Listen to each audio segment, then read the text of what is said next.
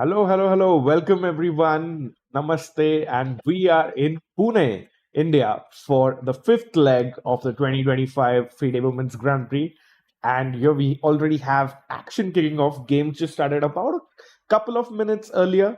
And we already have fire on the board on our featured game here between Nurgul Salimova and Divya Deshmukh. We'll just catch up with the live camera as well, and we see d4 by Nurgul, knight f6, knight f3, e6, bishop f4, the London system, and after c5, e3, takes, we have the aggressive h4 here by Salimova. Very, very attacking player from Bulgaria, and she's playing the Indian star Divya Deshmukh, and plenty of action here. And if we could just show the pairings of round one, and where we can see all of the players here. So remember, this is the fifth leg of the Grand Prix, and as you can see, wonderful graphics by our team here.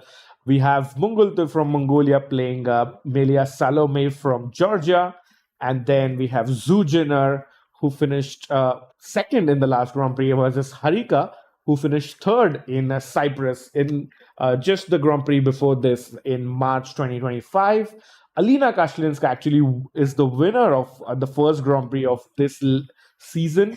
She's playing Polina Shuvalova, and both of them are last-minute replacements for Sara Sadat and Katerina Lano.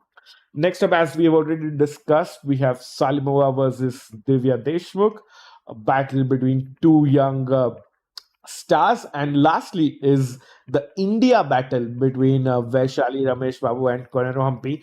Humpy and Vaishali, both of them eyeing for the spot in the Grand Prix. And viewers, so just to explain a little bit about the Grand Prix, it is like a series of 6 events, and about 20 top women players play 3 of any 6. So each player has a chance to score as many points as possible in 3 of the 6 events. They can only choose and pick and play 3 events, and the best performing 2 players of these 6 tournaments go through to the women's candidates in 2026, that will be held in April 2026. So a very, very famous FIDE event, like a FIDE series of events, the Grand Prix.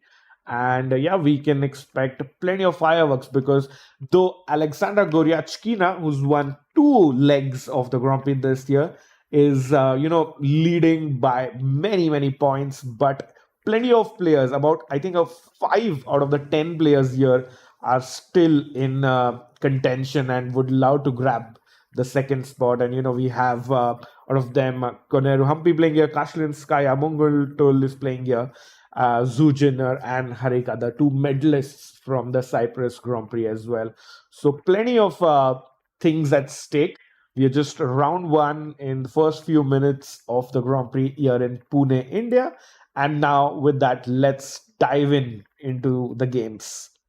So yeah, as I was just saying earlier, we have Salimova versus Divya. We can see Divya is very well prepared. She's more time now than she started with. And yeah, great position for black, developing her bishop. White, can try to be more aggressive with h5, h6. So that's a possibility. We'll come back to the game once we have a few more moves. And as you can see, the players thinking, yeah, Salimova having a think. Maybe this was a move that she missed in her prep, I feel. Or just maybe trying to remember something. You never know. But yeah, that was Salimova versus Divya Deshmukh. Let's come into the Indian derby of the day with Vaishali and Humpy. Plenty of things to. In fact, a fun story is both of these players are part of the gold medal winning Olympiad team for India in Budapest last year. And playing your teammate is always tough, but we have the top 4 Indian women players, all of them playing here. So, and because of federation rules and FIDE rules, we might have them playing only in the first few rounds. So plenty of action coming in the Indian derbies in the first few rounds as well. So Vaishali starts with e4. Humpy plays the the king's pawn opening with e4, e5, and we see an Italian game here with bishop c4 by Vaishali. Humpy also winning the Women's World Rapid Championship, a two-time gold medal winner there.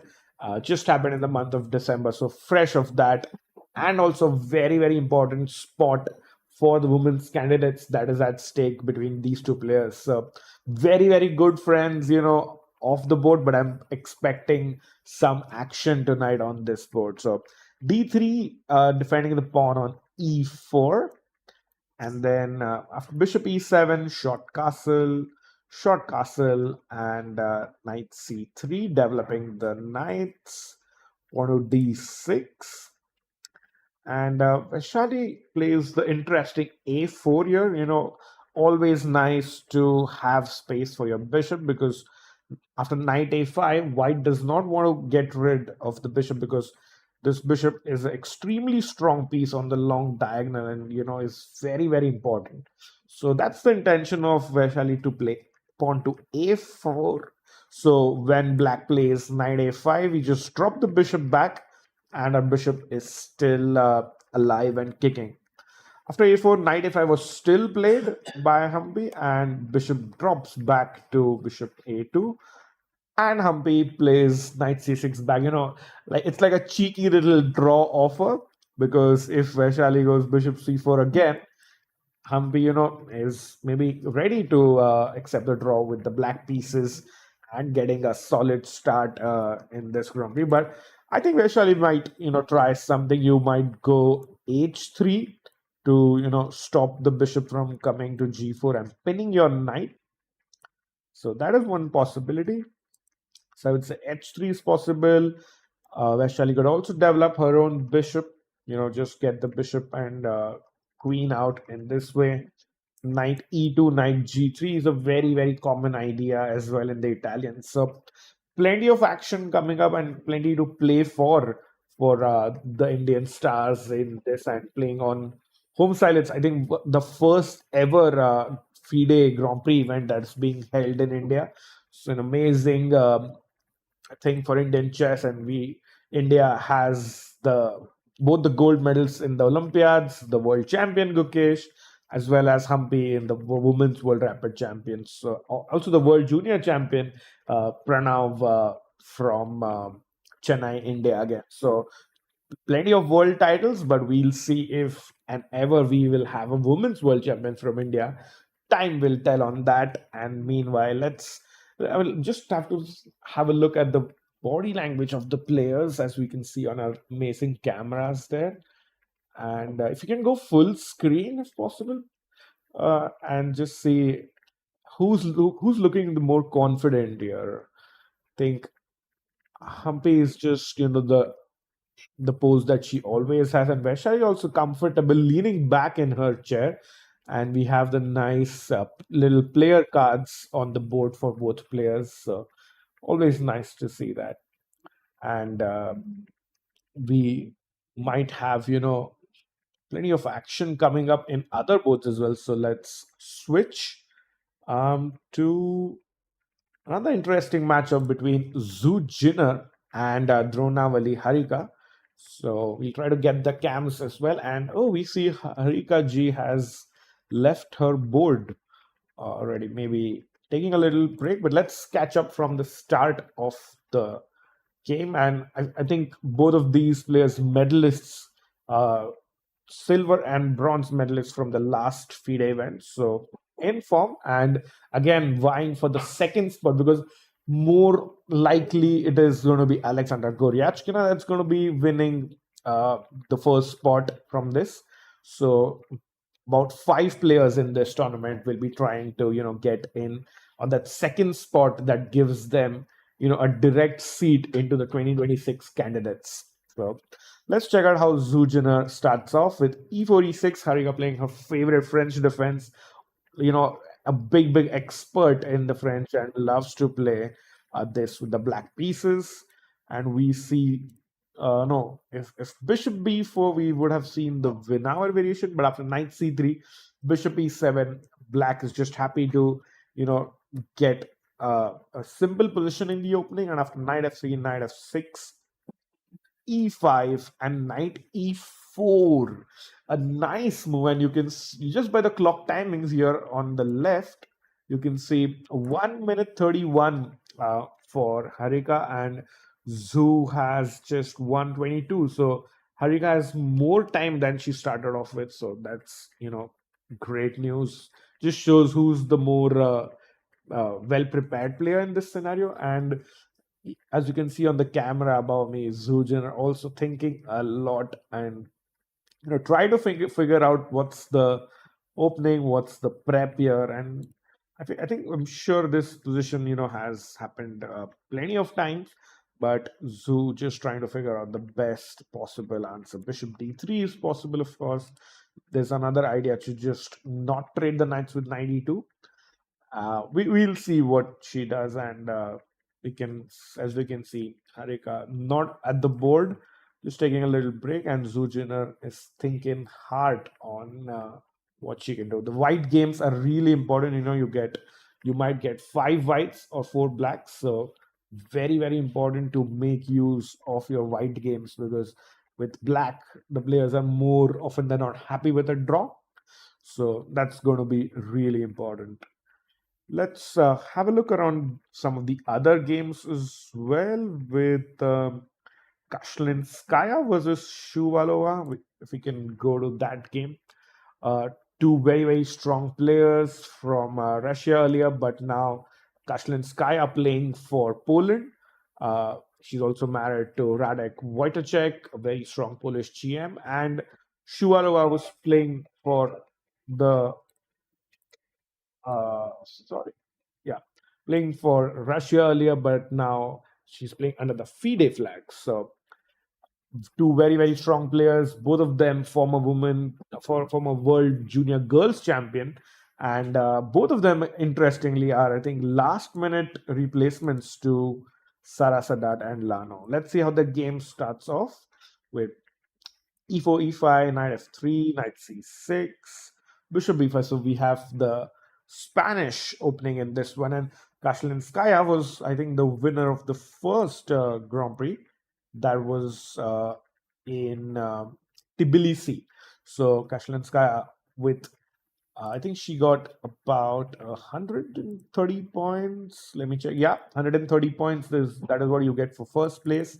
So she's definitely looking to put in another strong effort. And currently, if I can just share the standings with you. So Goryachkina is on 308 points.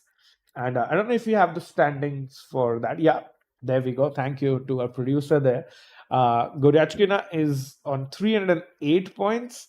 Then we have Asabayeva with 197, Muzichuk with 189, Solakidu at 174.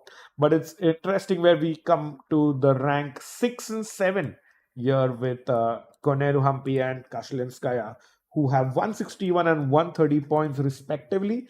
But as we know, a win would a direct win, like you're not sharing first place, that would give you 130 points. And a win for Humpy or Kashlinskaya would catapult them right into second place. And rank 3 doesn't matter, if I'm being very honest, in this event, because just the top two seeds get the seeding into the candidates. There might be a scenario where a player qualifies from two different streams, but then it's again, you don't want to be waiting in on that. So yeah, plenty of important spots here, two spots to play, and Kashlinskaya will be hoping to repeat her success in the first Grand Prix in Tbilisi. So bishop b5, the Spanish on the board. A6, of course, the most common response. Bishop a4, knight f6, short castle, bishop e7, rook e1, yes, b5. Pretty standard stuff so far, nothing very unusual. And short castle a4, bishop b7, pawn to d3, and d6. As I think with the clock situation, I can see Kashlinskaya in very good prep so far, and Polina has thought about for 7 to 8 minutes, And after d6, we had a few more moves in h3 4 from white. And I think our idea is just to get the knight to g3 via knight d2, then get the knight to f1, and finally to, whoops, not that, yeah, to g3. And then the knight can come into the attack with via knight f5. So nice idea there. Bishop knight h5, sorry, bishop a2, very important. Like, I think it was also in the Vaishali versus Humpy game, where this bishop is really important. We do not want to lose that bishop, and that's why White often plays this a4 idea, just to have this bishop some more squares. And like we discussed, bishop drops back. Thus, we do not want to give up that bishop for this knight on the corner.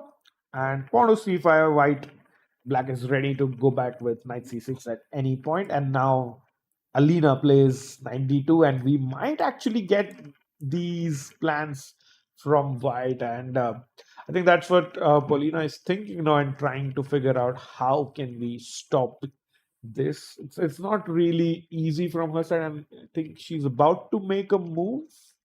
No, no, yeah, plenty. I think she was thinking about that, and this was the fourth game. And I feel in all the boards we have some action, and just will check with the viewers if there are any predictions for results today.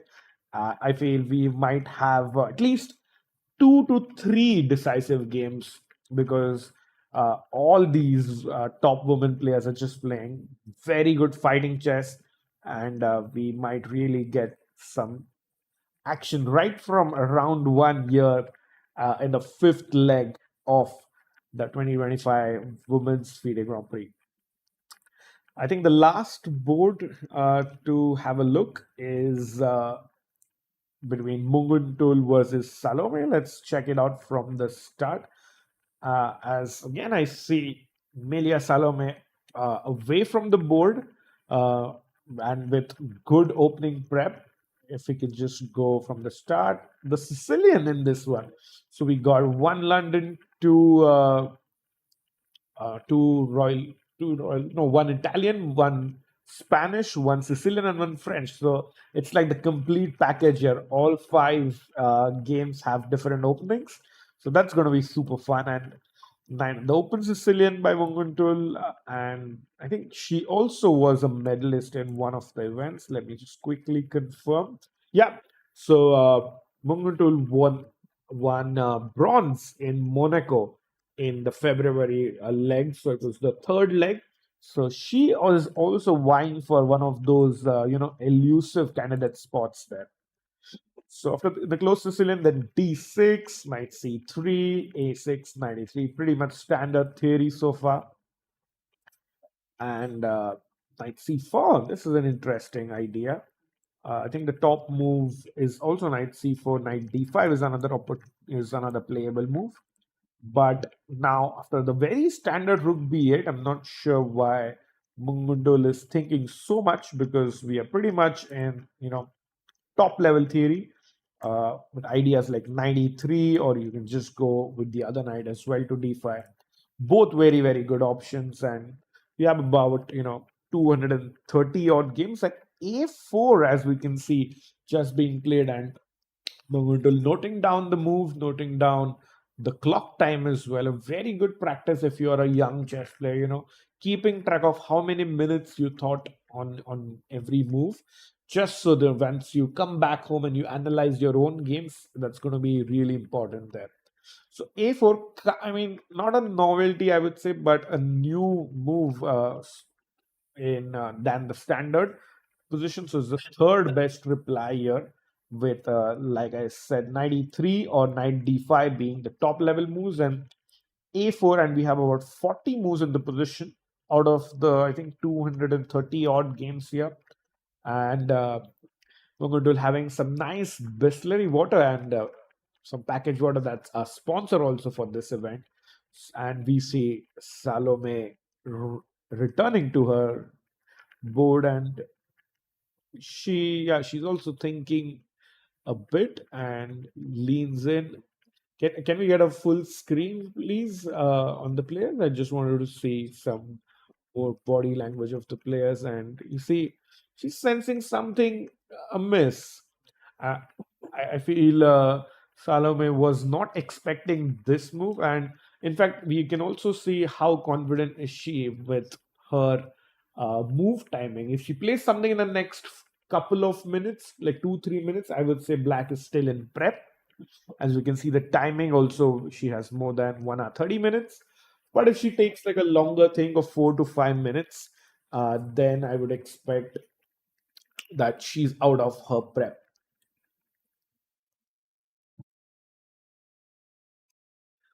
Yeah, just I think figuring it out, taking it in, and yeah, we have a full roundup of all the five games so far.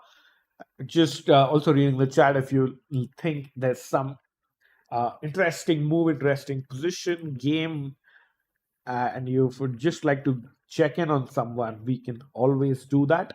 And I think there's an interesting development in Zhu Jiner versus Harika, and that was after we saw Harika's amazing prep. It was with 94. Queen d3 was played. Moves like Bishop d3 or oops, yeah, Bishop d3 was the most strongest move here possible, and I think Queen d3 is yeah, Queen d3. Only one other time was played, and already after knight into c3, we have a new move in the position. So f5 was played in a previous game here, but after knight c3, queen c3, the players are in new territory, and we have a completely new position here. And if we can get a full screen, please, producer G, we will have, we can see Harika, locked in. That's her typical thinking pose, even in like all events over so many years. We have seen that pose so many times from Harika, and Zul is thinking and trying to figure out ways to get finish a development quickly. There might be some ideas, very basic. Of course, the players at this level won't miss it, but this would pin or trap your queens. So maybe there's a move coming like a3, or once even Harika plays short castle, we can go bishop d3 and get arcing to safety as well. So I think this is going to be an interesting thing, and both the players look like they're out of prep. As we saw earlier, this position has never reached in any top level chess games, and there's no record of these games. So we will have some new, plenty of new action in this opening, and maybe this opening catches on as well. And yeah, with that, let's see if any other games are interesting. I think Vaishali versus Humpy is also looking good. If we can just pop over there and check out. I think we left the game around at knight c6, where we saw this cheeky little draw offer by Humpy, but of course Vaishali is here to play, here to fight, and she plays h3, stopping the bishop coming into g4 and whoops, and pinning our queen like we had discussed, and h3 pawn to h6. White is also stopping the white bishop coming to g5, and Vaishali then goes for the central pawn break with d4.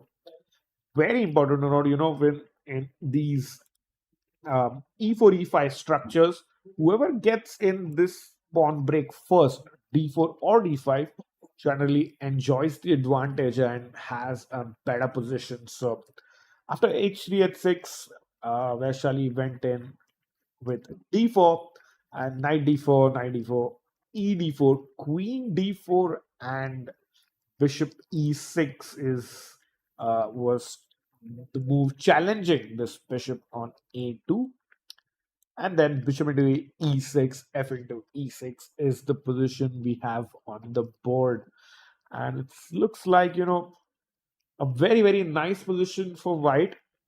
See, the queen is in the center, the pawns are slightly weak, move like e5 can come in at any point to undermine these two pawns.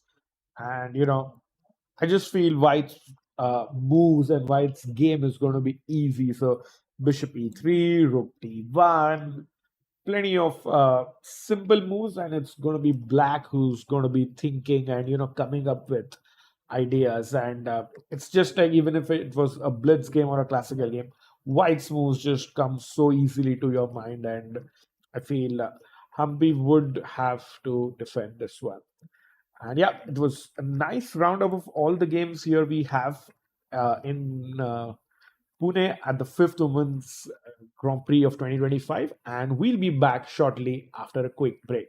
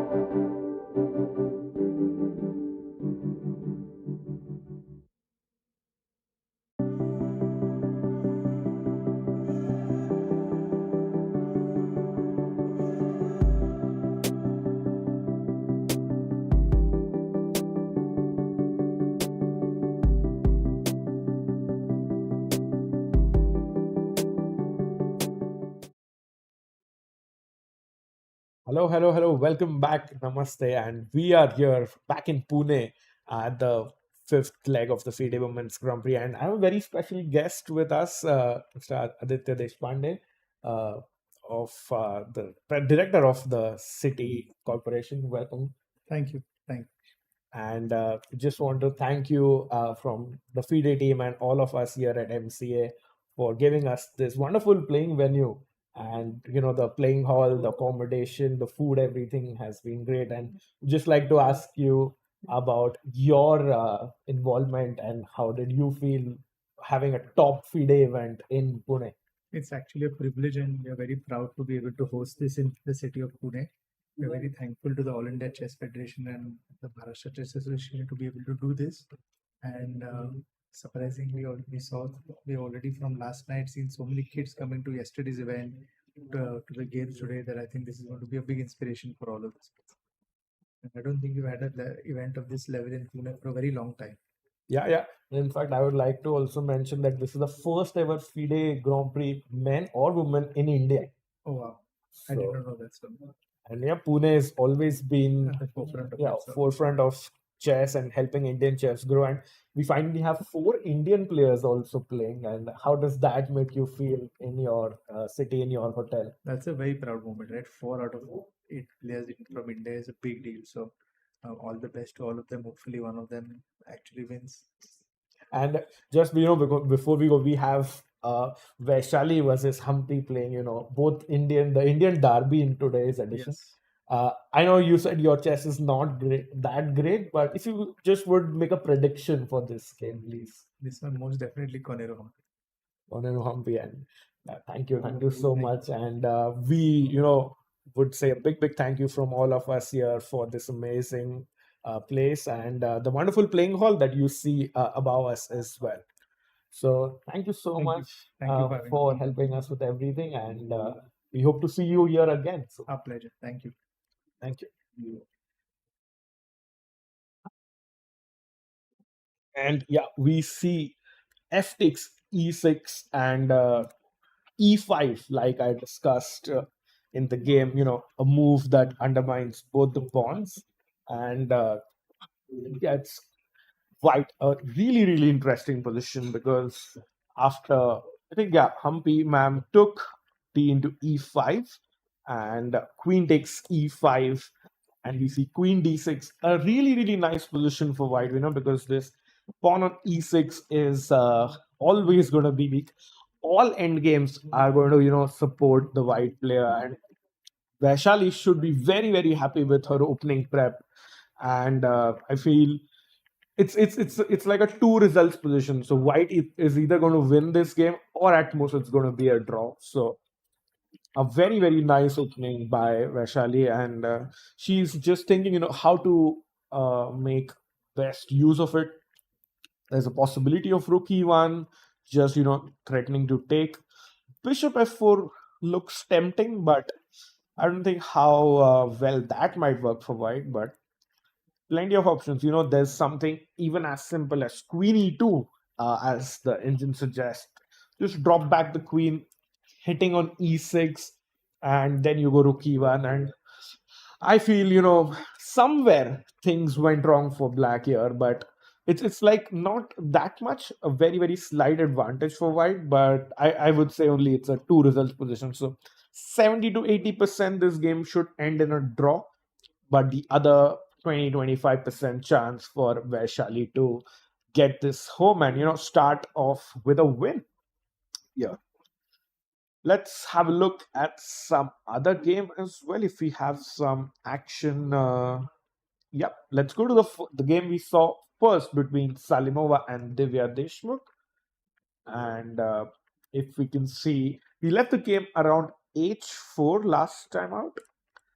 And after h4, bishop e7 we saw, and knight c3, bishop b7 from Divya. If white goes in for this very basic motif she always has, knight to a6 protecting that. She also has pawn to d6, which protects everything here. So of course Salimova doesn't go for the aggressive knight b5, but she just uh, develops the bishop with bishop d3. And after a6, we have queen e2. I really like this move by white, because she's keeping the option of castling on either side. So it's actually like a game of chess where, Salimova is waiting for Divya to castle so that she can start attacking on the king's side because her pawn is already there. And Divya pushes b5, threatening to push the pawn to b4, hitting the knight. And actually, to save that, Salimova plays pawn to a3, just stopping this pawn from advancing. And after d6, it's like game of cat and mouse. Nobody's revealing where they are going to put their king. and that is what makes this game very, very interesting. I think I would predict a decisive result in this game because the pawns have been flying right from the start. Salimova is down 25 minutes from the start of the game. Divya has just fought for 2 or 3 minutes. So that just shows she's more comfortable maybe in this position, and we might definitely have a result on this board. And I feel more often than not, it's maybe going to be white because she has good space on both sides of the board. But again, the end games are going to be bad for white in these positions because white is kind of overextended herself, and because of that, there are some weaknesses that are going to be there in the end game. And if I'm just peeking over to Silicon Friend, and there's an idea of G4. Wow, just trying to figure out what would be the threat of G4. Because of course black can capture, but you have something like Rook G1 there. This, I think if Salimova plays that, it's then definitely going to be fire on the board, and I feel white has to find G4. It's in the spirit of the opening. It's in the spirit of what she has chosen her like her start. And I feel Mono G4, there is a strong possibility it might happen. Let's try and dig in a little bit deeper into this. So knight into G4. Does white have rook G1, but then H5? And now this bishop is not hitting our rook, and then we can go something like knight G5. That is one possibility. And the engine actually ignores everything and wants white to castle on the queen side this time. And you see this rook is going to come here, the rook is going to come here. White has such good activity, very good piece development, the king is safe, so it's definitely worth a pawn. And as they say normally in chess, like one pawn equals to three tempos or three developing moves. And if Salimov is going to get that, she should definitely think about it very, very seriously. And we see Divya returning to her chair. Maybe she's figuring it out. What is Salimova thinking about? It's been almost like 5 to 7 minutes that she's thinking now. So definitely, I would say clash of this round. And uh, funnily enough, our producer also had the same game as the thumbnail for this day. So maybe some nice prediction by the team as well. And let's see how this one develops. We'll try to have a look at a couple of other games as well. Let's get into Kashlinskaya versus Shuvalova, because that's another game where one side looks to have out prepared the opponent, with Kashlinskaya having 1 minute 29 1 hour 29 minutes, which is almost like a thinking time of 1 minute so far. And it's been 15 moves into the position. I'm sure, of course, the players get increment 30 seconds every move, but Shuvalova is down to 1 hour 5 minutes. Very similar time management between Salimova and Shuvalova versus Alina and Divya look like the more better prepared players. So I think we left this game around here at this point after a5, knight a5, bishop a2, pawn c5, knight bd2, like I had shown earlier with this plan. Bishop c8 is an interesting turn, trying to maybe challenge the bishop with bishop e6, very similar to what Humpy did against Vaishali in today's game. And Kashlinskaya continued with knight f1, trying to get in both of these squares. Pawn to b4, interesting. Maybe there's like a pawn sack coming up. You you might give up your pawn to shut this bishop in a way. Kashlinskaya continues with knight e3, and after bishop e6, the bishop is here finally to challenge its counterpart. And Then we have knight c4 by white.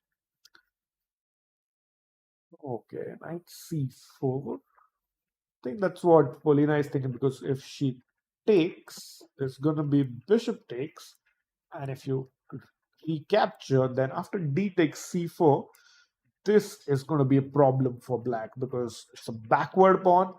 It's with a bad bishop as well. So, that might run into big problems for black. And it's white has, such a nice position. Just get the queen up onto b3, bishop b2, rook d1. Very easy game. In fact, easier than what Vaishali would have against Humpy here.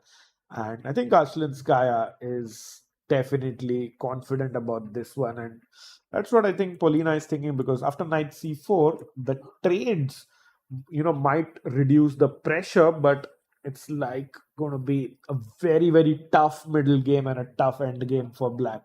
Have to be defending throughout the day. So yeah, I think that's for for the second game, and we see. Uh, no, I thought we were going to see a move, but if not, let's switch around again. Once again, we'll try to check board one between Munguntuul and Salome. I think we saw till rook b8 and a4 was, the third best move in the position by Munguntuul, and that had Melia Salome thinking. And after knight f6, which she played in about 10 minutes, so 15 minutes was taken by Munguntuul before she played a4, and Salome showed that she's also kind of out of her prep now, a new position for her, but comes up with the best move. That is what you see. All of these top women players, they might need something anytime but they know their openings. They know which piece belongs where, and that's what makes them super strong players and very difficult to beat. After knight f6, we saw bishop g5, and then knight to d4. Now, this is a very interesting idea by black, and I think she wants to play rook c8 is another strong move. Also, masking the attack of white pieces here on the d6 pawn. Of course, because bishop is there, but if bishop takes, and then this pawn is weak. So knight e4, interesting option, and the the computer actually likes white, as we can see our bar on the left as well, 0.81. I think it's the highest advantage any player has gotten so far in this Grand Prix, and we we might see some attacking play by Munguntuul, and she's thinking she, of course, has a medal from this series of the FIDE Grand Prix as well. So we'll be looking to add to that in Pune as well. And plenty of options here. Knight d5 is one. Bishop d3, again, a very nice option. Bishop to f6 also. So what we have seen a pattern. White is very well prepared in almost all of the games and is getting an advantage here, and that is why holding, or making a draw with black and striking with the white games has been a strategy of most players at the top level chess and even top level in women's chess. So we can see that pattern continuing, and it will be interesting to see if Divya can actually spring a surprise by winning with the black pieces here. So we're going to still thinking. We are around move 10 so far. 95, I would say. It's we can might see that on the board, but I also see nothing wrong. I mean, of course, we have the advantage of having the engine, but just bishop d3 short castle looks super strong for white. And black's questionable opening choice might come into the picture, and it just feels easier to play from the white side in this one. All right, let's have a look at another game uh, between Zhu Jiner and Harika before we, take another quick break. So let's see how the Chinese player Zhu Jiner is holding up after Queen had come to C3 in the opening, and I would have tried knight c6 myself. I know it's like a simple trap, but just Harika, an expert in the French, so I'll take her word for it.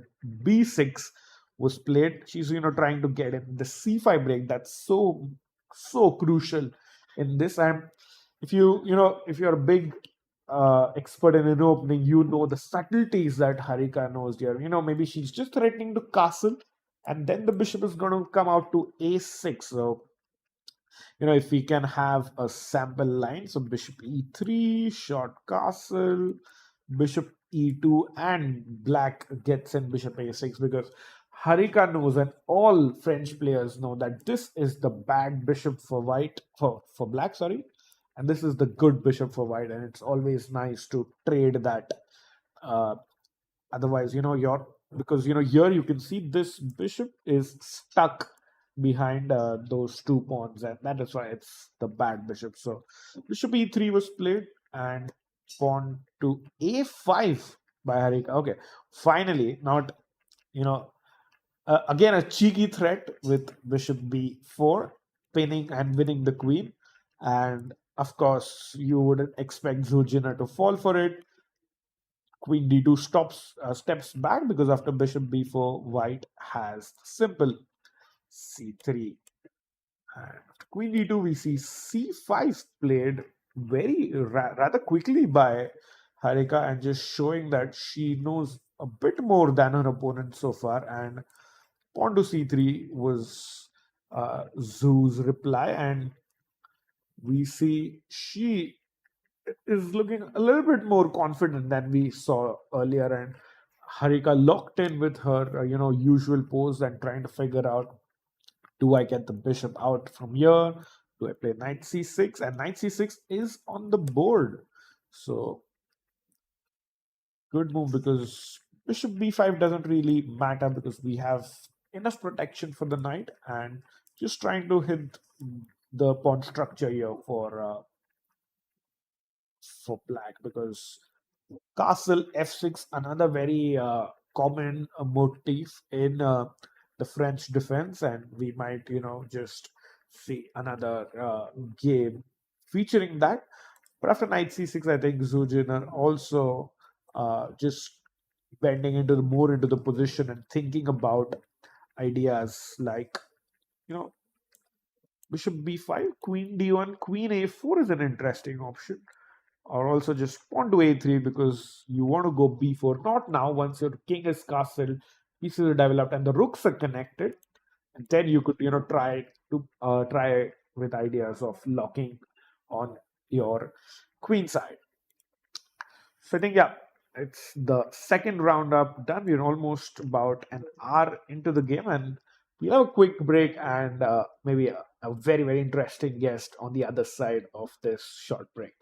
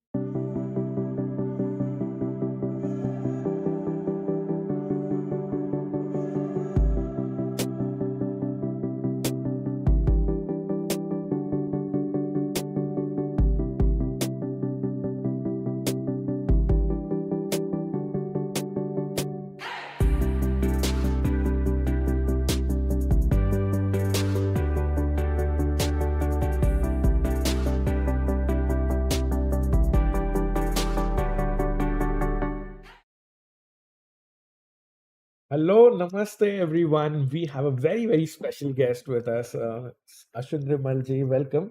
Hey, hello, Rakesh. And a very, very warm welcome Oh, thank you. to you. And you've been a big, big sports lover, chess promoter. You own a chess team as well Yes. in the Maharashtra Chess League earlier. And how are you looking at this event? Oh, it is absolute privilege to have one of the Grand Prix events in Pune.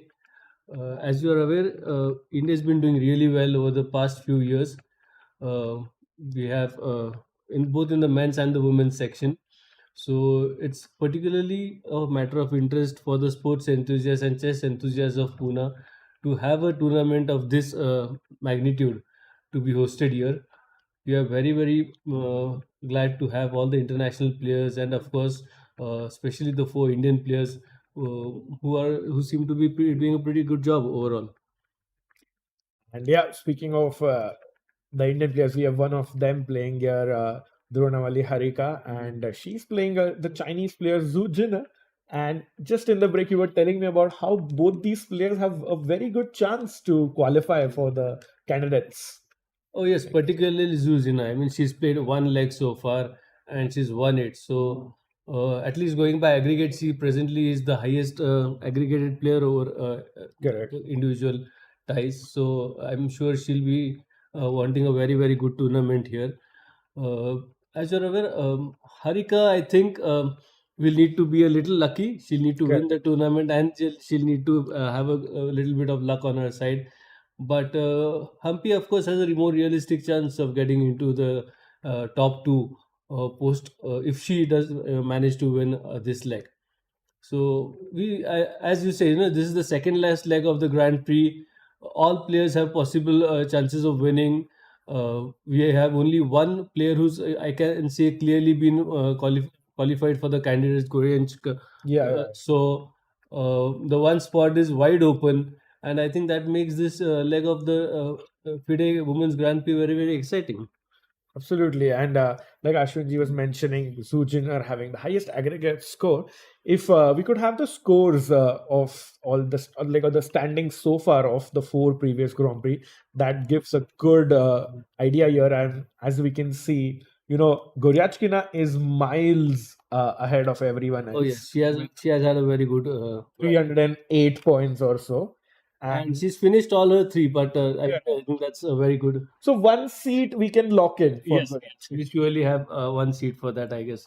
And it's now for the second spot, Ashwin, that we can see Asarweva, Muzichuk, Solakidu.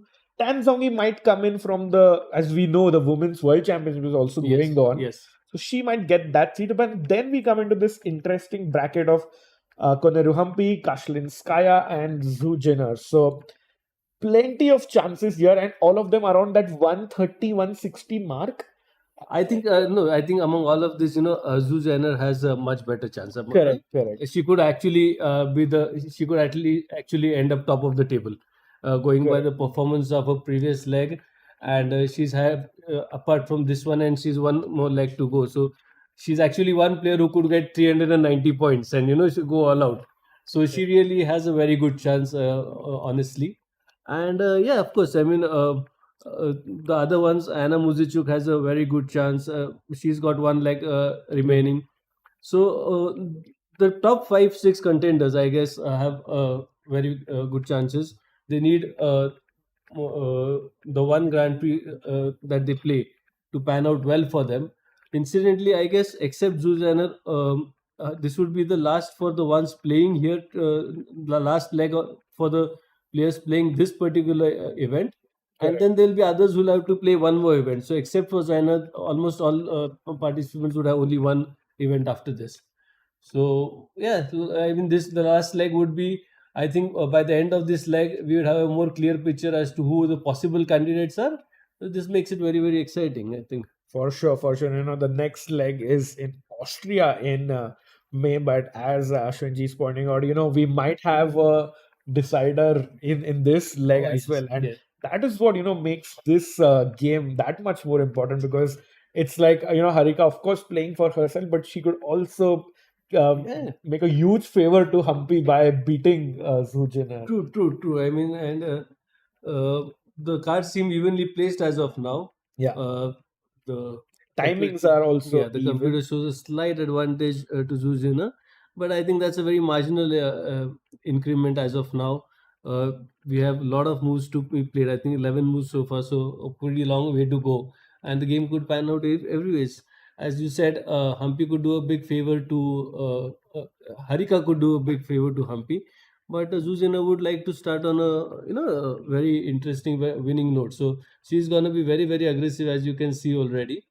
And let's see, it's for Humpy to. It looks like it is more for Harika to defend than to go for a win. Correct, correct. What are your expert thoughts on that? Yeah, I think I would fully agree. And she is a big expert in the French defense. So definitely it's her opening. And if you could get a full screen, please, producer ji. And, because I know, Ashwin, you are a very big sports fan. You've traveled around the world, seen Olympics, and you see all sides of sport. So, looking at the body language, what do you think? Who's looking more confident here? Uh, I think Harika is in deep thought, certainly.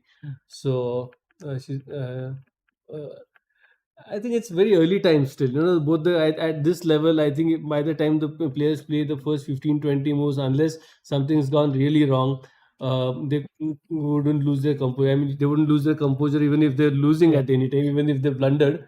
But I think it's a very evenly placed. There's an intense game going on, and yeah, I'm sure they're trying to dish out the best moves possible as of now.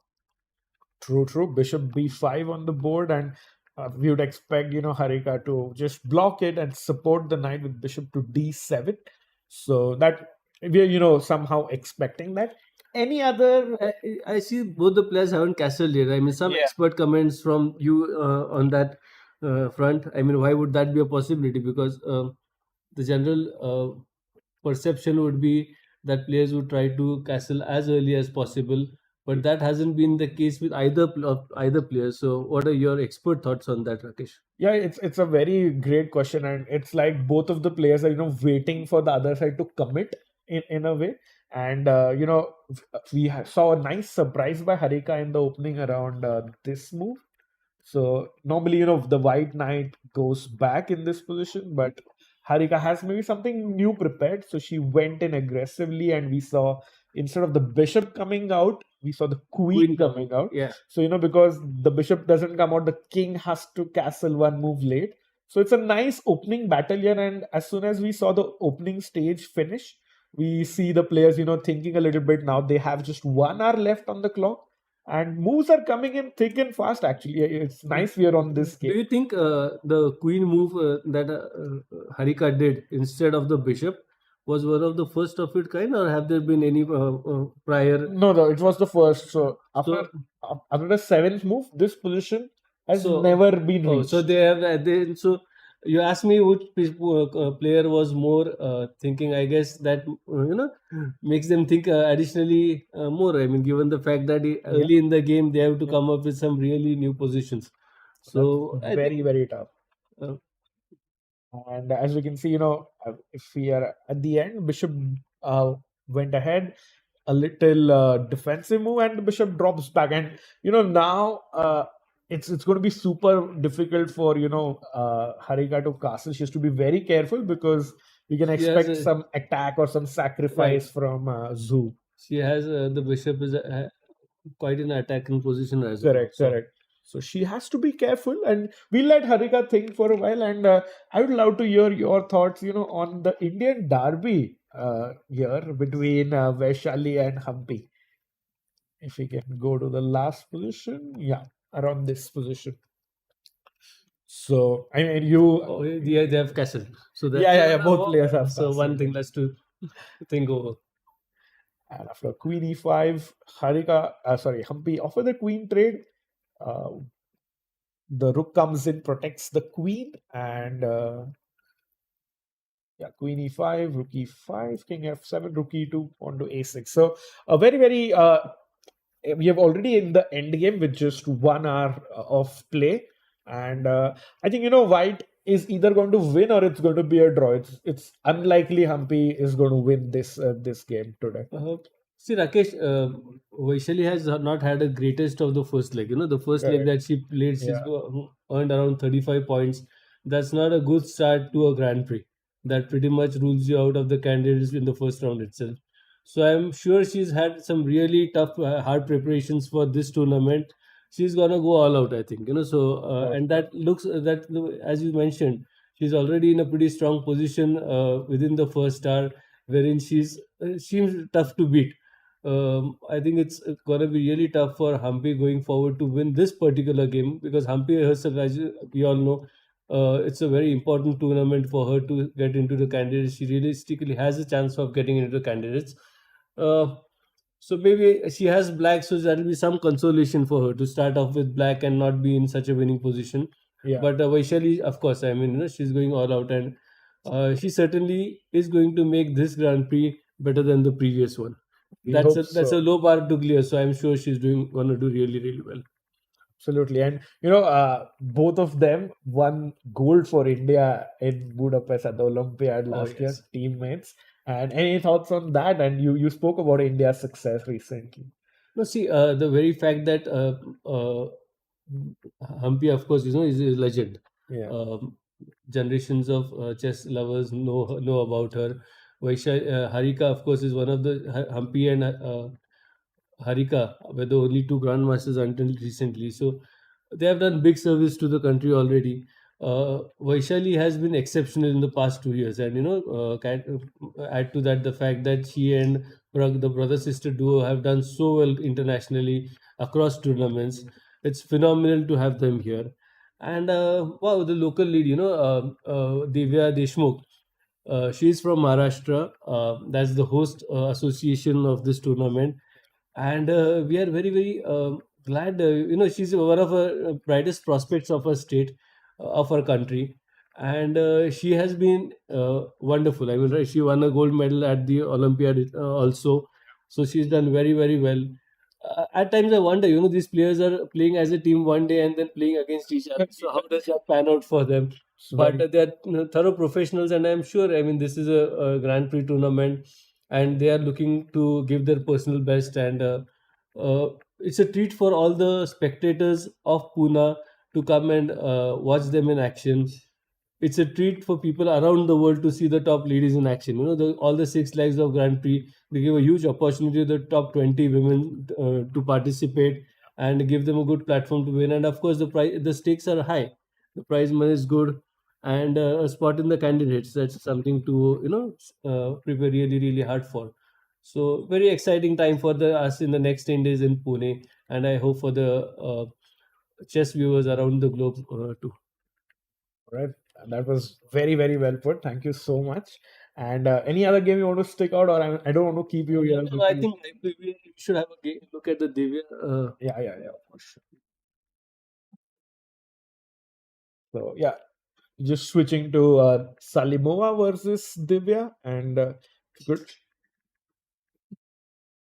few moves in. And uh, another interesting point that you mentioned, that even these two players have not castled yet.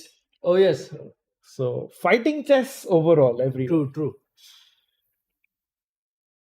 I think as an expert, you could shed more light on what the possibility, why that could happen. I mean, uh, Yeah. a lot of So our spectators would be really really interested in knowing uh, so the you know. pitfalls of having castling here. Sure, sure. It all started around this move once, Salimova played pawn to h4. Normally, you try to play the center pawns or try to develop your pieces. Right, But this is like an open threat by white that I'm going to, push this pawn right to couple them. of Yes. squares and going to trouble your castled king. So Divya completely unfazed, the World Junior Girls Champion or also two-time Olympiad gold medalist, doesn't really be scared that easily. She develops her bishop. Salimova gets her knight out. Bishop to b7, and then both of them complete a few development moves, and then now Divya is the one. Instead of castling, now she starts attacking White's king. Oh, that's great. Yeah, So she's saying, your king cannot castle on the queen side, on the left side of the board, true. because my pawn is already there. So Divya asking the right questions, and Salimova, because of that, it has to defend first. So she moves her pawn up on the left side of the board, and then Divya taking control of the center, still not committing. It's like a game of cat and mouse. Both the players are waiting. Ki, first you castle. No, no, first you castle. True. So it's just trying to gauge out, also some people might, call it a bluff. That is Salimova actually going to attack or no? So players are still figuring it out. And now she plays rook to h3. So because the rook has moved, white cannot castle on the right side of the board. Yeah. But already saying, I don't need the king to be safe. I can just swing the rook over and start collecting these pawns or start attacking. Now, Divya had a really important decision to make, whether she continues development or she, starts defending. But as you can see, she's not even sitting at the board, so she doesn't care. She just says, I'm going to develop my pieces. And You can do whatever you want. that's very exciting. I think Divya has been aggressive in all the tournaments, and that's Yeah. what we are seeing here. Uh, that makes the chess a lot more interesting. I mean, the young Yes. guns are here. We have a large bandwidth. We have the experience of Humpy, who's been on the national scene for over a decade, won so many laurels for India. We have world number 9 Zhu Jiner here, who's a legend in her own right, and then we have the young Divya Deshmukh. So I think we are lucky to have a very wide range of excellent players in this particular Grand Prix. That makes this leg very interesting. Absolutely. And when we were at the Olympiad last year, all the players were celebrating, and I was just Googling when did Humpy and Harika play their first chess Olympiad for India. They've played more than 10 now, but it was interestingly to note that Humpy and Harika played the Olympiad even before Divya was born. Wow. So that just shows the versatility, and you were Yes, speaking and about that's youth and experience. true. And that's legend. I mean, to be playing for 20 years, staying at top 10 while playing, Yeah. the yellow ratings sometimes are sort of, kind to people who don't play, and they could be harsh to people who play on a regular basis. So Humpy has been playing consistently at all levels. I mean, at the highest level, and still managing to be at top 10 for the past 20 years. Huge achievement. I mean, Absolutely. legend. And if you just continue a little further into I think the first board is one we missed. We might as well see that one. yeah. So just finishing up with h5, rook coming to c8. No castling from Salimova. Just moves the king across because she wants to bring the rook on this side and start attacking. And because even Divya's rook has moved, it's kind of obvious Divya is going to be on the king side only. Inside castle, yeah. So knight to b6, small question mark by the computer, but I don't think it's that much. Black is trying to activate her knight into that. Rook e1, queen d7. So still no castling by her, and we just saw Divya, roaming on the screen there. And if you could get a full screen, Vansh, please. And she's now back at her seat and still waiting for her opponent's move, and she's almost half an hour ahead. Would you say that's a big tell in terms of who's feeling more confident here? Oh, certainly. I mean, at 5 minutes, maybe I wouldn't, 10 minutes, I wouldn't, 20 minutes, I would still think. At half an hour, it almost looks like she's studied these lines today morning, and it's panned out the way she has studied for her. She seems, of course, very confident. A half an hour time playing just 14 moves with over 75 minutes to spare. Shows the sort of focus that she has on the game. Maybe she knows the lines better. She's been lucky to have these lines studied very recently, and let's hope the game pans out the way she anticipates going forward. Yeah, very true. And we might have our first win in Pune by one of these top players. And speaking of that, we have the Indian women's winning team, all four of them. Yeah. So many top stars in Pune. If you could just also tell Pune fans or Maharashtra chess fans to come and visit, where should they be coming here and from MCA's side? Of course, the Maharashtra Chess Association would love to have spectators coming by huge numbers to watch the event at the Fun Hotel in Aminora. Um we have one of the biggest tournaments that is happening in India this year. I'm saying one of the biggest because India will host the World Rapid and Blitz tournament towards the end of this year, I guess. The World Cup, The World Cup. So this is the one of the biggest tournaments that's happening in India. So look forward to seeing you all at the Fun Hotel in Aminora at Pune till the 24th of this month.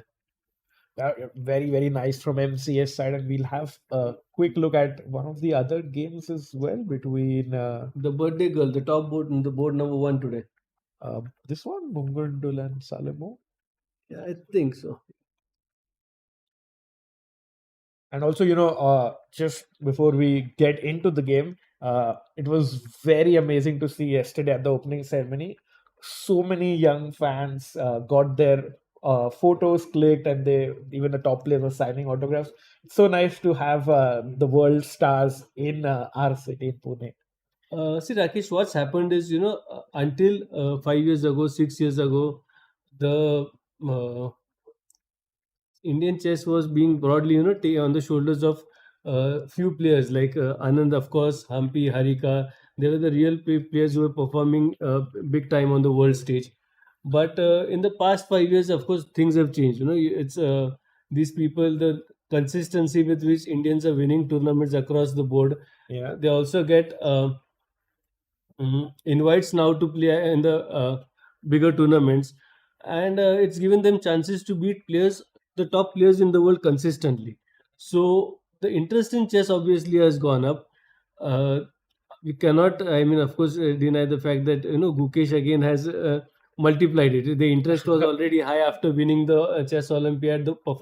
Vidit won the World Cup last year. So the fact that Indians are now playing at the best level and beating the top in the world.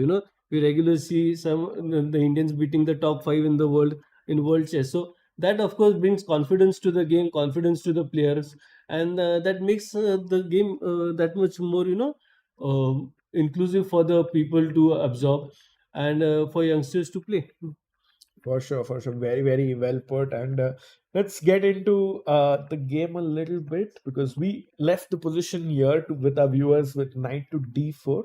And after, I think, bishop to d3, bishop e7. And Ashwin, you must be very happy with this because both players did castle finally on the 12th move.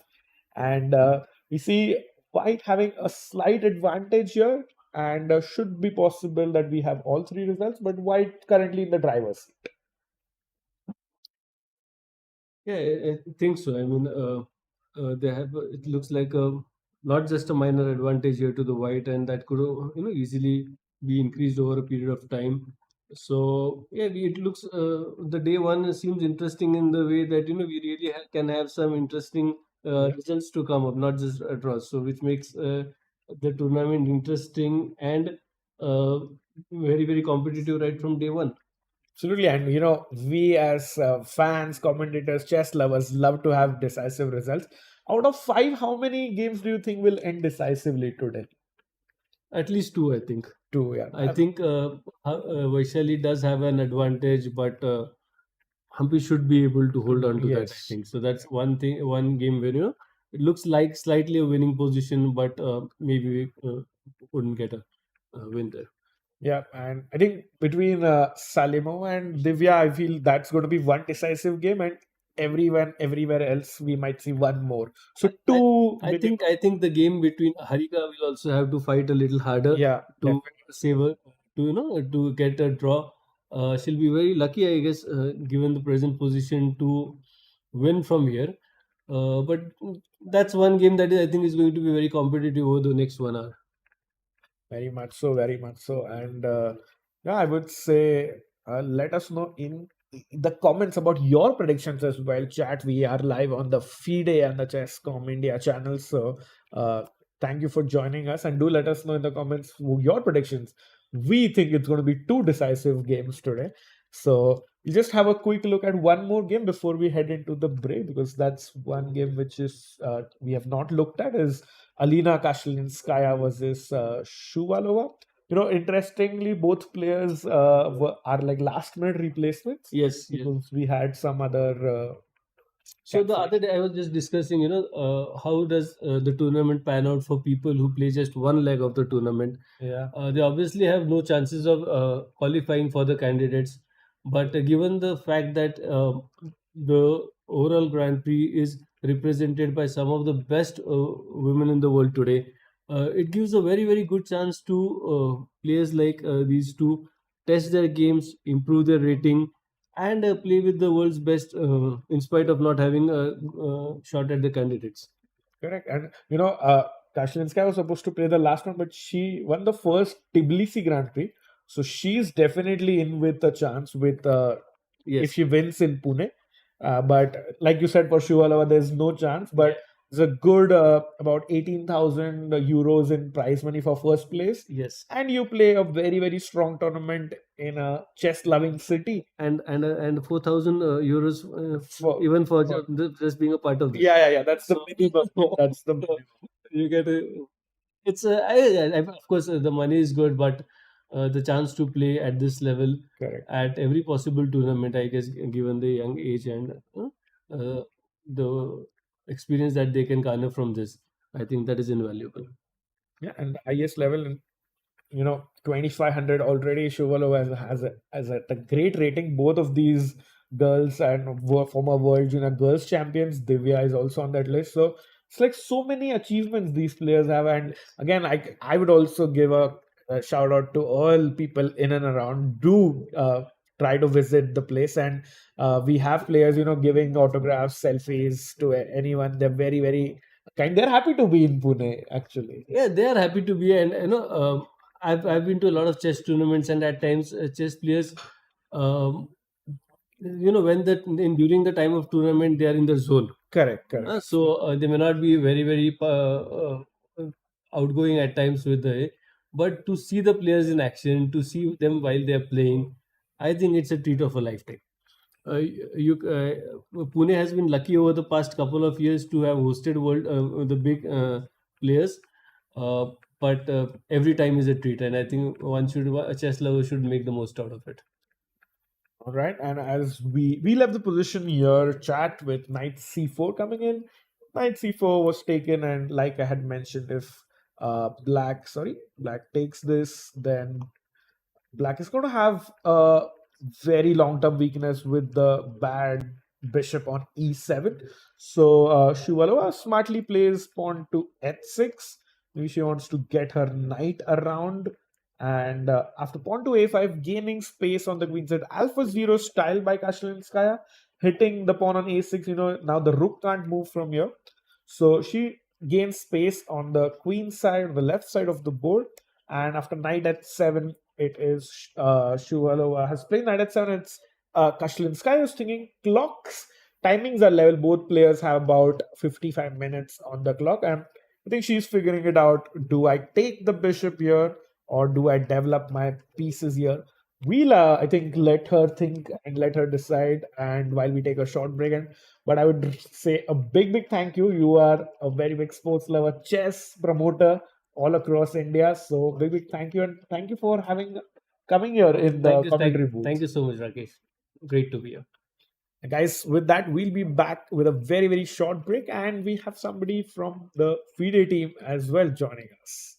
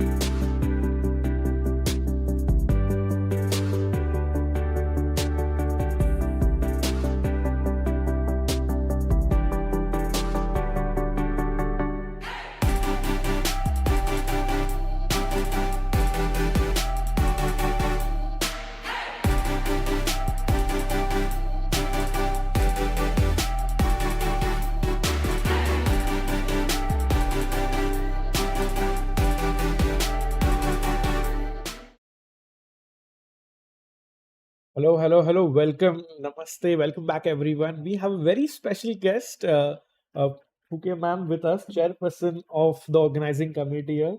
Uh, how happy are you with a smooth start? And tell us a little bit more about the. Well, namaste. It's really a proud pleasure for me to have this beautiful event at Pune. Of course, everyone is happy to host this event here because we know it's an international event and happening first time here at India, the FIDE Women Grand Prix 25. So, of course, it's really a happy moment for us, and we look forward to have many events such in Pune. Awesome, awesome. And we have the Indian women winning team, gold medal team, all four of the stars playing Humpy ma'am, Harika, Vaishali, and Maharashtra's own Divya. Divya. So, how proud it is to have a tournament with them here.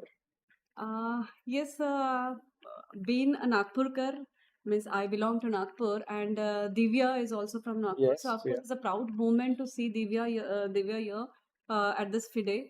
And basically, we all know that wherever the host country we have for the FIDE, that we get a chance to have one wild card entry, Yeah. and that's a great thing for us because since long Divya was trying to play this event, and so we are happy for her that we got this opportunity to feed her for this event. So I wish that she goes a long way. All our Indian players, they are doing very good, and I hope the best for them. Yeah. All right. Very, very nice. Thank Yeah. you. And there were a few challenges. A couple of people dropped out. And as the chairperson, how did you manage to, have the Um, replacements and everything logistically so very well done here? Yeah, of course, it was a big challenge for us because hosting an international event from different countries, everybody has their own priority or some limitations. But yes, as I told, that it's a happy moment for us. So we try to give the best what we can do here because we all believe that Atiti Deva Bhava. Yeah. So of course, our Atiti, the guest, are a god, and as an organizing committee, all of them has took a lot of efforts to make this event a smooth event. We know many of them, the pickup and the drop facilities and all are provided by us, and some players have come to Mumbai, some have reached Pune. So we try to manage them with all our coordinators so that they can have a good warm receive. So everybody was received very well to the airports, and then they were safely placed to their hotels. And the venue also at Pune, where we are right now, it's a beautiful venue. Whoever has come here, I hope they'll enjoy the place, and they'll have this memory loss long lasting in their minds. Yeah. Sure. Thank you. Thank you so much for the insights from the organizer's side. Just before you go, I would want you to make a prediction between Vaishali and Humpy ma'am. What do you think will be the result? We have the position on the board. Uh, Or you are rooting for someone, or you think ki draw hoga. Like, what are the chances? I kept on saying one thing that this is a game. Someone will, someone lose. But we believe that there's nothing like losing a game. As it's rightly said, that either you win the game or you learn something from the game. So you have a lessons from the game. So I wish everybody is playing wonderful. May the best one win. And of course, India is doing very well. So one of the Indian player will definitely go through. That's my best wishes to all the players. Thank you so much. And there we have Fuke ma'am, chairperson of the organizing committee here. And we'll be back with a very, very short break. And thank you so much for everything. Thank you so much.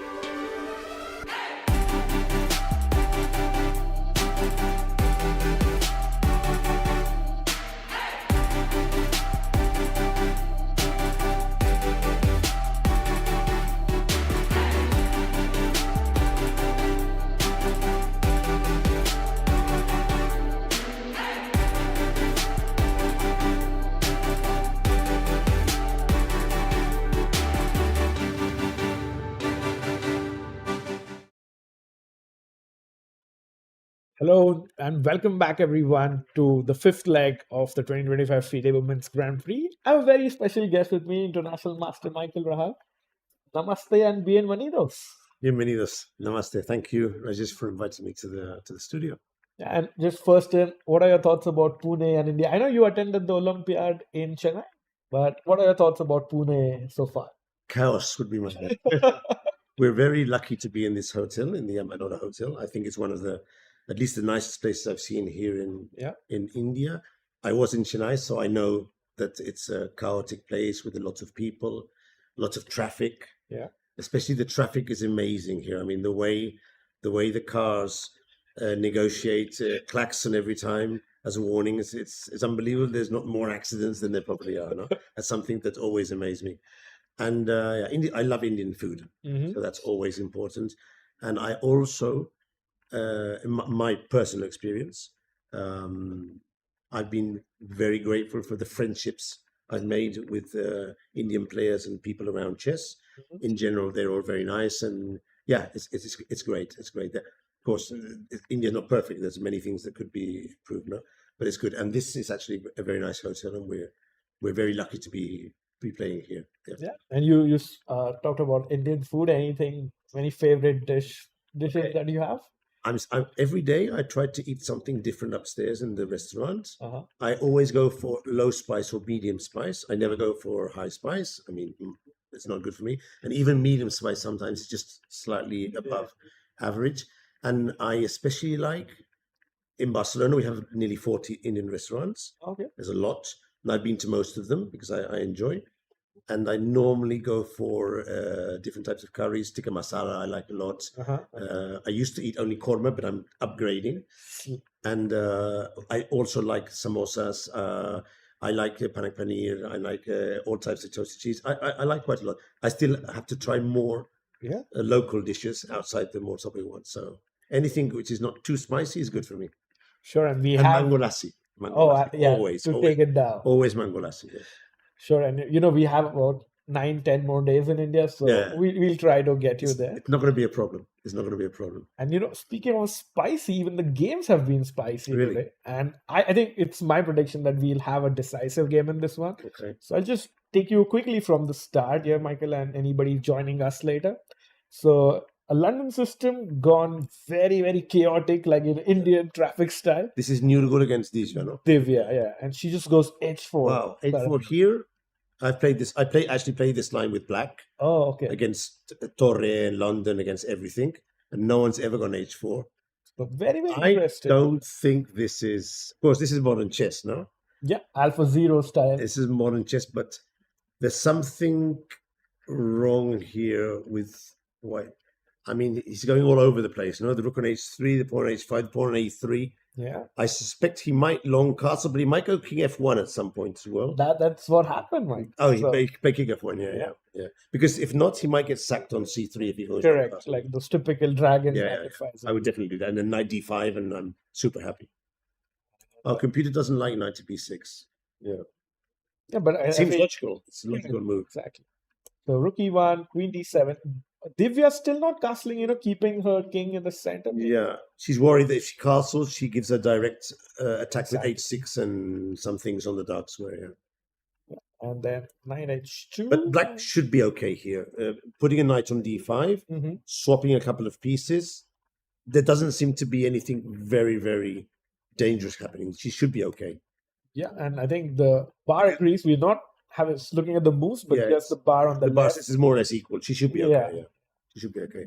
I'm not saying an advantage, but the knight H2, the rook on H3, old school guys like us, we already see some sort of lack of coordination there. Yeah. And that normally means it's like trying too hard, maybe. Yes. And then queen C6, suddenly black is threatening checkmate in one move. Yeah, well, that's dangerous. And rook G3 will... Oh, rook G3 is possible. It's possible. Yeah. Did she play rook G3?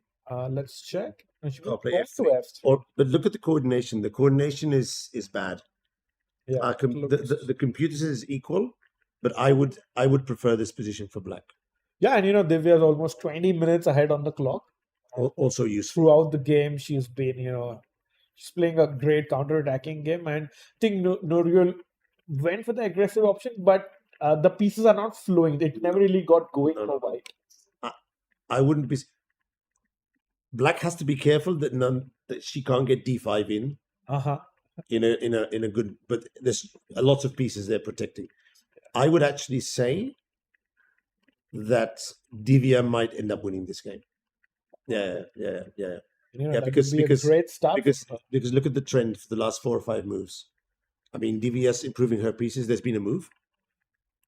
Yeah, knight d5, like you She- mentioned. And look at the knight on h2, the rook on g3, actually the pawn on f3. White's king is not totally safe. d4 would be a weakness later on. I would definitely take black in this position for sure. Yeah. Even though the computer says more or less balanced, I think it's the playability is easier for black. But we'll see. And the time management. At the time, yeah, for sure.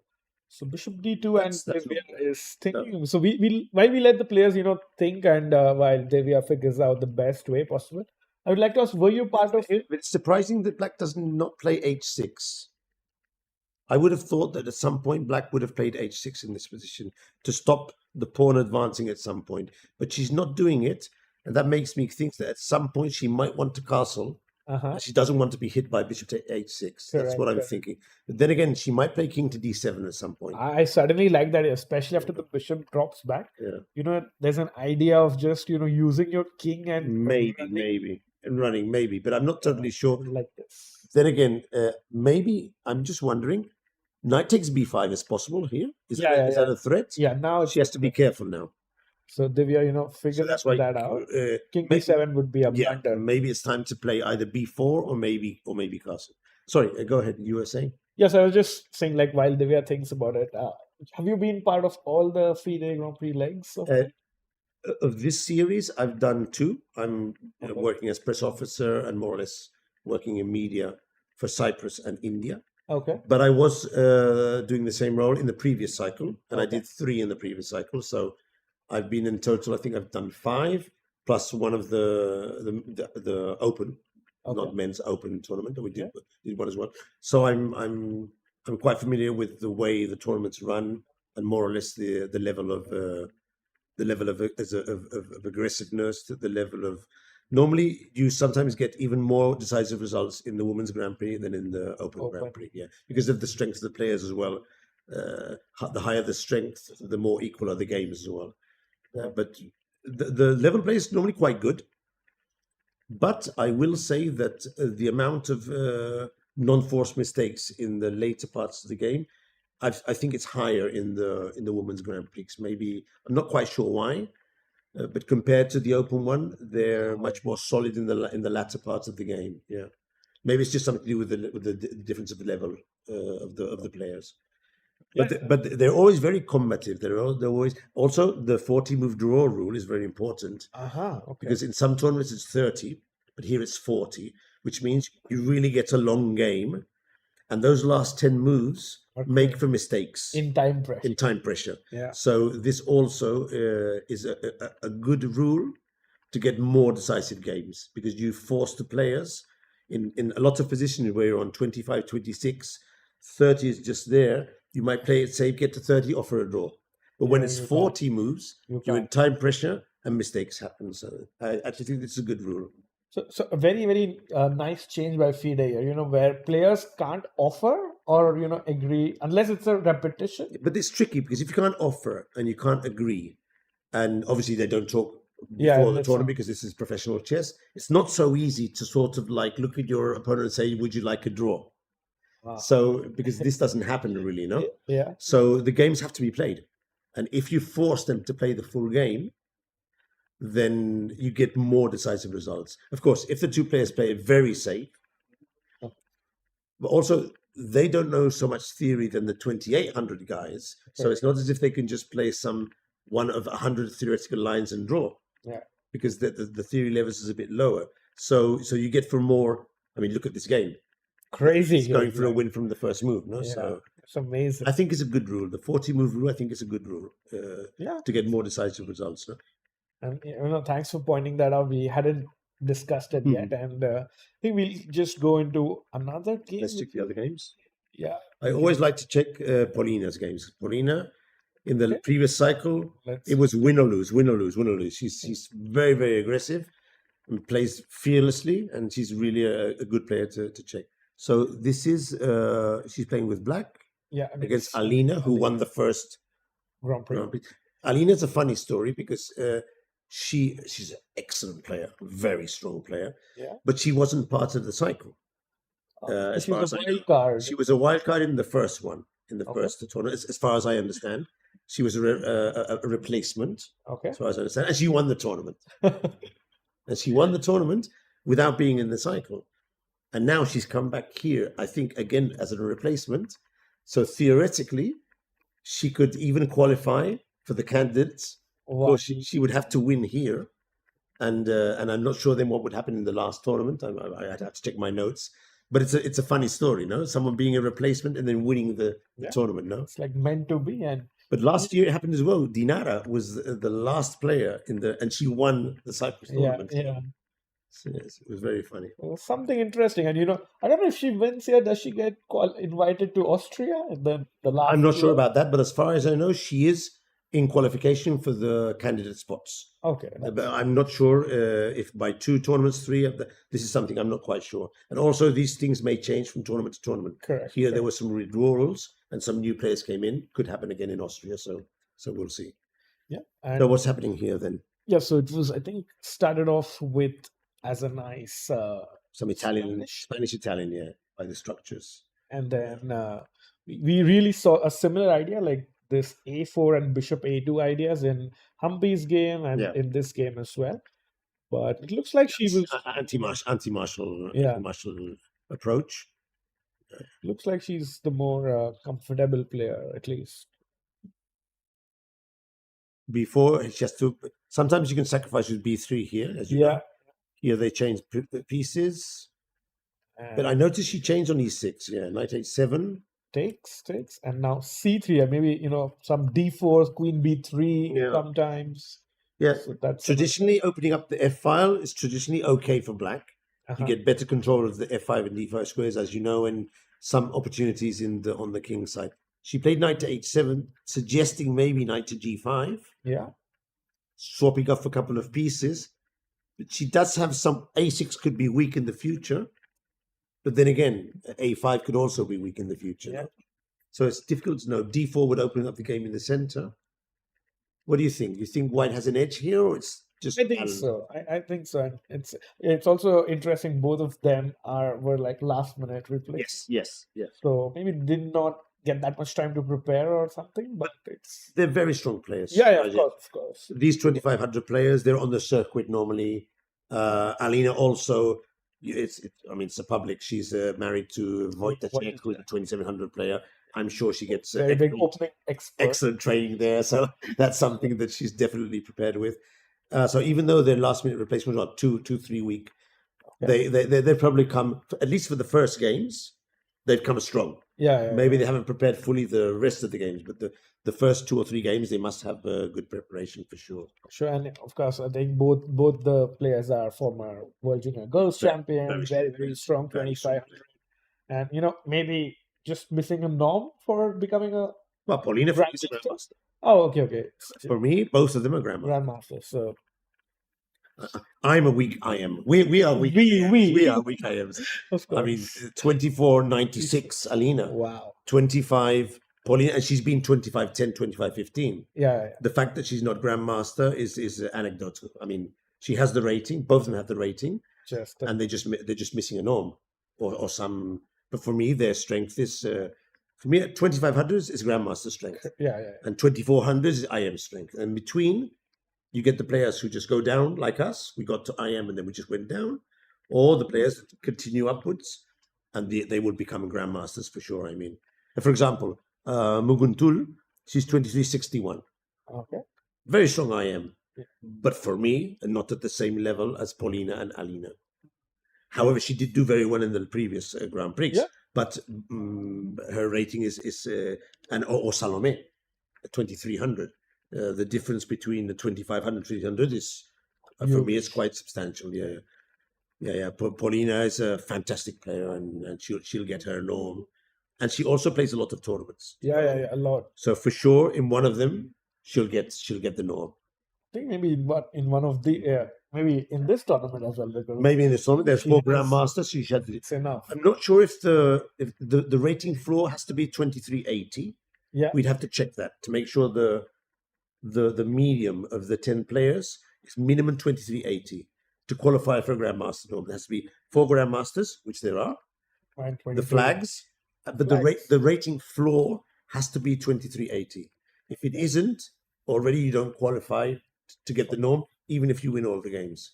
Because if not, you could do a grandmaster tournament with, 2,000 players and 3 yeah, grandmasters. yeah. So the rating floor must be 2380, which I think it is, but I'd have to check to make sure. I think it should be. But overall, I think good start for white. I think I would just say it's so much like more space. The back bishop on e7. Yeah. I feel it's going to be like a 2 results position for Alina. I feel. I still think there could be. I think that anything can still happen here. It's my point of view, of course, and Rajesh, you might be totally right, but I think there's enough imbalances here Yeah. in the pawn structure and files, and that a small mistake by white could still mean that anything could happen. Yeah, like I mean, some rook f3. imagine if she plays queen a4, queen b3, Yeah, and maybe rook to f3 now suddenly works. yeah, Probably not, but who knows? And when you go d4, we start swapping pawns, probably heading towards a draw. But there's still, I think, enough position so that anything could happen here. I would take white, yeah. but not by much. Not by Not that much. And I think let's also switch over quickly to the Indian Derby. Yeah, let's see what's happening there. And it looks like Humpy is maybe struggling a little bit for the equality here, and Because of the e6 weak pawn, e6 yeah. pawn. Yeah, that's just one weakness. Yeah. There are now there's a line. I'm not sure if it came from this position. I don't think so, but there's a line of the Tarash, the semi-Tarash, the Uh-huh. ED5, CD4, Yeah. which forces mass exchanges, and black ends up with a E6 weak pawn, and it's just a draw. It's just a draw, even though you have one weak pawn. Because they say you need 2 weaknesses Yeah, to with win. one weakness. So just imagine a one rook ending here, with only the E6 pawn, Yeah, and you, black's king more or less in the center. It's hard to imagine white forcing a win. you can't attack 2 things. There's not much to attack. Yeah. And also, normally you get in e5 and king e6, and then you'll end up swapping f4 e. So it's just so difficult. So this is a 2 results game. This one would This be, one, yeah. yeah. I can't imagine Vaishali losing this position Yeah. unless she overpresses massively. But then again, I don't think this will be a win. This 0.3 0 point advantage, this normally will go towards a draw. Yeah. If you want to win this, at least that's what I would do. I would go very fast for g3, king g2, and h4, Uh-huh. and try and get my pawn to h5. If I could get a pawn to h5, black shouldn't allow this, by the way. Uh-huh. But if I could get a pawn to h5, the king on g2, then pawn to f4, then I go about maybe trying to pressure the e6 pawn, then bishop to d4, c3, start hitting g7, and then you start getting this light square pressure, and black starts getting reduced in space, and that's where at some point there could be a tactic. But you really need to get in the pawn on h5. Gain space. If you get the pawn on h5, anytime black has to play g6, g5, you capture, and now you have a target on h6. That's why it's so important. Nice. Yeah. That's really nice. This has been known for many years when I started. I'm sure Humpy would know it. Of course, and Vaishali will know what to do. Yeah. But Humpy will probably either start trading or maybe against h4 play some h5 and put her pawns on the light squares, and this try to change bishops. It shouldn't be a problem. But this is what a strong positional player would normally try to do. You can actually check with the computer and see if in the lines. I normally like to do this with my students. I give them the positional plan, and then we check with the computer to see if the moves are in the variations. Uh-huh. Not necessarily the first variation, Exactly. but you can just Down notice the line. if down the line they start doing h4, h5, or king on g2, you know you're getting in the right direction. Yeah, that's a great. I mean, even for our viewers here, if they could. But she just played rook e1. Yeah. So, and I expect that, of course, she's trying to force black to play e5 In that case, she won't go g3 or h4. She'll play bishop d2 and bishop c3, or bishop c1, b3 and bishop to b2. And then she'll hit e5 super strong, and then force f4 at some point. That will be the plan. Yeah, that's Also, another idea of putting the pawn on h5, that if you get to h5 and black plays e5, your king can go through g2, h3, g4, stay on the white squares, but prepared to penetrate as soon as the rook is exchanged, and then she gets into f5 or sort of invades the position. No? And that's when white starts getting winning chances.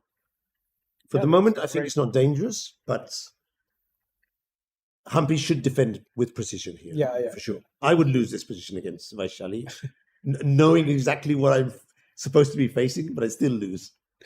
But also it's a very interesting position, Yeah. situation in terms of standings, where Humpy really needs that first place because it's a last event. Humpy needs to try and win this tournament, or at least Outright. to keep some chances. Yes, Yeah. yeah. Whereas Vaishali is not having the best of a circuit this year, Yeah. but she's very strong, very strong. And also, this is a sort of warm up for her for Norway chess, which is in May, which is a really strong tournament as well. We have the world's best players. But Yeah. but also just sticking to the FIDE Women's Grand Prix here, I had a question. So does FIDE allocate the 3 out of 6 events to the players, or how does it actually work? As far as I know, this is also contemplated in the rules. As far as I know, each player, when the places have been designated, they are informed of the places and the dates, and they get to choose their 3 preferred events. Okay. Because every player will choose according to her schedule or to the places where she would like to play, location. Yeah. Normally scheduled, because these are professionals and they fly all over the world. So it's more a thing of a schedule. So, for example, if you have a tournament colliding with India, well, they will choose the other 3. And then based on all this information, then the committee starts to, of course, they try to keep the preference of the players. Yeah. At some point, I'm sure there has to be certain players or certain situations where they'll have to change. That I don't know how it's dealt with. It's not it's above our pay level, as you say, no? But yeah, the players basically choose their locations. It's nice. And, of course, It's logical. 4 players want to play in India. Of course, but that's a standard. That's very normal. Okay. And it's probably the tournament which is easiest to confirm, because they will want to play in India. They will choose India, and mostly European players will not choose India and probably choose Cyprus, Austria, Monaco. So it makes a lot of sense. Committee is also happy to allocate. But it's logical, no? Yeah, it's logical. By location, you don't want to go So far. 5,000 kilometers away when you can choose a tournament that is next door, no? Yeah. So that's also, not everyone likes spicy food. That's another. No, of course. It's also interesting because now, speaking of the standings, Goryachkina is pretty much there. I think I checked this before I came. If you could have the standings, please. We also have the standings here. I checked that before I came, and it's not mathematically 100%. Okay. I think there is a chance that, for example, Muzichuk has 2 excellent scores. So if Muzichuk wins in Austria, she'll probably get the spot. And Asabayeva is currently second, but she quite easily could be overtaken. And the player who has very good chances is Zhu Jiner. Yes, because she won the only event. She shared first. Well, she shared first with Muzichuk in Cyprus. Yeah. Muzichuk was the winner on tiebreak, but they shared the points. And she's only played 1 event. So if she wins the 3 events, she's in. Easy. She's in. Yeah, you win 3 events, you're in.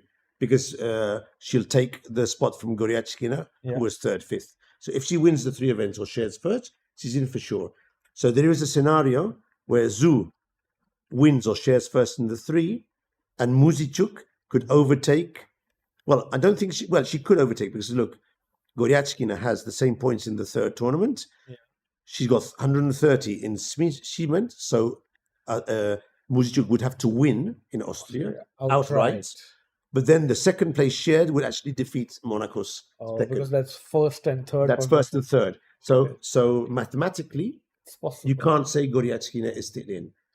Now, in practice, she's in practice. Yeah. Because it's very unlikely that these 2 situations will be I mean, in percentage, it must be 90 huge percent. Yeah, so. yeah, yeah. But of course, theoretically, she's not in yet. And I think there was another player who could have a certain chance. It wasn't Munguntuul because she has only 15 Yeah. points here. Maybe it was not Tan stopped. Maybe it was Humpy. Yeah. She would have to win outright here and then wait for the others to Add to up. drop points. But now the good thing is for Muzichuk and for Zhu Jiner, they'll arrive at the last tournament more or less knowing What to do? what to do and if they can still get the spot. So yes, it's still quite exciting actually. Yeah, so it's like everything to play for players in Pune. For sure. Now this is a very important tournament. I mean, for Zhu Jiner specifically and Humpy, this is where they will decide if they're going or not going to. The Canada. I'm actually very interested if the computer suggests H4 or G3. Let's look. So G4, not something I would consider here. Transferring the bishop to D2, yes. And playing the rook to C4, that's weird. Why would he want to play the rook to C4? Try for bishop C5. Why would he go bishop C5, exchanging off black's more or less meager bishop and giving him the file? That doesn't. I don't think it's to play bishop C5. I really like the H4 H5 plan. Get some space. Yeah, lock in those 1 versus 2 pawn. But funnily, with the pawn on E6, White is not playing G3 and H4 according to the computer. Yeah, don't see. It even says G4, which is a move I suddenly wouldn't like seeing much. But okay, well, what do we know? We just give idea. Now I understand Rook C4. If you go afterwards, bishop to D2 at some point, hit A5, provoke B6, then maybe the rook can go to C6, and maybe there's some threats there. But it's still a bit, C4, C5 afterwards. But that's deep. I wouldn't understand. I wouldn't think of that position. Yeah, but overall, looks like Humpy knows what she's doing. I think so. Yeah, I think so. I still think this should end in a draw. Yeah, slightly better for Vaishali. Speaking of, the one who has the highest chances is Zhu Jiner. And let's. Oh, nice French. A nice French. Yeah. I think we left the audience around here. H4, H5 is very standard. Yeah. So I play this line with White actually, with White and Black. Okay. Especially with White.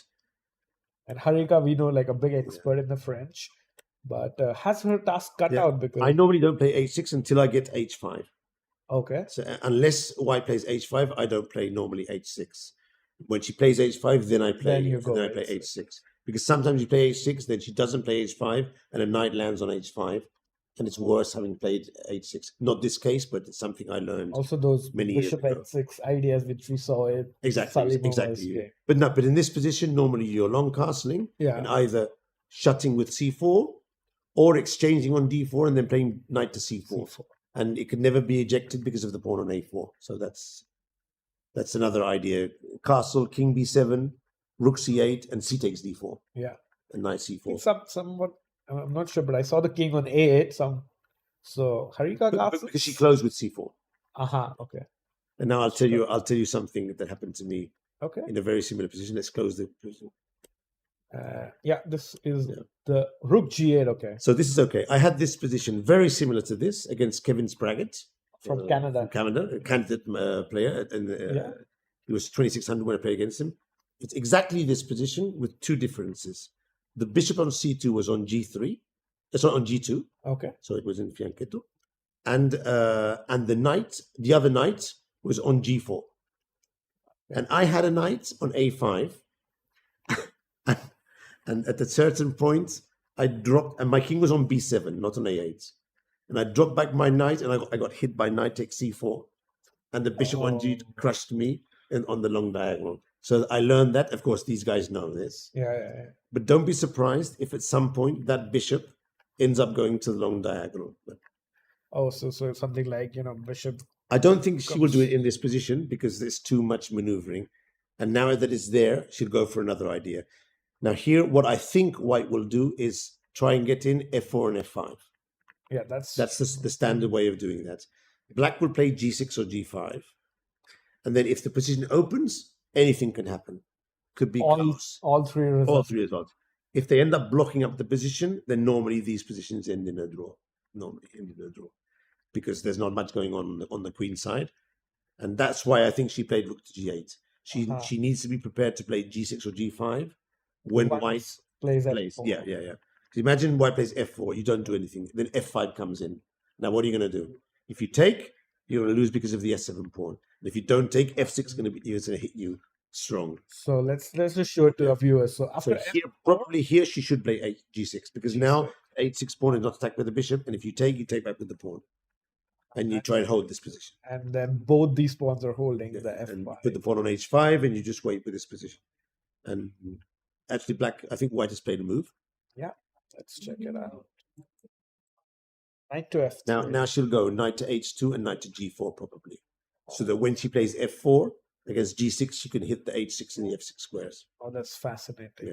for the chat. So knight comes Most in here, probably. then goes Most F4. probably. So then the knight here is You can eyeing those never two say squares. certain.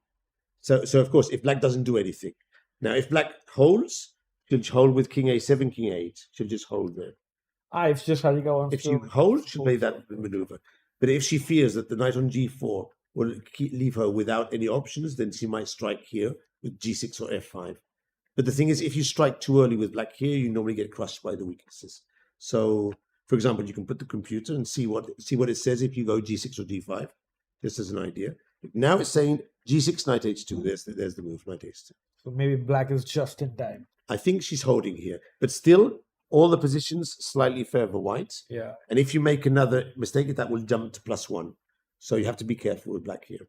I've played these positions with white and black, and So you would say like Zhu Jiner would be the happier of the two. yeah, for sure. And probably both players know this.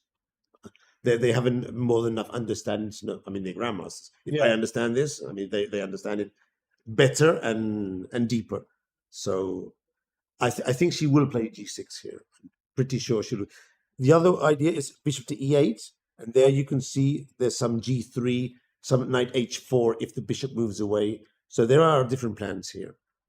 Look, queen d8, a normal move. Knight h2. Knight h2. Knight h2 to try and get to g4 and then f4. So slightly better white here, but still all the pieces on the board. Anything could happen here still. Yeah, and I think both the players were also medalists in Cyprus Grand Prix. Zhu was second, and Harika, I think she ended up third. Yeah. Very strong players. Harika is very, very strong player. Very strong. Very solid as well. Very strong. Very pleasant as well. Her personality is. Zhu as well, although her English is not so good, but she's also very, very strong. Deep calculations. Notice the knight on a5. Even if it jumps to b3, it doesn't hit anything. All white's pieces are prepared to be able to forget about that knight and play on the king's side, even the rook on b1. So white is doing very well here, I think. I wouldn't be surprised if Zhu Jiner ends up winning this. Also the time. Big when in 5 moves time the tactics start to appear, she'll be under 10 minutes. That's going to hurt. Yeah, it's going to hurt. Yeah, and like I said, both players in good form. Just last month they had a good Grand Prix, but we'll see how that event goes into time. From one tournament to the other, players change. I mean, different opponents, different openings, different cities, even different personal circumstances mean that you might be in good shape, because shape in chess also depends on how your personal life is doing, how your chess life is doing, and that could change from one month to the other. So there's only a few players that always play well. For example, Magnus Carlsen, he always plays well, no?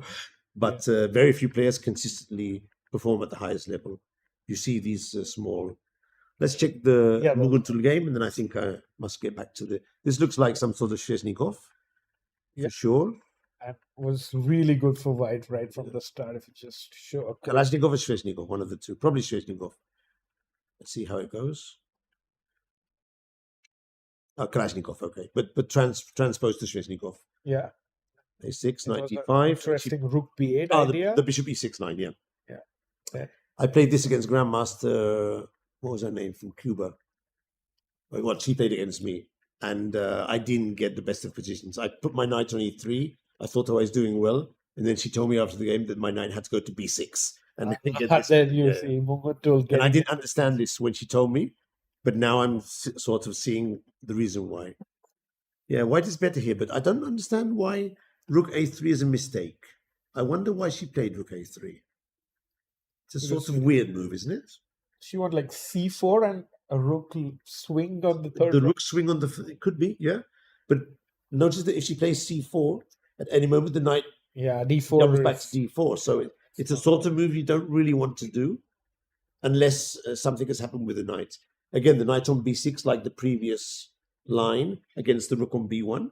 yeah, It's yeah, a yeah. mirror effect. You forget about It's not doing much. Yeah. Dostoevsky talks about this in his books, the famous knight with the knight, which is I'm not sure what the word here in English. like a paper tiger. No, there's this in Spanish we call it el caballo sobrante. So Okay. the knight that's left over you. So these two knights are nice, but they don't do anything. Yeah. Just And black should never exchange one of them unless he can exchange the two. Because when you exchange one, okay. you lose the important piece which was protecting the knight, the bishop in this case. And the other knight, which was not doing anything, takes the position of the knight, which was there before. Okay. So, for example, if the b6 knight was on c3, on e3, you would never exchange the knights because the other knight would occupy the square and you've exchanged off one of your important pieces, which was controlling the square. So this is Dostoevsky theory. You can see this in the English. In the English opening with the knight on c3 and knight on d5. d5. You'll see that they hardly ever exchange the knight, which is in front, for a bishop. Yeah. You can exchange it for a knight, but not for a Not bishop. for a bishop. And black clearly wants to play f5 here. Oh yeah, Clearly. yeah. This has But to, when and how? When and how? because otherwise, black is just sitting and doing nothing, and white will improve her Yeah. position. Imagine you So- play f5, white swaps off the pawns, and then you swing your rook to g3, h3. Yeah. So rook a3 might be a try at some sort of prophylactic Prophylax. move Yeah. against f5. The computer doesn't like it. But the computer's very bad for prophylaxis. Yeah. We players like to do prophylactic move. The computer says, no, rubbish, do this.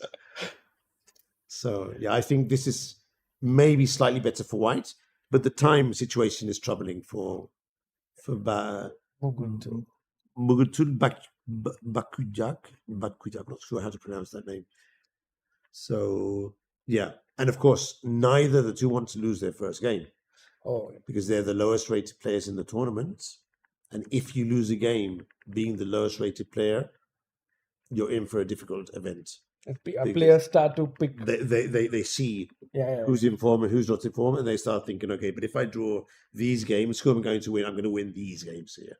And then they play until the end against you. They really, pressure. there's no easy draws. There's no, until the end. Because you've already shown that maybe your shape is not the best now, especially if you're low rated. Yeah. I mean, if a very strong player loses the game, it might be a one-off thing, no?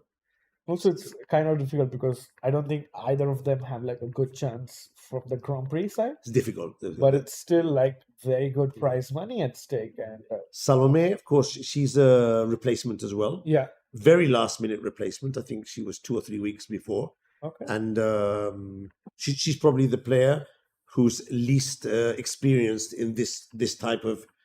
She definitely wasn't in the previous cycle, Yeah. and Munguntuul has already played at the Grand Prix before. Yes. So for Salome, it's definitely a tough tournament for her. Probably the player here who has the least of experience at this high, really high. I mean, Grand Prix is the highest level.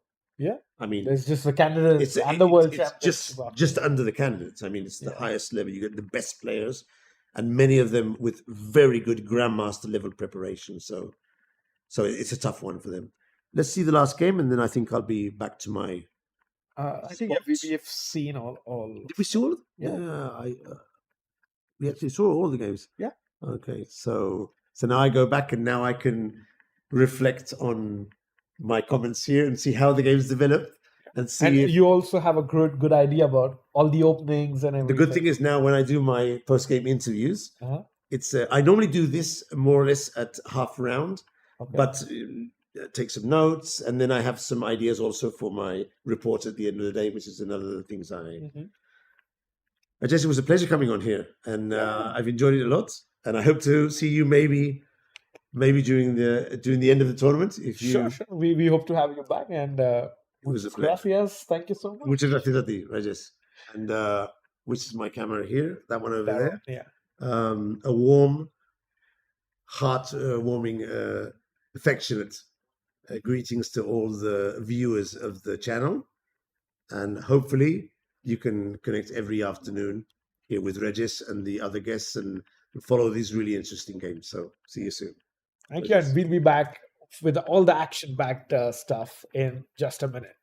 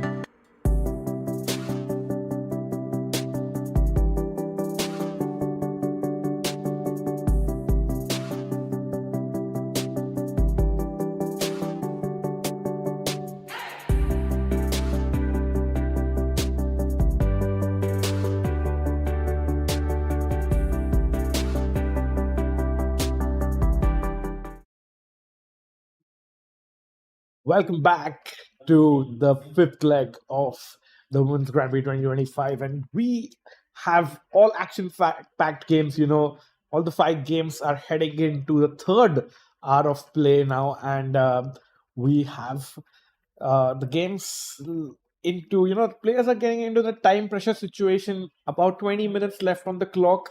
Move 2025, and as Michael previously mentioned, no draw offers allowed before move 40.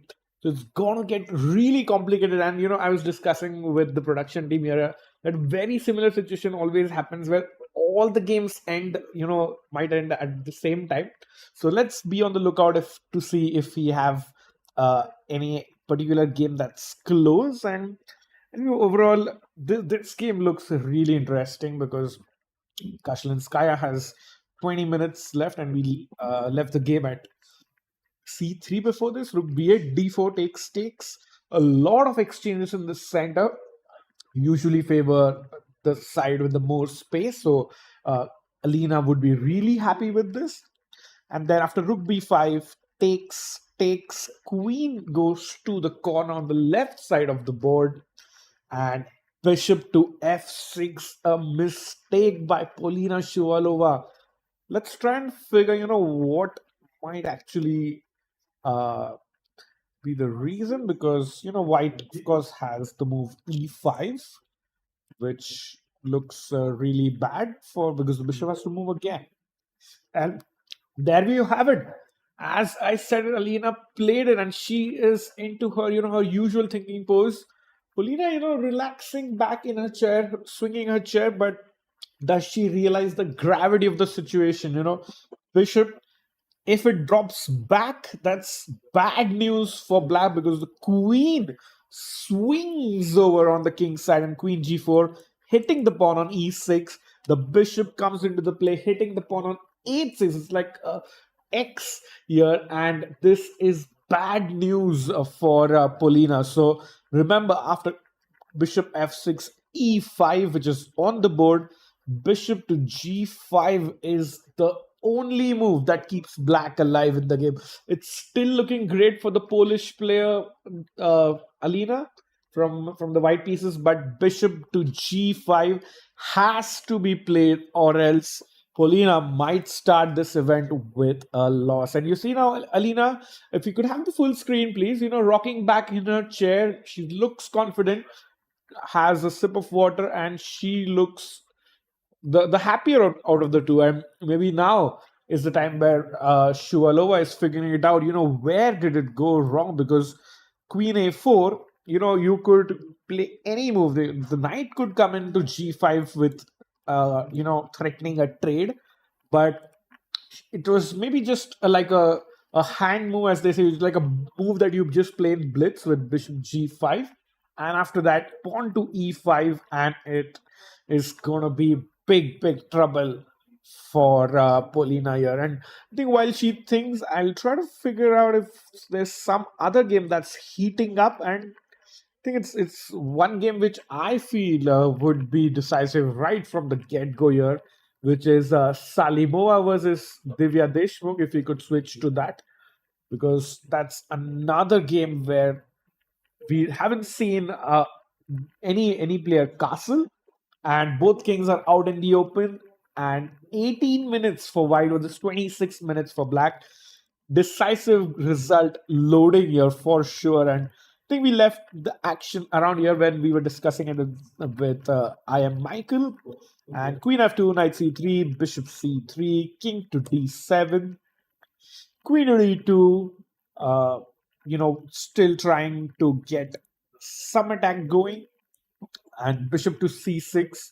Of course, black does not blunder with king c7, as bishop a5 pins the queen, and you collect the queen here. So bishop c6 by Divya, pawn to b3, keeping the options open for white here. And after g6, bishop to a1. That's an amazing move. I'm really curious to see what's the idea of that. But bishop to a1, it wants to play c4 and just get a nice strong center here with both the pawns, and bishop a1, g into h5, and pawn to c4 has been played.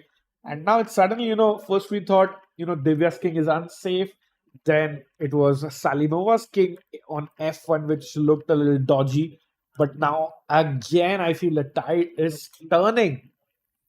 Feels like Divya is really contemplating about the king on d7, and both the pawns could open up. The king is in the center of the board. The rook is on the side. It's not looking great, but look at these rooks. Look at this rook. Look at this queen. Look at these two pawns. Look at these two bishops. I feel the tide is slightly turning. Everything looking rosy for Salimova, except her time situation. She's about 7 minutes down on the clock, which might, hurt her. But if you could just go on the full screen angle and see the players with our beautiful cameras here to see about if we have any uh, tells in terms of posture and body language, and it looks like Divya. No, Divya also looks very focused, not looking under any pressure, just figuring it out. The idea of the c4 move.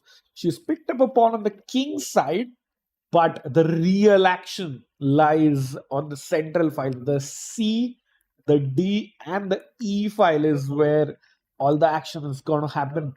And does Divya, bring her rook into the game, the ones that lying in the corner, or not? But Salimova has also played her move, but she's not gotten up. She's not taking a break. She's locked in, focusing on the biggest problems that she can pose to Divya. And if you just show the board again, I've just highlighted, the three important files for the black king. The action or the game is going to be decided on these three files.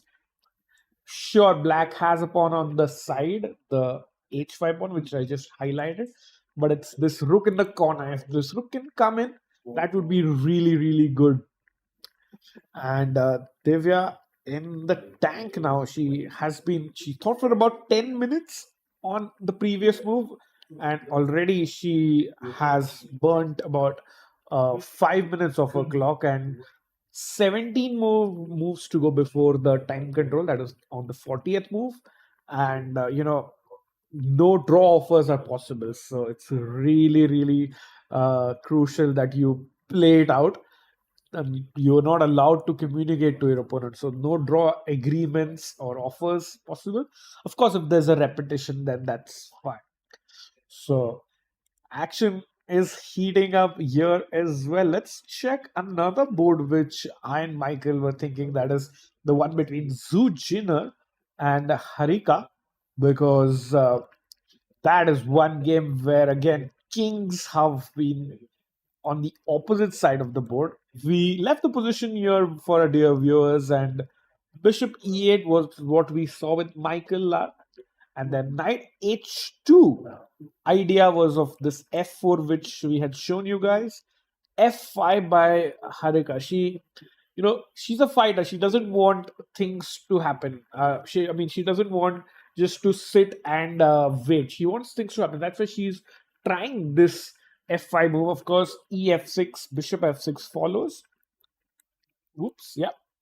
And she's going to be happy with that. And she's just telling Zhu Jiner to kind of make a decision. It's not going to happen that the position stays. But Zhu Jiner thinks for about 4 minutes and plays a really, really strong move with pawn on g4. And that is crucial, because opening up a file against your own king, I mean, this king is super happy if white is playing g4, but that is something the Chinese player has calculated. And after pawn to g6, king h1, king smartly steps out in prophylaxis, anticipating that this is the open file where we'll see all the action. The rook is going to slide over, then the rook might go up, then the other rook might also come in and join the party. So both these rooks can be, you can see them on the g file pretty soon. And after king h1, rook f8 by Harika, then Zhu Jiner plays pawn to f4. Remember, the the stronger player always keeps the tension, and the weaker player concedes and takes the pawns. So it's like whoever is the stronger player and who wants to, who's in the advantage will keep the pressure, will keep the tension. You can see all these pawns on the right side of the board.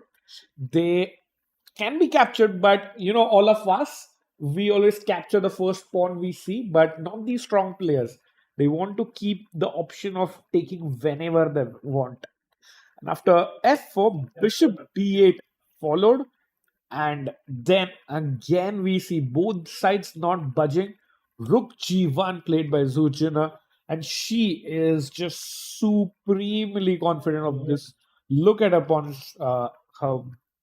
posture, her body position, and she looks on it. She wants to attack Harika. Harika, in her usual thinking pose, figuring it out if there is a way to stop this onslaught. Because I feel White's gonna bring another rook on the right side, and these pawns, something is gonna go. Something is gonna give in on the right side of the board.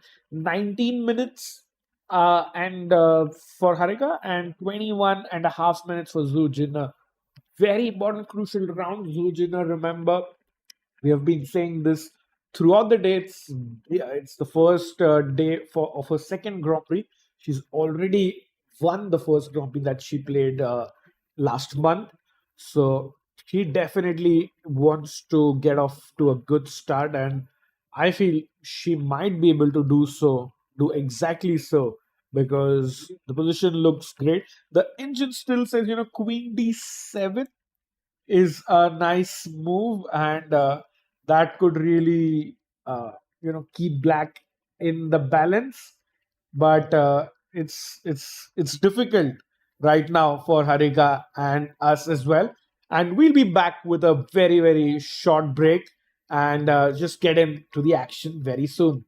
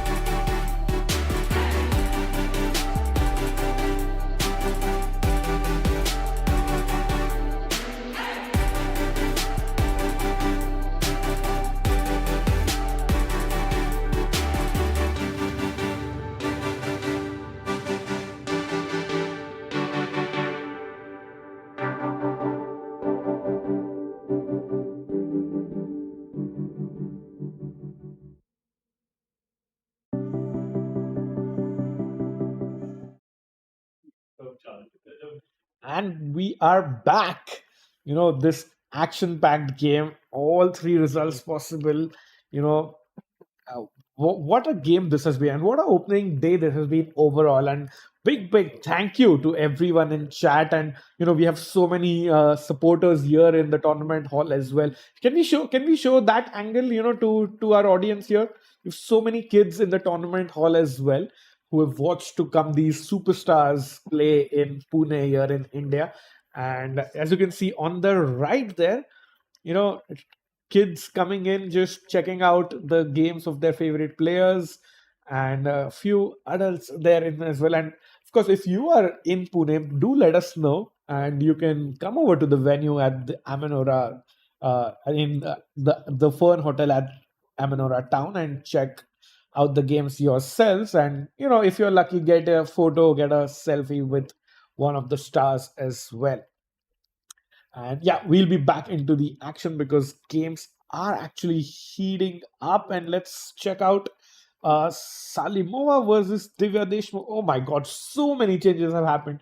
It was just 3 minutes ago where we were discussing this position, where I said the action is going to happen on these three files. And very much so, Divya puts in the pawn on d5 because she's kind of forcing Nurgul to make a decision and either allow her knight into d5 or to close the position. So after some thought, Nurgul closes the position with c5, forces the queen out, and then the bishop comes back into the game. Remember, this bishop had dropped back because we wanted the pawn to go ahead. Now that the pawn has gone ahead, the bishop comes back, and now a bishop wants to go to the side of the board to attack the queen again, get some tickle there. And Divya swipes over the rook on the king's side and to the right side of the board now, hitting this pawn. Maybe the black queen wants to enter somewhere. Maybe the rook is going to go in on those square, attacking this rook. All things possible. And now we don't have a move so far. Yeah, it's at this position now. Nurgul Salimova, the Bulgarian star, is thinking with about roughly 15 minutes on her clock, whereas Divya Deshmukh has 19 minutes. So again, I feel this is a game with all three results possible. So exciting times ahead. I think in the next half an hour or so, we should be getting in our first result, and maybe two results as well, as we get into the business end of day one of this Grand Prix. And I think one game which actually might end even sooner is the game between Vaishali and Humpy, because it looks like Vaishali is trying to push, but not really getting anywhere. And we discussed a lot of ideas here with this g4 idea. Vaishali finding the best engine move, that is with g4 after bishop to e7, pawn to c3, bishop turning to f6. So Humpy improving the bishop's diagonal. The bishop was not really eyeing or attacking anything on this diagonal. So the bishop just, turns back and comes onto this diagonal where it has a couple of soft targets here, and not allowing, black is not allowing the white pawns to move here. So after bishop f6, bishop f4 was played by Vaishali, hitting the pawn here. Pawn to c6. This could have been played, but the black rook also comes in. And after king goes up by one square, the rook comes in. And nice counterplay by Humpy, not allowing, white to just get everything. And after rook d3, rook comes here. And we see a little bit of transposition. You see there, black happy with the draw. Again, a conditional draw for there of some sorts. And we saw a repetition. And we have seen this position repeat twice now. So in fact, okay, rook e7 for 1, 2, and yeah, now in fact, there's an option for both players. If Vaishali plays bishop f4, it's already a draw, and then Humpy can claim it with rook e7. But otherwise, in this position, if the both players want, they can just play it one more time and agree to a draw, because we have the 40 move draw agreement rule where you cannot offer or agree to a draw in 40 moves unless there has been a repetition like this one. So Vaishali has 14 minutes. She'll try to figure out a way. If there's uh, some venom in the position, but looks unlikely now. The a5 pawn is definitely a weakness for this bishop, but I don't think there's a way, and she could have already gone for that pawn if she thought that was a good idea. So unless you play bishop f4, there's only one possibility, that you go bishop to b6 and you hit the pawn. But I think Humpy has planned something like bishop to d8, challenging the bishop. And once you take, of course, I'm not going to take this because the white gets a free pawn on e6. So I would just recapture with the other rook, and this looks pretty even. So we'll wait for this. I think 12 and a half minutes. I'm really not sure if Vaishali is going to push here, and I'm just waiting uh, if we see there is some body language on the camera, but I don't think so, because it would be nice to get our first handshake or our first result on camera. So we'll try to keep our eyes out, and maybe even if I switch to the other games, a producer could tell us if there has been a handshake in Humpy and Vaishali's game. And on that note, let's check in. Oh, once is telling me there has been a change in the move. Bishop b6. And Vaishali says no draw to Humpy. Very good team, very good friends, very good teammates as well, play for India. But in this Grand Prix, it's everything for those precious Grand Prix points. So Vaishali says no thank you to the draw offer by Humpy and puts in the bishop on b6 like we discussed. Black has to go back. I don't see a move apart from this, because unless you go bishop d8, you're going to lose the pawn, and which might cost you in the end. So Humpy has got a lot of time, 22 minutes, so we let her figure it out. Bishop d8 is a defense, rook d5 is another defense, but yeah, both looking good. But it's still, even though Vaishali gets some brownie points for rejecting the draw offer, the position still looks very much equal, and we should expect a peaceful result in this Indian derby. Let's have a look at the match between Munguntuul versus Salome Melia, because I thought this was heating up. Michael thought this was, close to being very, very lost for Black if Black doesn't get it f5. And guess what? Salome, a very strong player from Georgia, gets it in with f5. Very good timing as well, because if you were going to chill, then White can, kind of stop Black from doing that. So f5, pawn takes, the pawn recaptures, and then queen h5, hitting the bishop. There can be some ideas of, you push the pawn, remove the bishop, and then swing the rook over on the right side of the board towards the Black king. And that might be an idea which Munguntuul is considering seriously after queen h5, bishop g7, and bishop b1. There you go. I was telling you, an idea like this.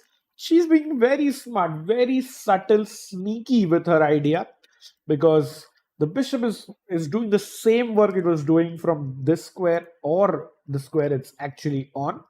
So the idea is simply just push the pawn and swing it over.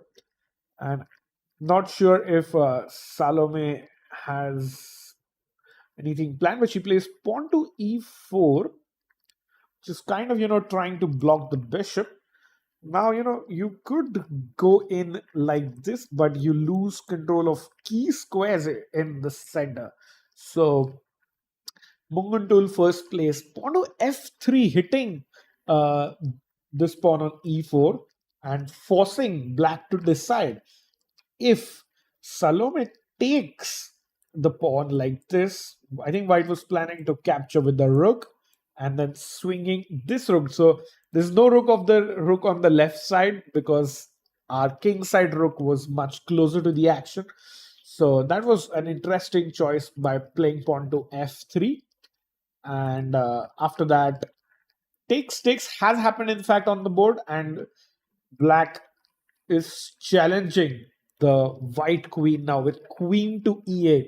You have no time to put the rook in because black will happily recapture the queens. So let's see what she does. I feel something like queen h4 is a possibility, and a move like by mistake if you touch the f4 pawn, it will be chaos because it's checkmate. So black does not, of course, will not do that. So queen h4 is what I'm expecting, but queen h3 played by Munguntuul. Oh, she's in fact actually inviting the move f4. Come attack my queen, but she's then gonna capture on h7. That's a checkmate. Of course, Salome, very strong player, but has only 9 minutes and looks like she's reaching out on the board. And she does play 95. Oh, I think Chad action is heating up. Look at the amount of moves they're playing. Rook f1 played in a flash. I think Batkuyag Munguntuul is being very smart about it. She's playing strong, crisp, clear moves, putting the pressure on black in terms of time and making sure that she has to play in her stipulated time. 14 minutes to go until a time control. You cannot offer a draw and you only get extra time at the end of the 14th move. So we've got this game at a very crucial juncture. Point ideas like c4, rook coming in really look good for the white side, and I feel if something's gonna happen quickest in all the other games, I feel this game we should see a result in the next 15 minutes is what my prediction. And knight g4, the best move played. Kudos to Salome Melia for this. I mean, she's locked in. She's playing all the best moves in such little time, and she really, has her back to the wall, but she's not giving up and playing all the correct moves at the correct time. So, knight f4 is a strong move.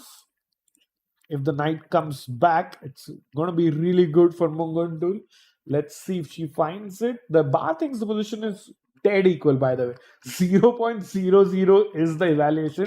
And if you ask me or if you ask both the players, I'm sure they'll beg to differ because this does not look like a 0.00. Plenty of action, so many flying pieces. The kings are exposed of both the players.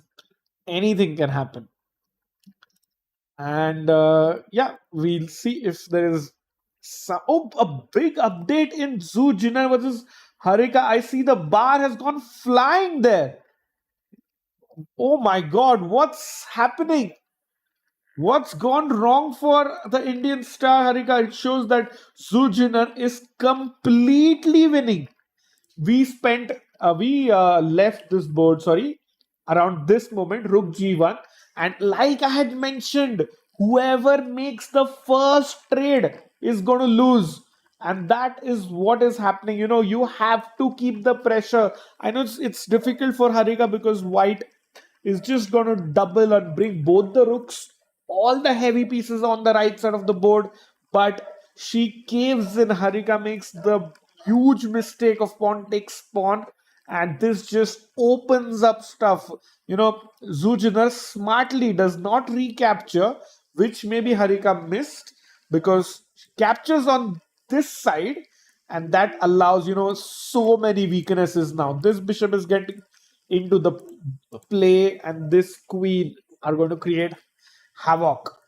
Bishop f2, a very very simple move, clearing the line for this as well. Pawn to h4, knight to f1. You see white is not hurrying at all. This bishop was on e3. The white knight will now come in from f1 to e3. That's the whole goal. And you see white has so simple activity. It's going to be very very tricky for black. Knight e7 defended, and we have this exact position. If we could go full screen please on the players, because of very crucial juncture, 5.5 minutes only for Harika.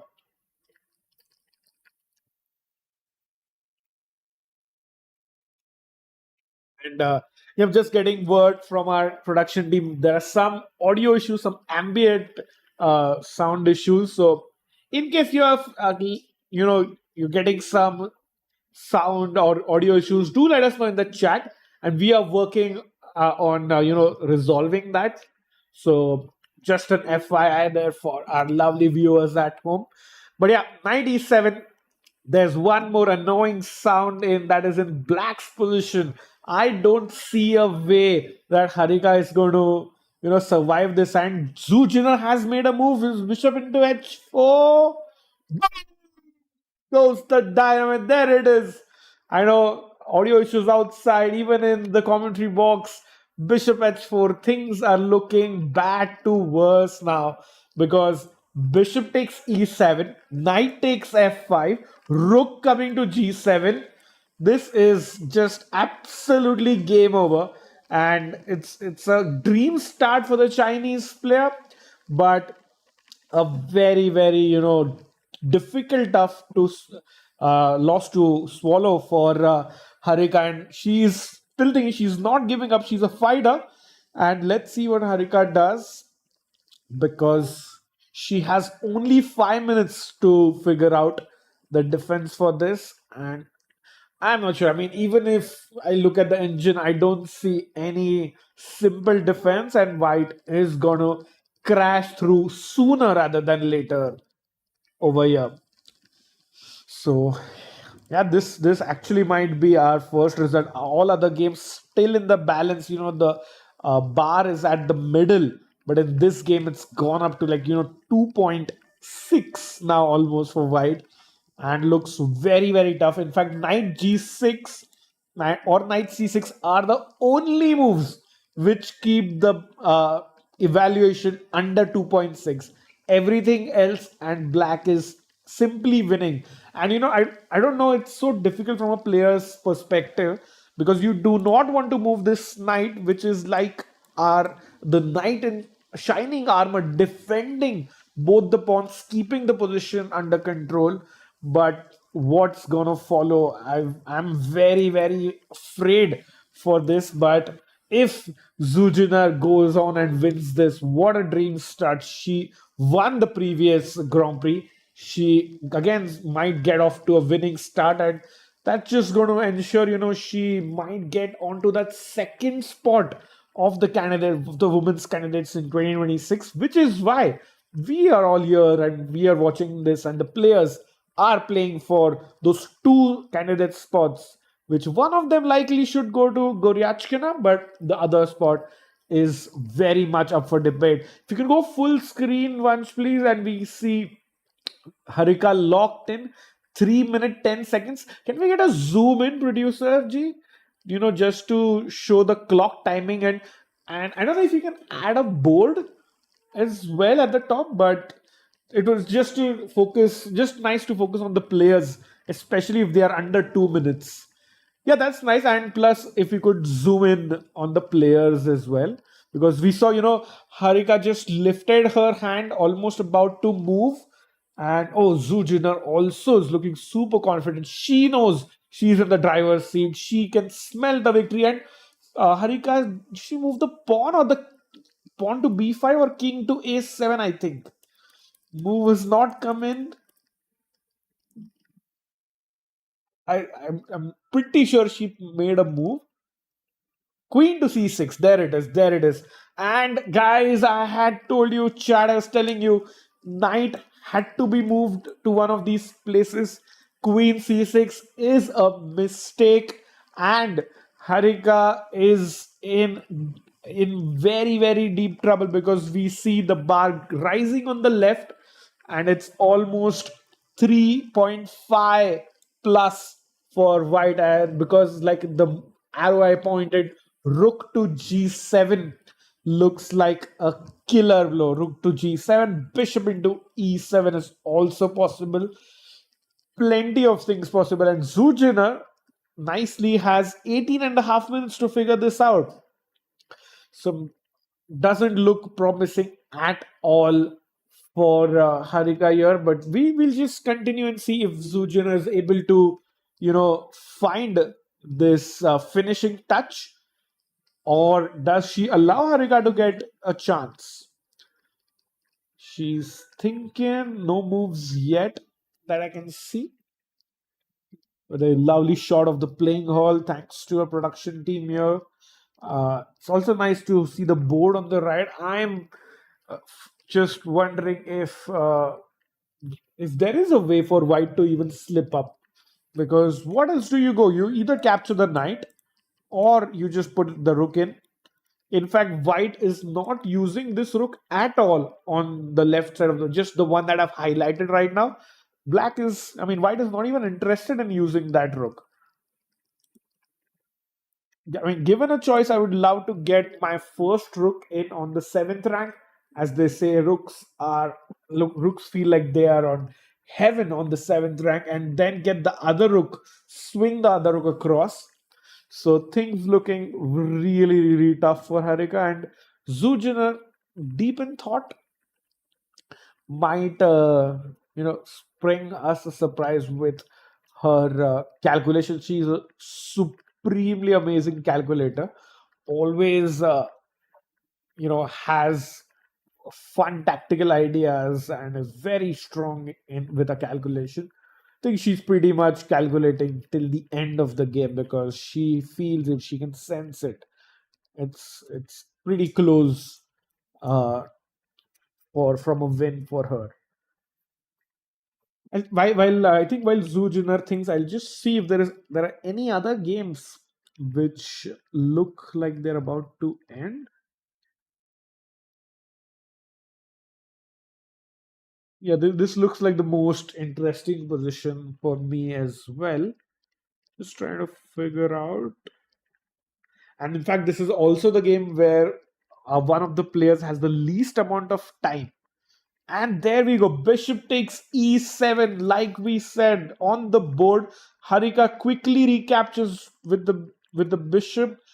8 moves to go until time control, and now white can pick up the pawn very simply. In fact, I'm curious to see what happens if white recaptures with the pawn.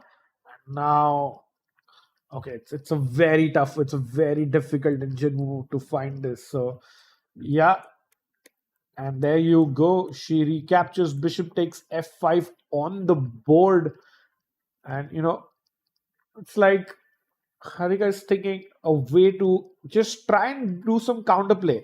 But at this stage, white is just one pawn up, actually, if you think about it. It's not much, but the bigger problem is the play.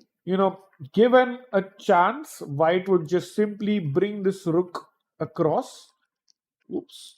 Here, remove the bishop and just push the pawn. Push both these pawns, and there is literally nothing black could do without this. So Harika is just trying to figure out, can there be some counterplay? Can they include some can they include this in some way to save her position? But looks highly unlikely. In fact, one of the one tactic which also you should be looking out for is knight takes d5, queen takes d5, and bishop e4. Pin and win. I know it's not likely because knight d5 is a pin and black can capture an f5, but I'm just saying white should be aware of this. Just 2 minutes left for Harika. And chat, we might have our first result in very, very soon.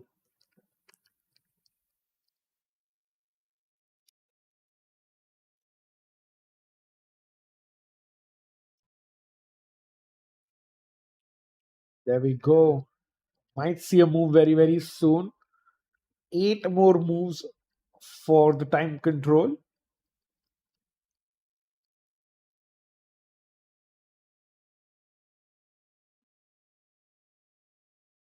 It's in the air. She go for it. She almost made a move and she plays bishop d8 back. I don't see the idea of it actually. It's just, prophylaxis against the rook coming in.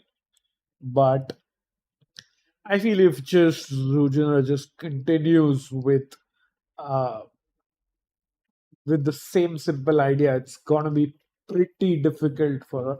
Harika just checks out the score sheet, just sees how many moves she has to make. So it's 7 more moves. Remember, it's move number 33, and on the 40th move, you get some extra time. But actually, at this point, the time is also not a big worry. The bigger worry is the situation on the board. It looks very, very difficult. 2 connected pass pawns there for white.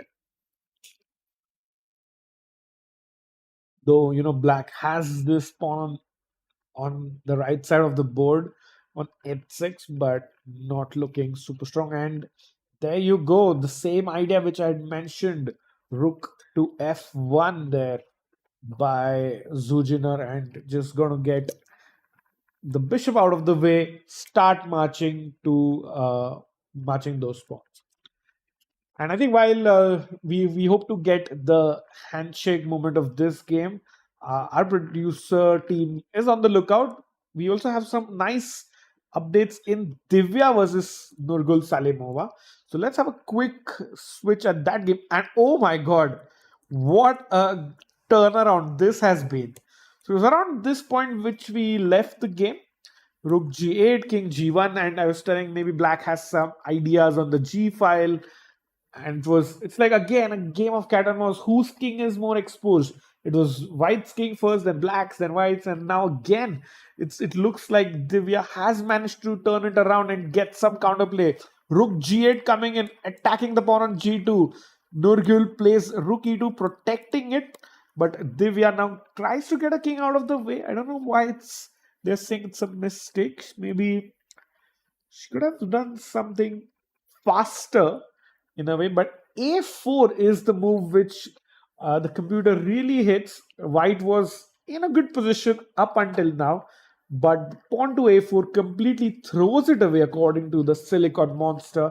And h4, I feel this is the momentum shift, the turnaround that we are talking about, because pawn to h4, of course nobody's caring about that little pawn, but the main idea is now black can move his pony into the corner. Kind of counterintuitive because you want the knight to be in the center.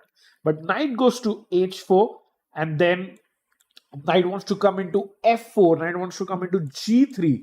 And that is going to be very, very tough for white to defend against. And in fact, if you capture the pawn, there might be some knight e4 discovered attack, because then the bishop is attacking the rook in that way. So let's see what happens. Pawn takes pawn by Salimova. Divya quickly recaptures, and rook takes h4 on the board, and then Divya goes boom with knight to e4. Bam, what a move, because if you capture the knight, black is gonna just simply take here, and Divya is almost close to winning in this position. So Salimova predicts this and captures rook takes e4 in the center of the board, and after d4, f into e4 was another mistake. Bishop takes e4 was the only saving grace for white, and the only way with which Salimova could have maintained an equal position. But after pawn takes e4, which, as you can see, a question mark there. Black is in the driver's seat. Black has only one way to win the game. I'll let you guys figure it out. You can see the move here. It's screaming out loud to hit the g2 pawn. Let's have a think together, all of us. How can you? We already have two rooks against this pawn, and we want to create one more attack against this pawn, which I have highlighted. So it's not easy to get your queen in because the knight's controlling squares against the king. But the only way to hit the pawn on g2 with extra force is by pawn to f5, so that white cannot take this because the bishop opens up. So pawn to f5 is the only move that actually gives Divya a win. So if you are a Divya fan, which I'm sure most of us are, we would love to see f5 on the board next up, because that is when she really gets an advantage for the first time in the game and kind of takes over there. And yeah, no moves yet. And also keeping an eye out on the Harika game. Not much happening. Couple of moves in, but still a few moves away from hand checks, I feel. We'll stick with this game. If you can go full screen. Did she go f5, chat? Did she? Yes, she does. That's great news. f5 on the board, and looks like she is gonna score the first win with the black pieces in this event, because remember, Zhu Jiner was completely winning with the white pieces. So let's see. She looks very focused, and remember, both the players are down to 5 minutes and 6 minutes respectively. If you could get the clock timings also, is there a way to get it on this scene? Because that's a very crucial element, especially in the as we enter the fourth hour of play. There's 3.5 hours of chess already done. Now is the moment where we actually can see plenty of results at once.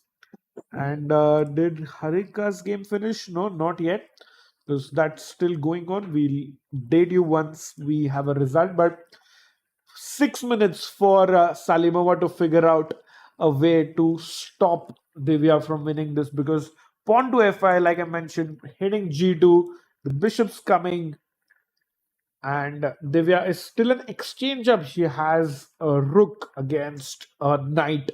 So everything's pointing towards that, and it is finally Salimova's king, White's king, that got caught in the crossfire. And I think this was the most attacking game throughout, and it would be amazing to get Divya in for an interview if she manages to win the game. But we'll wait for that. We'll see how this game finishes. Any other game? No. Harika is still winning. Can we quickly switch to Harika? And wow, we have the clock time. Big shout out. I mean, amazing team at work here. Feel like a genie. Whatever I want, it's quickly done by the team. So that's amazing. And I have to switch the game as well, because yeah, there you see 33 seconds. And I don't know if we can zoom in a little bit more. But and then she's gonna place bishop h7 is on the board, and just played with 22 seconds on the clock, because after that she got 30 seconds, and that's why she has 52 seconds, chat. 13 minutes for Zhu Jiner just to calculate a way to end this game. And there's nothing fancy that you need to do. Just maybe queen h3, queen h5, trade the lone rook. Yeah, that's amazing. That's a great shot. Just trade the single rook, and then you still have a passed pawn. You still have the weak black king on a8. You still have the open files, and this is going to be pretty much game over. Feel, yeah, both these games might end relatively soon, but it's just Harika's game, which is, very, very close to the end. Tough start for the Indian player, but we'll see if Zhu Jiner is able to finish it off. Queen h3 or queen h5 are the games.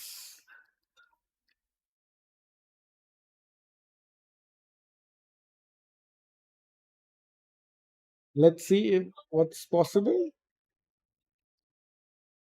And oh no, Harika looks disturbed by the noises, and there's some chat. Yeah, there are some ambient sound issues already. Oh, we might not have them, but the players might be experiencing something, and we'll just keep you updated about that.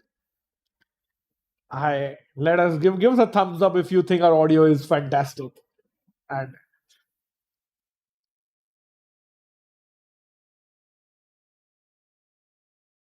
so yeah, queen h3, queen h5 if Zhu Jiner plays. I think this would be GG's, game over. And in other news chat, by the way, Salome Melia has taken over. We've seen so many turnarounds. Polina is suddenly better against Kashlinskaya.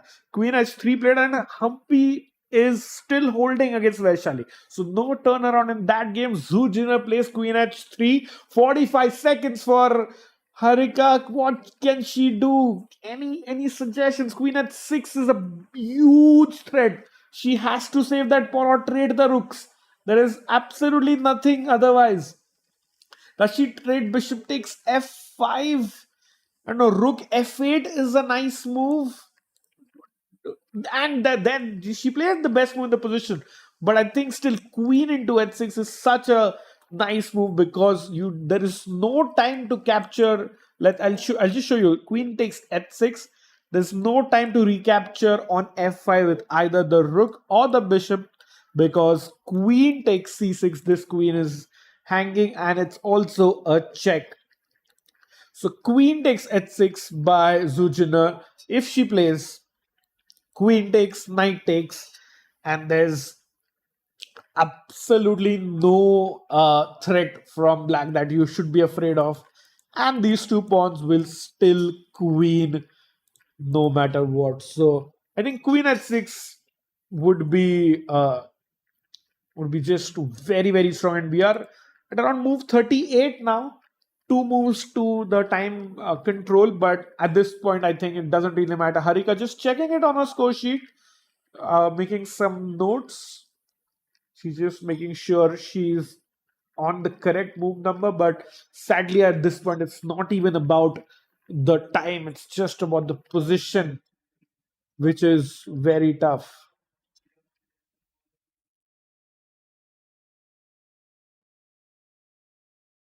Let's see what Zhu Jiner does. She lifts her hand. No, places it down. Double checking, triple checking, making sure Harika does not get even a sniff of counterplay. And she just wants to make a smooth win, because I think this has been one of the best games that I have seen being played against the French, against Harika especially, because Harika rarely loses. She's a super strong, solid grandmaster who rarely loses. But what a game by Zhu Jiner. Absolutely, leading from start to finish, putting the pressure, found the counterplay, and then finally struck with G takes f5 when it was needed.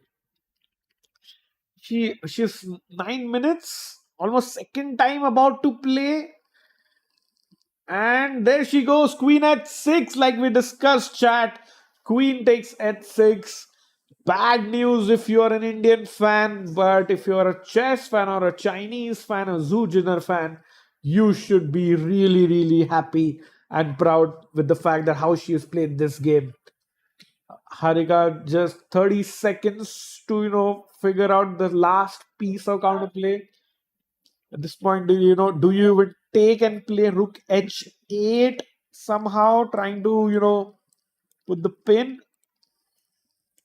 She hovers her hand. Queen takes h6 played by Harika. Knight takes h6 should be the next move. And Zhu Jiner has reached the time control, the 48 moves, so the draw offer can kick in, but pretty sure she's not going to be offering any draw. And Harika with 30 seconds. What does she do? What does she do? Bishop d3, the best move in the position again by Harika. And our arbiter is just taking notes, making sure of the time. And yeah, there's sudden finish, no added time. So rook is attacked.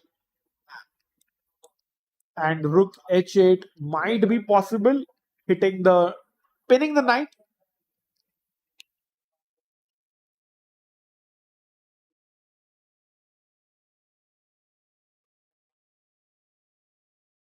I think Zhu Jiner is just trying to figure out the best way. Rook f3 played.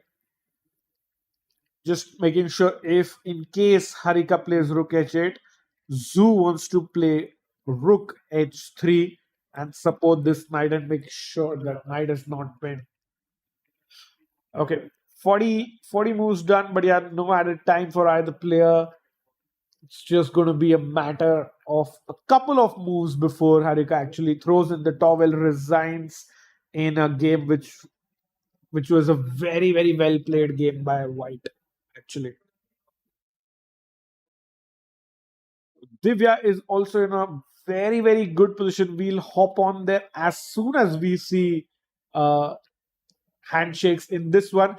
8 seconds, 7, 6, 5. Harika is going to play or she lose on time. Will she lose on time? 2 seconds, 1, 0. If our clocks are right, that's the time control. So she's not going to lose on time because she gets 30 minutes additional. But after rook h3, I think she played a move. She played a move. Bishop to e4 after rook f3, and I still feel rook h3 even now. Rook g3, you want to go rook g8, but Zhu Jiner quickly plays rook h3, and that should be GG's.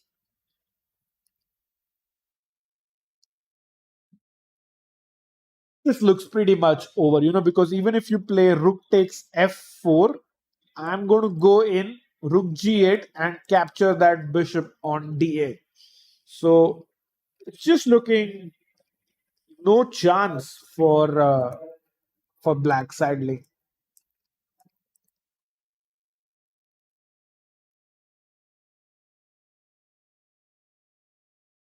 Zhu Jiner just making sure she's having a think, not missing anything.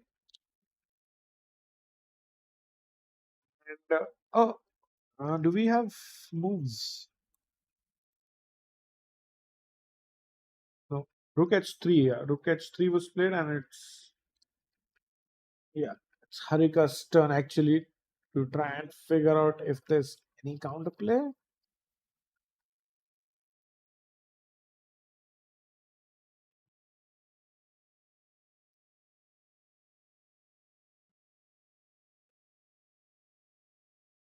Oh, rook takes f4 on the board. So last throw of the dice, rook f4, rook g8. Of course, you can't even go rook f2 check because king g3, the rook g2 check is the rook on g8 is protected in this manner. So even that's not possible. So rook f4, rook g8 played quickly by Zhu Jiner, and I expect a resignation at this moment because there's absolutely no way for black to stay in the game. She's already in exchange down. The e-pawn is a passer. The bishop on d8 is a goner. And there should be GG's.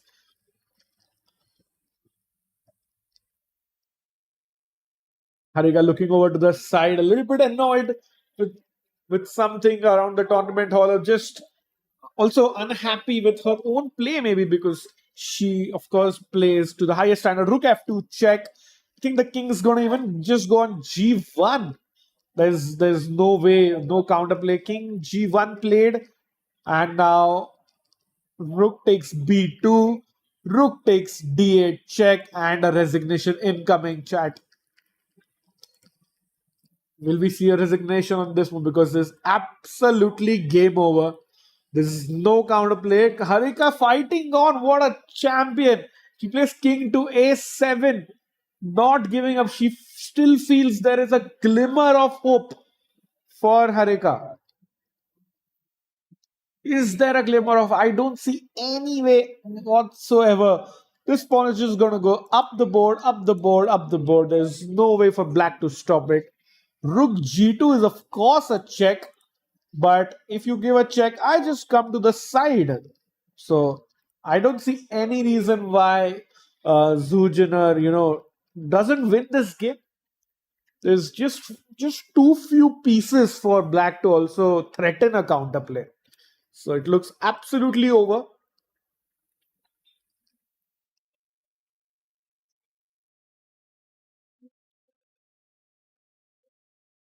Let's see if any other game.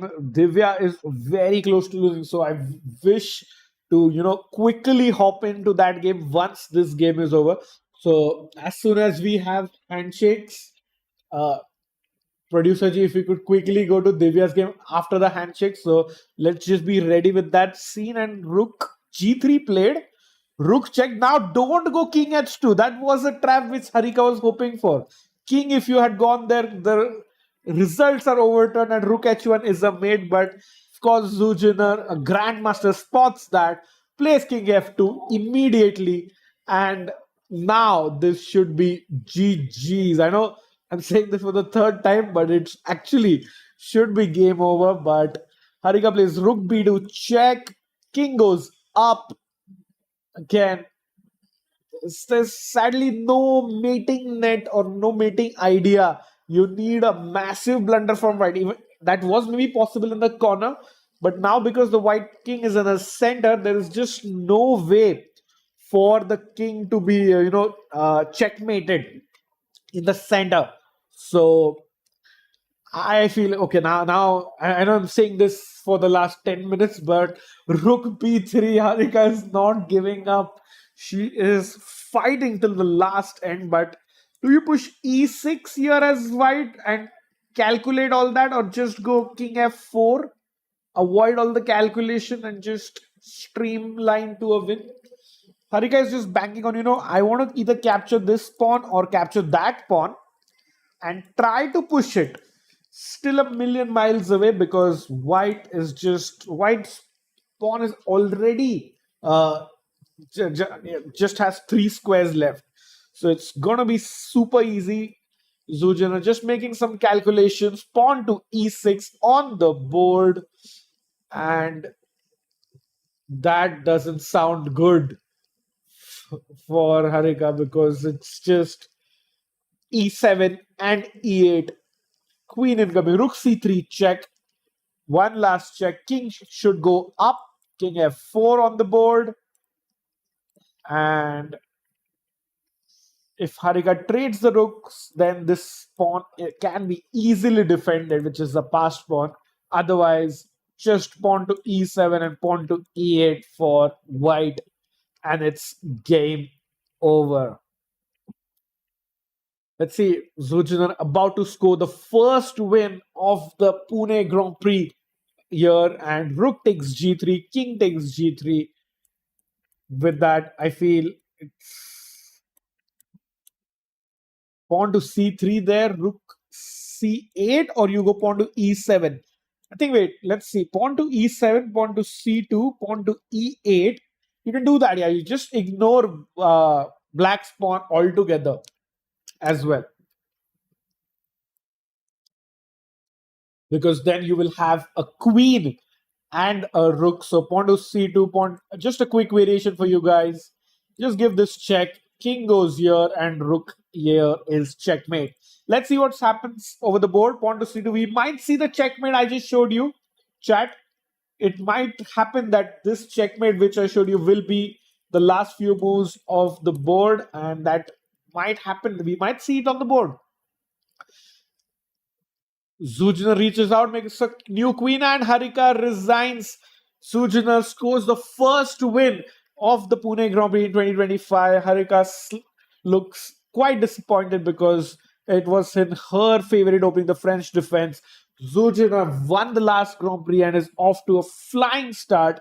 trying to score that all important candidates qualification, but commiserations and tough luck to the Indian. But Zhu Jiner has a dream start here. Let's quickly head into Divya's game, because that is where we might see another result. We left it around this point and wait. Let's quickly get into the action, because she's just 10 seconds left. But okay, now because of the 40th move, she will get 30 minutes added. She played it on 1 second, but yeah, she should be getting more time. It was why is Divya played a move fast on the last move, but I think now both players have reached the time control, and we should not see any more big blunders.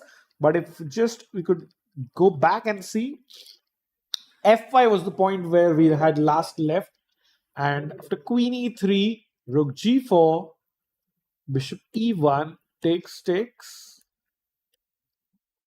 and there you can see, Divya playing all the strong moves. You can't take this one because Bishop E3 is a double checkmate.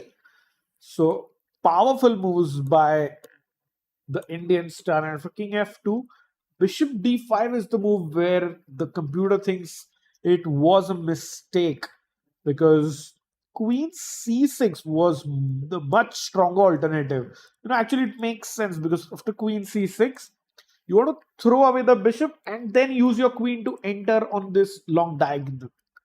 But Bishop D5, slight mistake by Divya, and then Bishop C4. Salimova keeps chasing the bishop, and we just saw on the feed above me that she figured, okay, she might have saved the position, but with the time control, just gets up from a chair. It's going to take a little break, and now Divya is thinking on what she could do at this moment. And yeah, the first result is in chat in case you're joining late. Zhu beat Harika. Divya is pushing here. Polina is also pushing.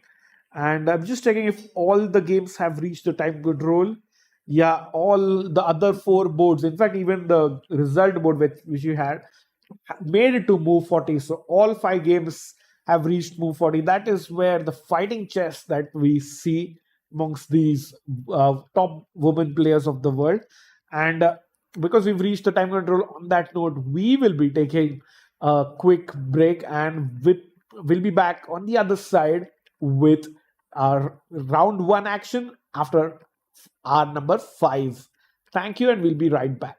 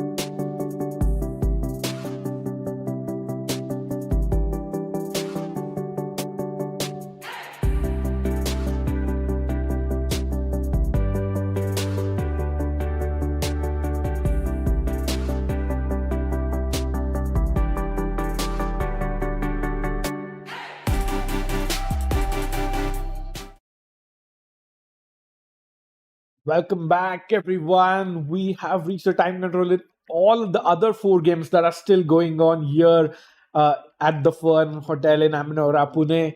Because after Bishop C4 in the game between Salimova and Divya, the local star, Divya is still thinking. We have about 12 minutes of thinking time from Divya's side at this moment, and she's trying to figure it out. She's trying to wonder what could she have done better. And if you just come back one move, chat, King F2, and here, look at the bar.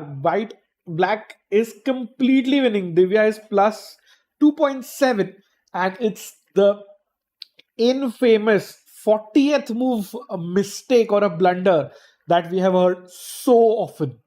And here, Divya quickly played Bishop d5, trying to reach the time control in a good position. But in fact, Queen to c6 was the only way with which she could get max advantage, because the idea is Bishop takes e4, she could take back with the pawn, and then once this pawn can move and give you a deadly check, then Rook h2 check, Queen getting into that open diagonal. That was crushing for Divya, but sadly she missed her opportunity. The chance is still not fully gone, I would say, because even after Bishop d5, Bishop c4, it's plus 1.5. And she's finally made a move, chat. What a time to go live. Great timing, and Rook d8 blunder. Oh my god. What a bad time to go live, producer G, because it feels Divya has lost all her advantage now. Oh god, what a bad timing here. But let's try and dig in more. Rook d8. What's the idea? Maybe you just capture. Rook captures and Bishop d2.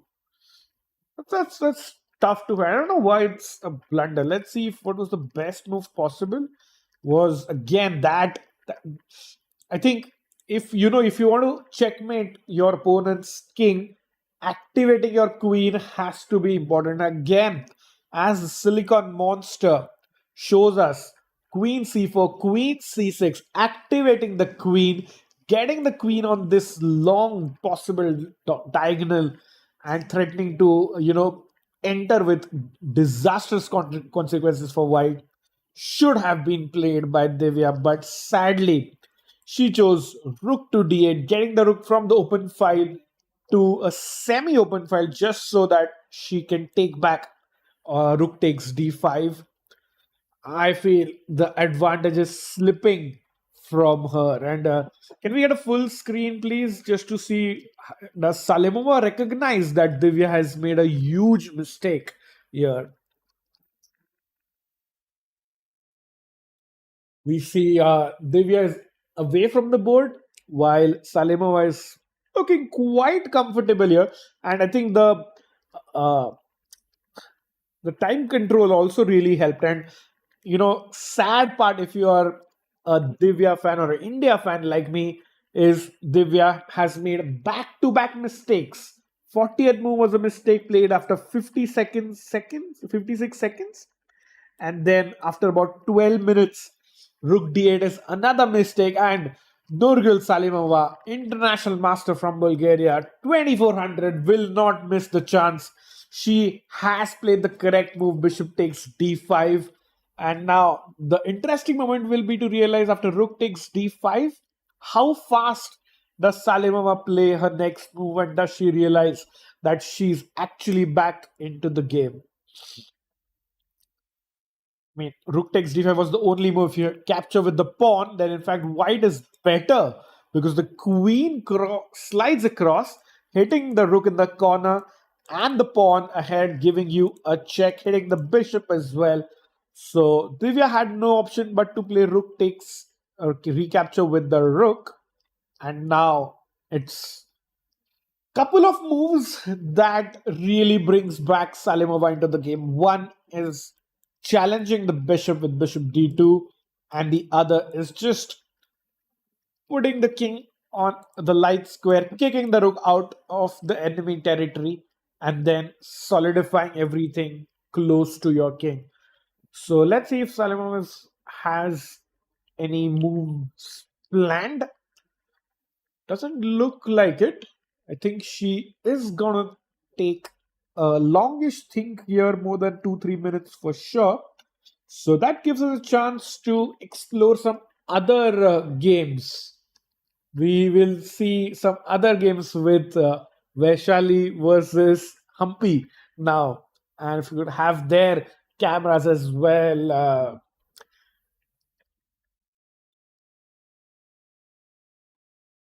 So, oh, you see how comfortable Humpy is looking now. It looks like White was putting some pressure, but I think we left the game somewhere around here where we saw the sneaky draw offer, indirect draw offer by Humpy, but the bishop d8, rook check. A pair of rooks were traded.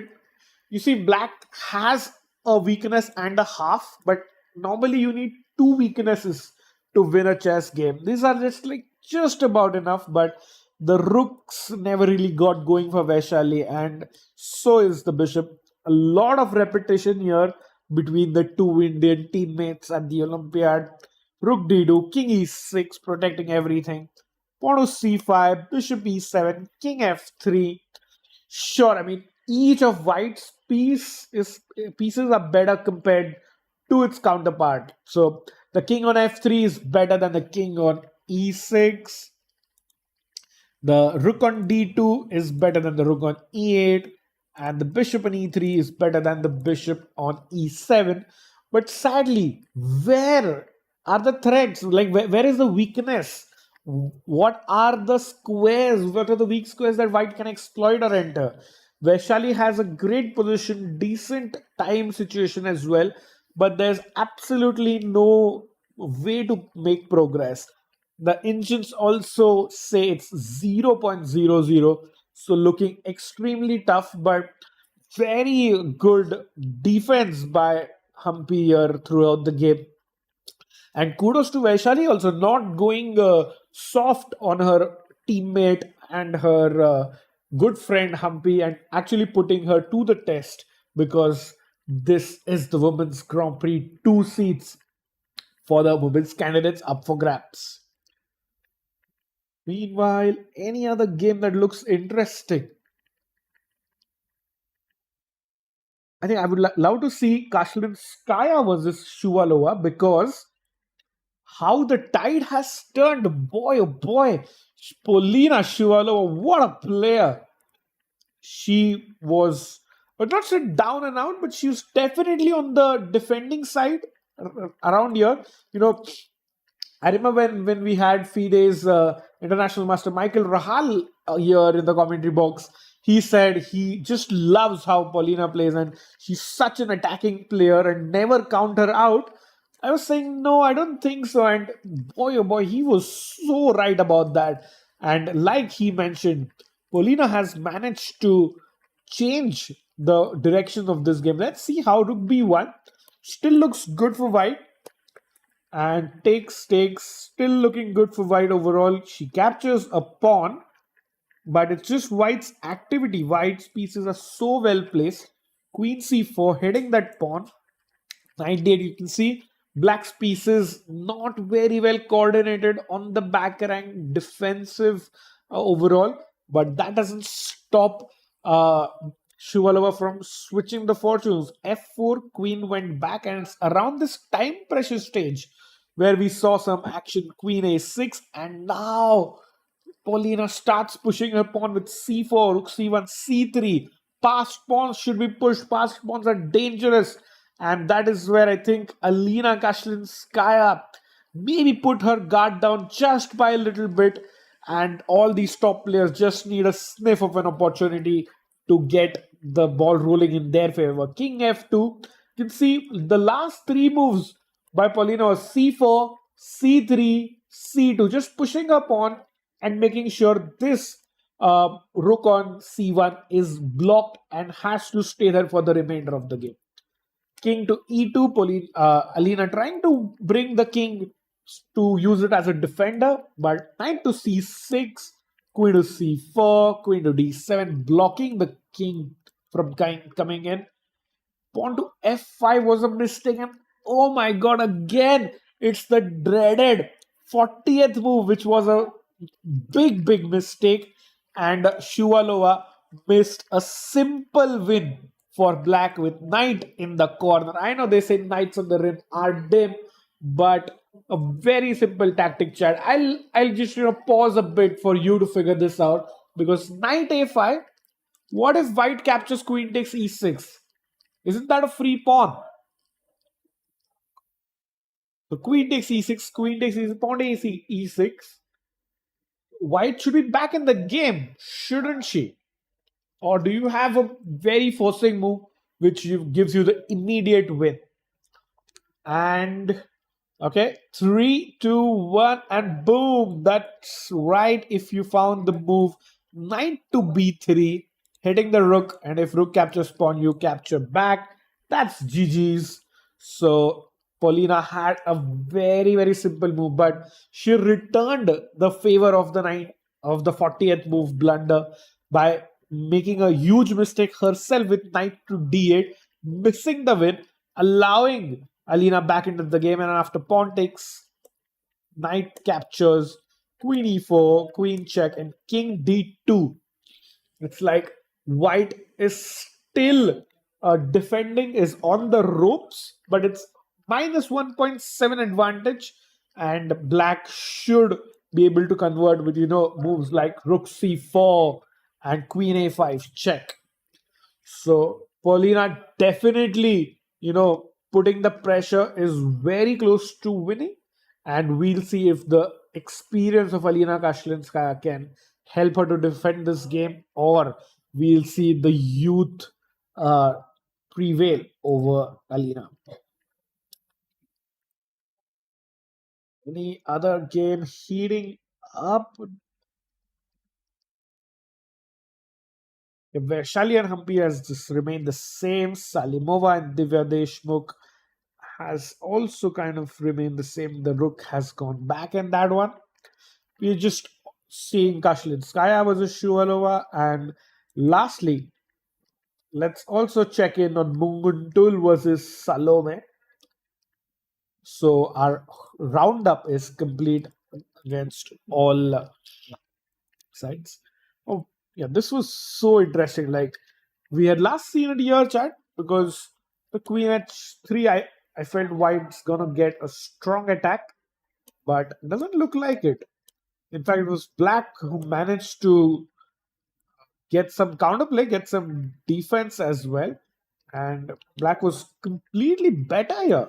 Pawn to f4, rook g8 coming in, but missed her chance. And after this, a few moves in, and we see bishop f5, white won a pawn, but will that be enough actually? Remember, they're still opposite color bishops, so it's white has 4 pawns against 3 of black, but the problem is these are opposite colored bishops, and endings with opposite colored bishops have a big tendency to end in draws. So I don't think Munguntuul's advantage is that decisive, but I feel if anyone's going to win in this position, it's going to be white. So I think she's going to play till the end like she should, but it's going to be easier for Salome to defend in this one versus uh, the earlier positions that she had.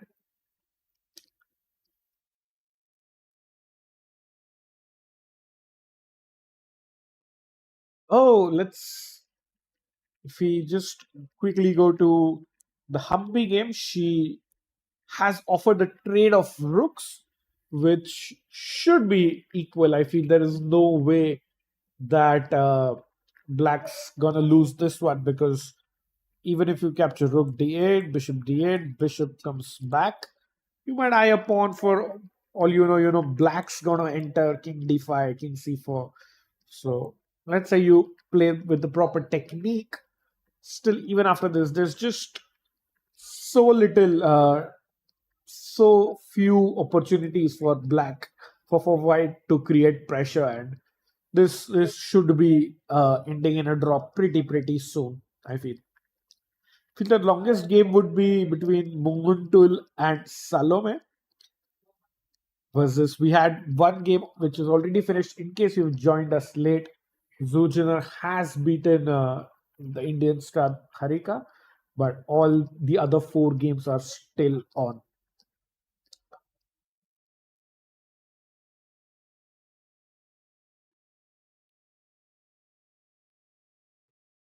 All the players received about 30 minutes as they reached the time control, and it's about an hour or so from the time they've got it. So in about 30 minutes, we'll see another big time pressure phase where we'll see a few results come in once again, and we always see players blundering more towards the last 4 or 5 games in time pressure.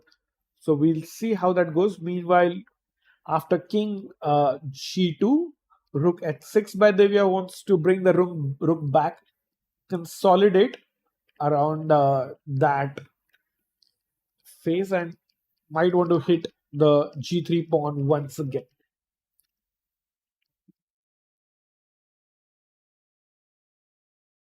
Salimova thinking she also, this was an amazing pick to be the clash of the round, and so far it has delivered. Let's see how this one ends, because plenty of interest around this one. In fact, incidentally, this was also the YouTube thumbnail that you see for our stream today was of this matchup itself. So that's interesting. Just checking if any other moves are coming in. I don't see much. No moves in on the other boards. Though, okay, an update is Humpy and Vaishali. Did they actually trade rooks? Yeah, they have. They have traded rooks. So this game should end in a draw, likely in the next few minutes. Because the only plan that I can imagine for White is to have this bishop transfer here, and let's make some random moves with bishop c7, bishop d2, bishop d8, bishop c3, and bishop c5. And you see, suddenly White, look at the bar go up. So White has some good chances if Black is not careful. And now you hit it with f4. So this is what Vaishali will try to do. But if you're a Humpy fan, let's see how you defend against it. Bishop d2 and bishop d8. Already it looks pretty bad for Black. So once even here, in fact, after king e4, the only way possible for Black to lose is if these two pawns are on the same diagonal. So you say, I agree, I have a bad bishop, but sometimes a completely bad bishop survives. So just play the move pawn to g5 here and say, okay, my bishop is not going to ever attack your pawns, but neither can your bishop attack my pawns. And then just keep the bishop on c7, and the game should end in a draw. So it's very important after king e4. G5 has to be played by Humpy in the next couple of moves. Otherwise, she might be in grave danger. See, both players looking confident. Can you go full screen, please? I just want to see if they are both chilling.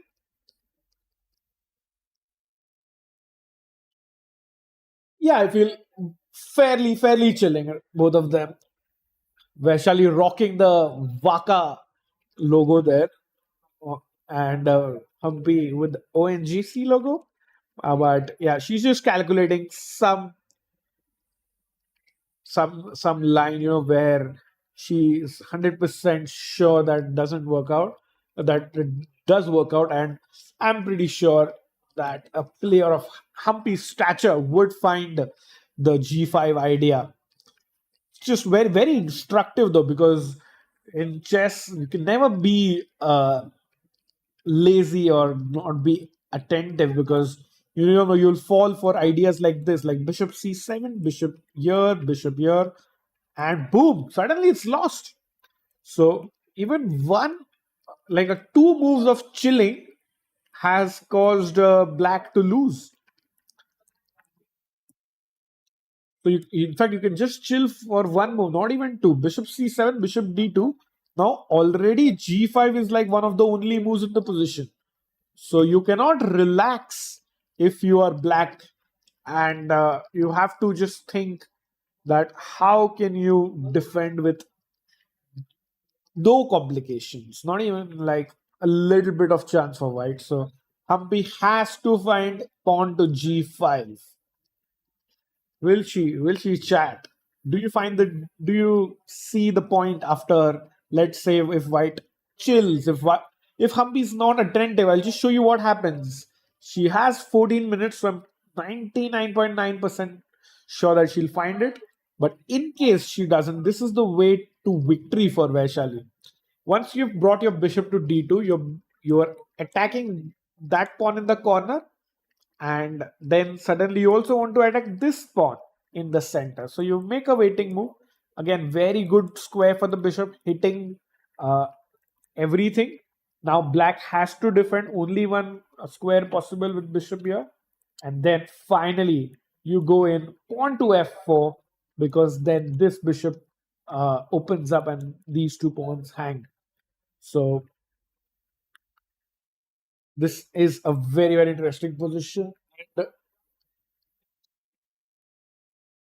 let's see. I'm pretty sure. I think Humpy will be able to find this g5 idea, but not looking that tough. And on that note, we have a very, very special guest in the studio here, and it's Grandmaster Abhijit Kunte. Welcome, Dada. How are you? I'm doing great. How are you, dude? The local star, the Grandmaster from Pune, Yes. now organizing a Grand Prix. Yeah, we are doing well. I think it's a very interesting tournament. We have this top 10 women players. And I still remember last year we did this match between Vidit and Swidler and Nigel and Raunak. Yeah. And that time Divya told me that we need to do something for women tournament also. And here we have next year.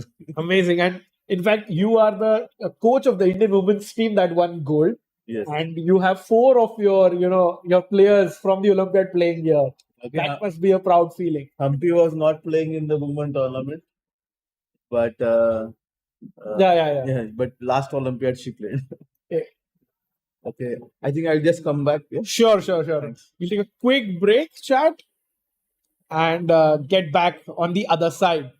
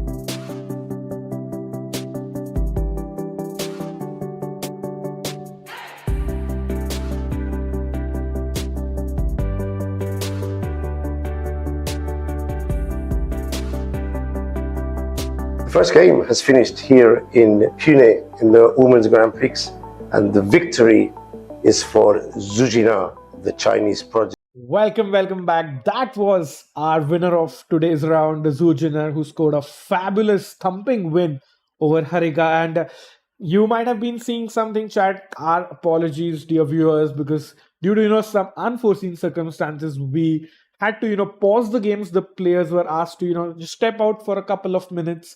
But good news is they are back. So just our quick apology to all that, and of course we'll get to know more about what happened later.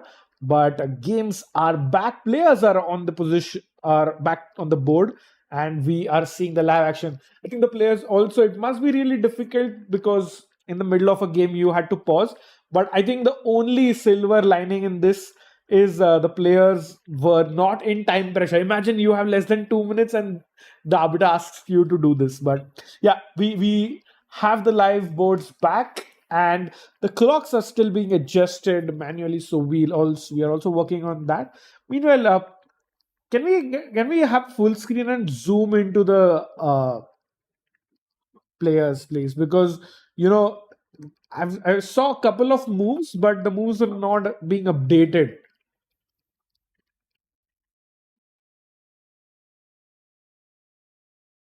So do we have a zoom in possible?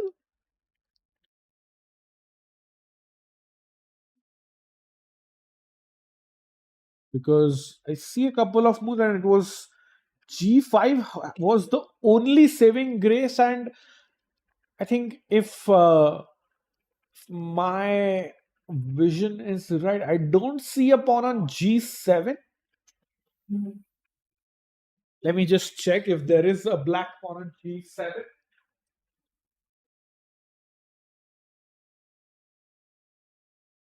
Yeah, looks like Humpy has moved.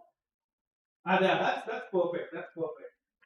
So thank you to our producers for this camera angle. Let's stick with this angle. As we can see, the bishops have been traded. It looks like the game should end in a draw. Vaishali has this pawn break on b4, and apart from this, no real threat. It was a bishop endgame, if you guys remember, but after that little pause, we couldn't get the relay quickly for the DGT boards. But games are live, the players are in action. We will get the exact PGMs very soon. Our team is working on it, but bishops have been traded, and it is Vaishali's move. As I can see, white should try the pawn break with pawn to b4, I think, and we can expect some action over there. I don't see the games being updated yet. DGTs are a little late coming through, chat. So once again, apologies for these technical difficulties we are facing. Typical day one, and I think games are live. Let's get into it. I can see the updated positions on the board. I'll quickly show you how we got there, chat. As you can see, king to e4. I was telling you about this pawn to g5 idea. You know what? One of the best Indian women players in history goes up a notch and plays the amazing bishop to g5. So it's not just I'm waiting and I'm going to defend for 2 more hours. Humpy plays the best move in the position to force. Now Vaishali's bishop has no square. Vaishali has to trade the pieces, has the bishops, and after that, it is just no way possible, and white can't progress on the king side, on the right side of the board. So she comes to the queen side, to the left side of the board, and try to get in a pawn break. And as you can see, a little bit of tickle. She knows b4 is not going to work. So king in front of king, a distant opposition, and Humpy has managed to save the game. And we should be seeing this game ending in a draw very soon. Producer Chief, we can go full screen because handshakes should be incoming in the next couple of minutes. A little bit of zoom in this one because we should get the last moments of this game. King to c3 by Vaishali. King comes back, a little bit of tickle, back and forth. And there you can see Vaishali is going to offer the draw, and draw it is. A good game, a good defense, good by Humpy, good pressure by Vaishali. But these teammates and good friends have ended the game in a draw. What a game, good fight overall, and a delight to the local fans and all of you online enjoying this spectacle of the two of the strongest women players from India.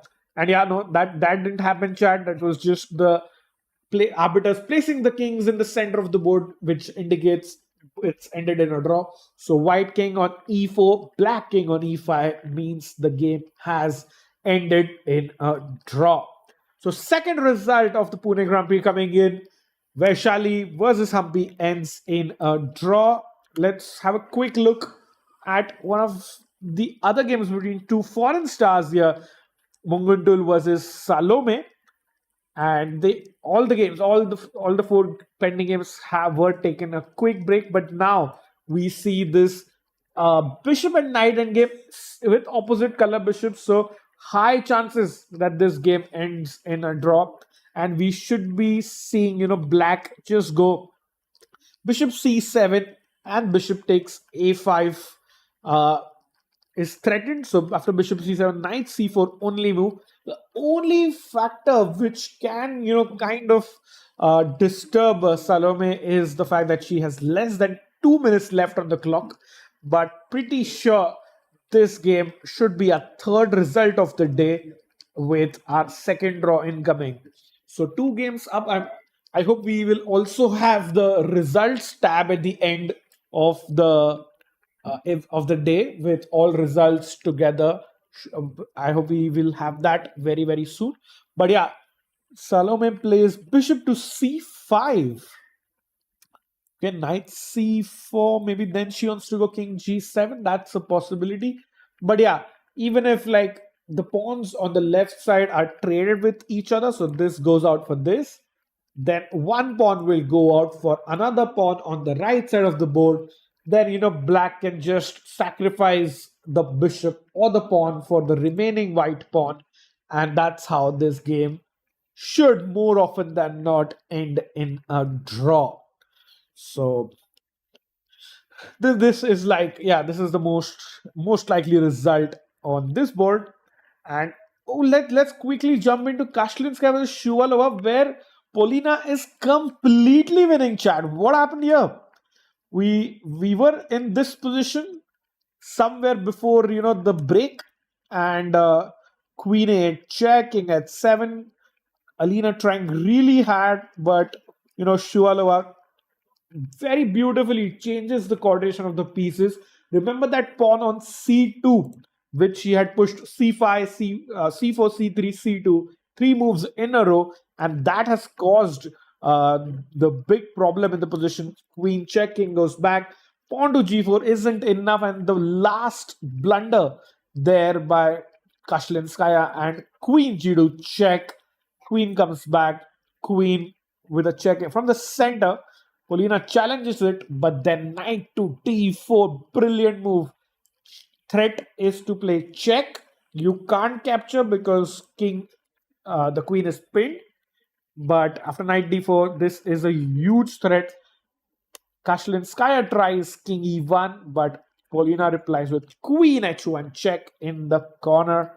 And this is just too strong. It's pretty much game over, because if you play something like this, I'm just going to get in closer and give you a checkmate. So that's not possible. Queen h1 check. Let's say if Kashlinskaya plays king to f2, then you go check. If king goes here, then another check. King goes here, then check, and checkmate. So that's also no good. And finally, I think if you have to go queen f1, then I feel only move. And then can I have something like queen e4? And that should be game over. Yeah. So if I go here with a pin, and let's say if you capture my bishop, I was thinking knight check, but yeah, Sure, this also is pretty simple, and you pick up the rook, then give a check and just promote, and it's game over. So Polina Shuvalova with the turnaround of the day. Kashlinskaya plays Queen F1. Can we go full screen? I'm predicting a result in this, a black win here, and you can also zoom in a little bit to show the strong queen on H1 there. And Shuvalova about to play because she knows she's completely winning here, and it's just a matter of when and not if that the game will finish. Two results already in, three results going. Queen takes F1 played by Shuvalova. Still pretty strong. And knight comes to B3. You could have the angle with the chessboard as well. The scene with the chessboard, and we can see white's rook is... Yeah, and also if you could have our chess.com board as well on the side, just to show it to our viewers that why it's so bad for white, because black is going to capture and then just it's going to have a rook for a bishop. It's just game over. 2 minutes and change left for Kashlinskaya.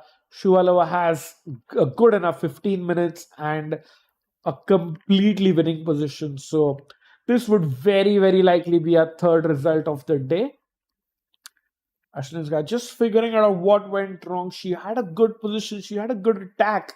It was finally her king which was targeted by Polina, and the C2 pawn.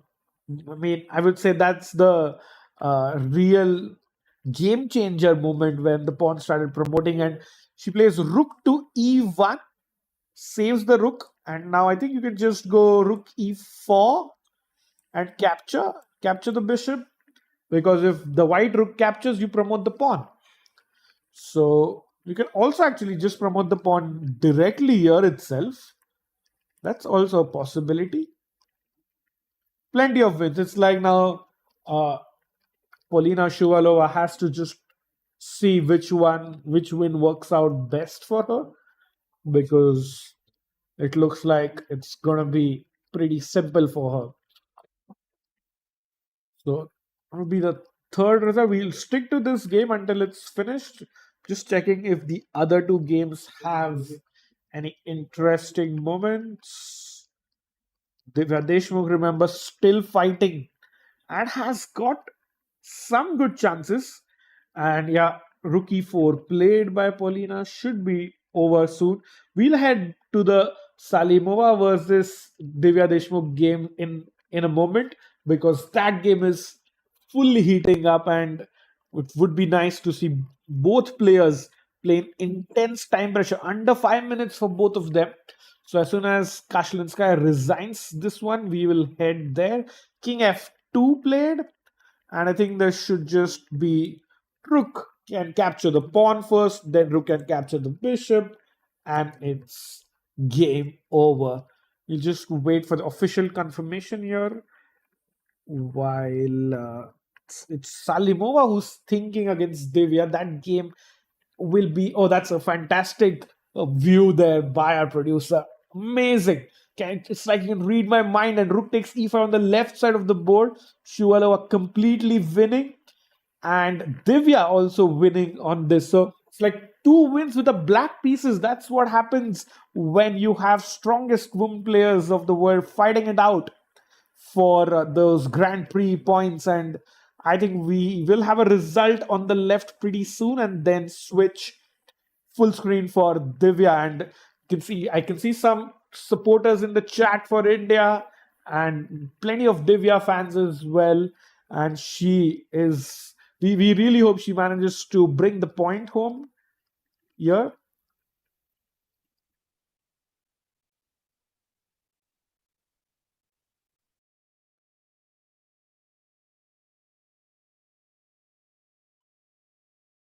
Remember, 3 games remaining, 2 have been completed, and the next 2 most interesting and crucial positions are on your screen, chat. Wonderful overlay of the FIDE Women's Grand Prix 24-25 with all our amazing sponsors down there. Will we see an Indian player win today? All hopes on Divya Deshmukh after Humpy and Humpy and Vaishali drew versus Harika lost. I see a move by Nurgul Salimova, and it was not a great move. So things are looking really good for Divya here on the right side of the board, and I think Kashlinskaya would just run out of time pretty soon. She has just 30 seconds left. 30 seconds isn't good enough. Let's have a full screen on Kashlinskaya's game, because I think she's about to resign and throw in the towel. Rook takes e5, played very nicely by Polina, ensuring good technique here, because now whatever you do, black can h4, yeah, doesn't matter. Black is going to capture the bishop.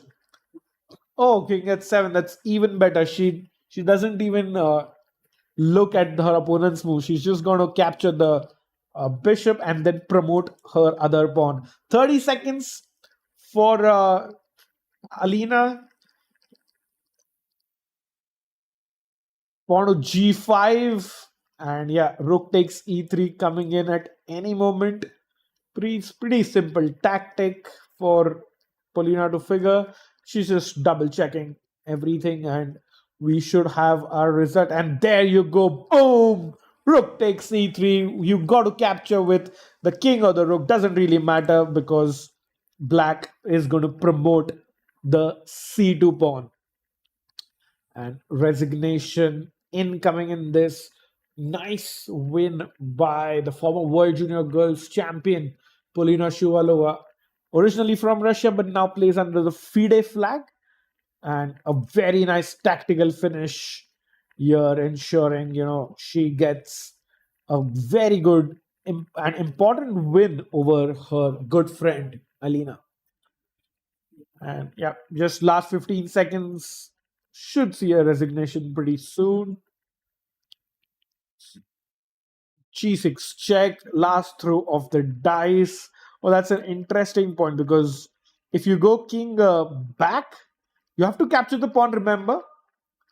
If you could show the chess.com board in this or in any other view, a nice important point is if you go back with the king, and there we have it. Result on the board, Polina beating Alina Kashlinskaya with a nice attacking win with the black pieces. And yeah, I was just showing you on the board a very crucial point of being alert till the end. Alina Kashlinskaya knows she's lost. She's almost a grandmaster. She knows when a position is good or bad. Flicks in a last pawn check, just hoping her opponent misses it. Because if you go back with your king, suddenly you capture the rook, and now there is no time to promote because you will be checkmated in the end. So very, very nice try, a last throw of the dice by Alina, but Shuvalova simply captures the piece and it's game over. On that note, let's quickly head into the other game between Nurgul Salimova and Divya Deshmukh. Very, very interesting position. And what a moment to get in, as we see Salimova has made a mistake. It is completely winning, chat. Let's go, Divya OP, if you are supporting her, because queen to c6 has been played. That's the best move, pinning the rook in a way, and now it's minus 3.5 for her. And it would be amazing to have her in the commentary box if we win. So it would be nice to check in with Divya and get her thoughts on the game. And let's see if there's any way for Salimova to defend, because this pin is nasty. Pawn to f3 check is coming in. The white's king is in a big pickle. The rook on e4 is misplaced. Under 1 minute for Nurgul Salimova. And Divya Deshmukh looks like she is going to enter day 2 with the joint lead alongside 2 more players. You're actually hoping for an Indian win here in the Indian Grand Prix, and it looks like Divya is about to bring that in, because there's no way for the rook and the queen, you can see on that diagonal, to actually sustain in a way, and Salimova trying to think if she can get some tactic or some calculation in, but just looks super strong for black. And if as white you don't do anything, even this pawn check is going to be very crucial. Let's see, 7 seconds. She takes G takes F4, and now plenty of moves win. There are 4 to 5 moves that don't throw away Divya's advantage, but the simplest is just rook captures the pawn, get the rook out of the way, sacrifice, temporary rook sacrifice, and if doesn't matter however white captures, then we give in a check, capture the opponent rook and get it in, because the rook and the queen are super strong and it's going to get pretty difficult. Divya is still having a think. Let's see what she does. 3.5 minutes for a good enough thing. In fact, Salimova played the last move with only 4 seconds on the clock. And rook takes c5 on the board. Let's go. Divya Deshmukh coming up with the goods. And now you pretty much, I think, have to take the rook. There's no way that you don't take the rook. This like queen e3 or d5, some moves possible, but Salimova down to her last 10 seconds. What does she do?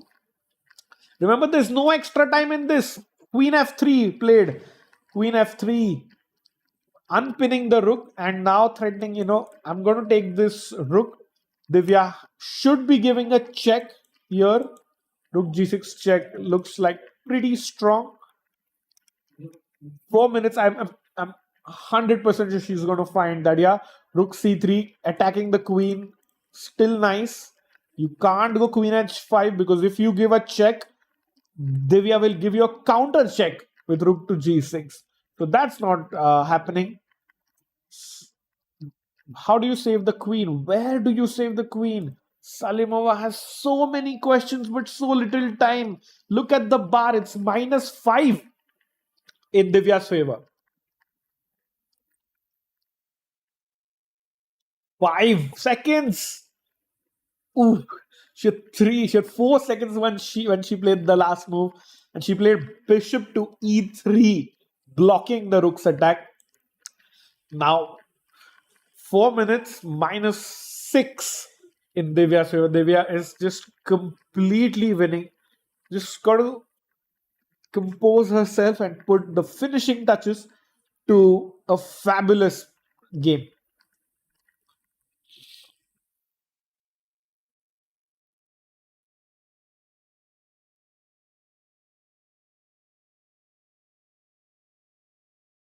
I think a very, very good line would be just like rook g6 check, king. Let's stick with the game. And she played queen to d5. That's even better, I think. Just continuing the zugzwang and just keeping the pressure on white. There's just no good way for white to untangle the position. Again, and the problem is just 15 seconds. All of your pieces are pinned. The rook is pinned. The queen is, just kind of saving herself. The bishop is pinned to the rook. And she plays something rook e5. Okay, now this is a very, very... I think even I can win this position now with black. So just rook g6 check. And it's going to be pretty much game over. And Divya does it. Win incoming now. Now the white king can't run anywhere because the queen is unprotected. That is why I was saying the queen is pinned. And rook to g5 played. And now rook into e3 is curtains. There we go. Rook into e3. I think this is resignable now. Remember, the queen was again pinned. You cannot capture this rook. If you capture the queen, I just capture it back. And now black is a full rook up. The game is pretty much over. I think Salimova would be resigning the game. Very well played by Nurgul as well in this. What a fight this was. But there we go. Divya Deshmukh winning the first round in one of the most complicated games of day one. And I think this was a very, very well played game from both sides, both players showing that fighting spirit. And definitely, this is my pick for game of the day in this one. Well played, Divya. What a win with the black pieces against a strong player and getting off to a dream start there in round one. And we hope to have her in the studio if possible. And let's jump into the last game that's still going on. What fighters these players are. This is between Munguntuul and Salome Melia, where there's just a couple of pawns remaining, but black has just 43 seconds. So just I think this is about to finish this game, but we will just check in on the players how they are doing, because about 60 odd moves completed. Yeah, this is move number 58.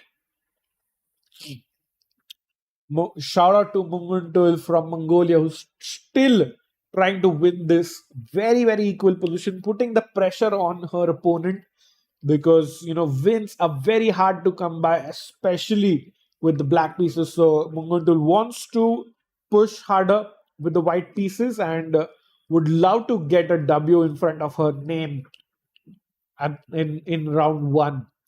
And Salome, just look at the clock, just 43 seconds there for her, and it's gonna be tough to defend in this. But you just got to capture one pawn and exchange the other pawn, and then it's a draw. Doesn't matter even if black sacrifices a bishop or a knight, but if both white pawns are gone and one of black's minor pieces are gone, that is enough to win the game. Enough to draw the game. And Munguntuul plays bishop to d7. 40 seconds for Melia Salome. 30 seconds. There you go. King bishop f6. She's playing the perfect moves.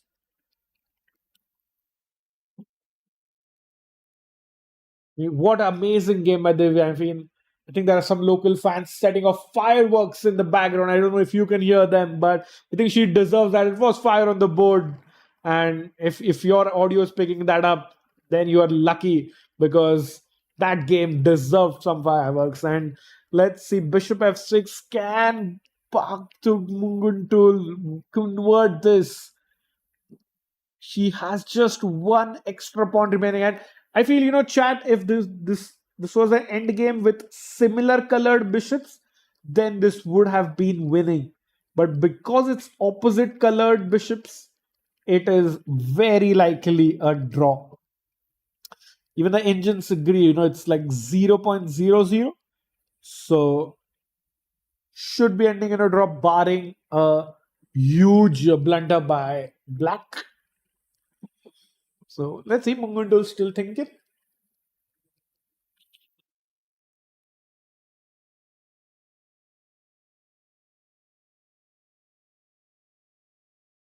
Six and a half minutes there.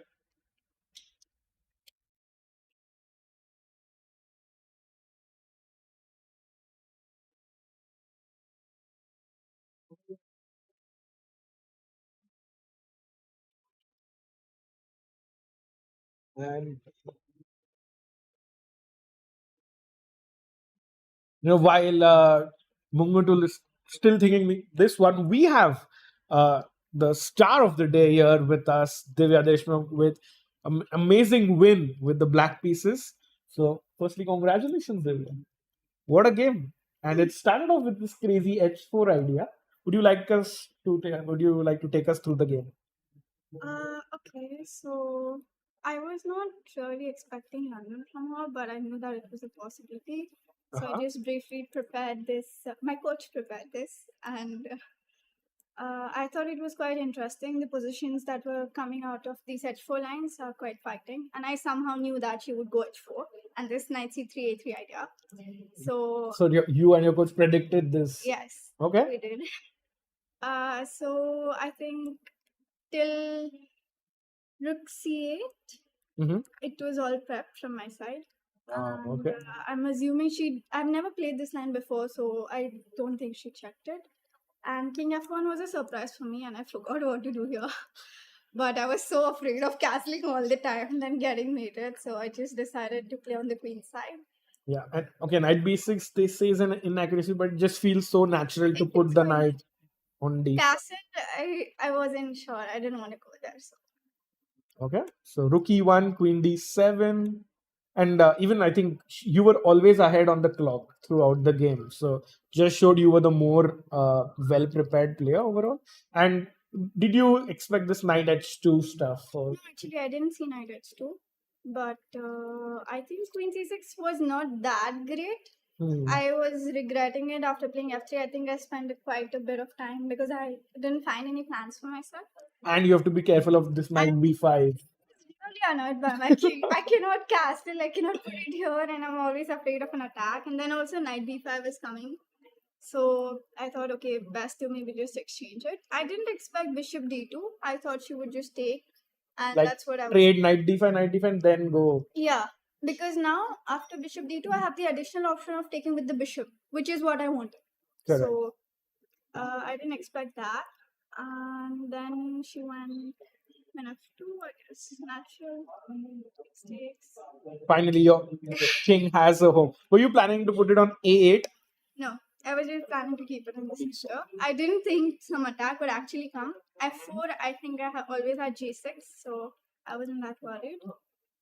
But after queen d2, it started getting more and more complicated. And I think And for some reason, my brain just missed that she can move the bishop and she doesn't have to move the pawn. So I wanted to put g5 and then put the knight on f4 or something, or even rook g8, g4. But okay, I won g6. I underestimated all this bishop even attack. yeah, I think this bishop a1 c4 is very fast for black. c4, I didn't like my position here. I was pretty sure. Also because at this point, I was checking, no, after c4, I was checking d5. I was calculating between should I take and then d5 or then directly d5. Okay. Because my problem was that she goes some f4 and then her knight sits on c5, queen c7, f. Here, I guess she has a lot more options. And I also didn't like this whole bishop a5. yeah, and it was open, so I didn't go there eventually. But at this point, I was annoyed with myself because not a great position, and I even equalized on time. Yeah. Yeah. So that. And in fact, this is the only time when the computer liked her position a little bit. Me too. Okay, but you went d5, c5, queen c7. my problem is f4, but computer doesn't like it. I didn't see anything for f4. Knight g. Rook g8, knight f3. Okay, then is this king idea to put it in the corner? Yeah, it was my problem, but I thought that it's too slow. The knight sits on e5, she can go a4 and then play, slowly. And also, I have no attack then. Yeah. But thankfully, she didn't go f4 ever. So, c3. yeah, rook g8. What did you think about this position? Equal. Not. But even like from the start of the game, I felt this game either somebody will win. As Because well. both player styles are like that, and it was a best. Especially if this position comes, somebody has to win. Exactly, and I don't know, like even the FIDE team or our team, we somehow had your photos as the game of the day, like the thumbnail before the round started. So You predicted it. yeah, but okay, let's see how you managed to turn. When did you feel was the turning point in the game? Okay, I think rook h4 is just a blunder. I don't know why she did that. It's too slow, also, I think. But it's just a blunder. Like you're just giving an exchange. I'm pretty sure she didn't miss knight e. I also don't think she missed it, but I don't know what her point was. I maybe she thought that exchange is enough, but I didn't like it at all. Indian doesn't. Wow. Even after the exchange, she was still in the game till a point. That's actually a relief to know because I was cursing myself that I had a winning position completely and I messed it up. You made the famous 40th move mistake. You Let's just check. So knight e4 takes. Still not now. It's completely winning. F5 you What played. was your mistake? She should take bishop takes e4. Yeah, but that's too hard. Yeah. It's always white has to keep defending g2, and so I think now you played well, and for the next 5 moves, okay, putting the pressure on g2. This is around the time that I started losing it because the sound. Yeah, Yeah. of course. It's like annoying, especially in time pressure. I mean, you can't think. You just can't think. And your clock is ticking down, tick, tick, tick, tick, tick. And I was trying to find some Tactic calculation. some tactic and some concrete And if blow. that doesn't work, you get a little more frustrated from Exactly. exist surroundings. Check here, great. I think you missed some queen c6. Just gone bishop f6. I wanted to, but for some reason I just wanted to show off a little bit. Yeah, this was really cute, but I think you would have been here half an hour earlier Yeah. if you had just played bishop f6. So rook h4 is nice, and now is the mistake. No, rook Rook h1, ठीक है, king f2. Bishop d5, yeah. Yeah, just queen c6 and Okay, but I had like 20 seconds. I just Yeah, thought, let's be safe. and I realized still winning. that after she played bishop c4, because I wanted to go bishop e4 back, She and I was reprieved. about to play it, and she had bishop e6. Oh yeah. It's good you got time here, so that's nice. But I think you made a mistake on the next move as well. Yeah, maybe because of that this bishop e4, bishop e6. I couldn't find So the you- reason actually. When I initially played bishop d5, I wanted to just play queen c6, queen d5. Mhm. But then I saw rook e5, d5, and it seemed unnecessarily complicated. Okay, this is tough. d5, does it work? Okay, I didn't see bishop. I This thought that. could have been played like 5 moves earlier. Bishop f6. Yeah. Okay, yeah, that's tough. And I think even in the end, you got in. When you were almost winning, queen c6 again helped. So this queen had to be on this diagonal. I was really maybe. worried about it. I thought b4, b5, and I'm done. I think I did not like my position. Yeah, now it's even the engine is like just +2, I 0 I point. thought it's so easy to play for her because you kick my rook out and then you push Yeah. the pawn, you just keep everything. Like in blitz, you want to maybe be wide Yeah. in this position. Yeah. But okay, f4 is again nice, and now see it's like little bit better for her. But knight h2 really helped, and Yeah, knight h2. I'm surprised because this is the moment we paused. okay, when you all got up from Yeah, your paused. I played f4 and immediately we paused. So she had like 5-10 minutes to think before she played. extra from her Extra, club. yeah. And then she spent another 5 minutes and played knight h2. I was really surprised. Yeah, and I think this is where the tide Yeah. turned again, and after this, now I think you didn't allow any slip ups. So bishop f6, knight g4. Now it's very smooth. Yeah, And after this it worked. I think you had to play bishop f6 and queen c6. You did that like 5-10 moves later, but finally got it in, and yeah, rook c5 is just amazing. Yeah, very clean finish in the end. So your thoughts about the game overall? Happy with the win? Not really. I'm stuck. Today was like, I don't know any result that would have come today. I was just too tired with these surroundings. Mm. It's not. But I think your opening prep worked out, so kudos to you and your coach for that. Yes. And always nice to start the event with a win. Yes. I think it will be easier to deal with it like in 1-2 hours when I'm not overwhelmed with everything. You had some dinner, and then Yeah. Then I will be happy with the win. sure. Thank you so much for your time, and all the best for the next round. Thank you. Guys, that was the star of the day, Divya Deshmukh winning with the black pieces, and we have still one more game remaining. That is between Munguntuul and Salome. That game should be finishing any moment soon. But yeah, very happy to share that we have about 3 decisive games so far, 1 draw between Humpy and Vaishali, and this is the last game that's going on.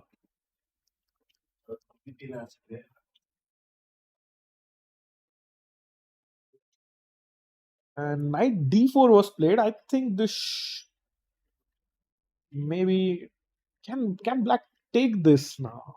No, bishop d4, knight d4. Then the a6 pawn will be lost. So Salome should not play bishop into d4. And she goes king g7, the best move in the position. Knight f5 check quickly played.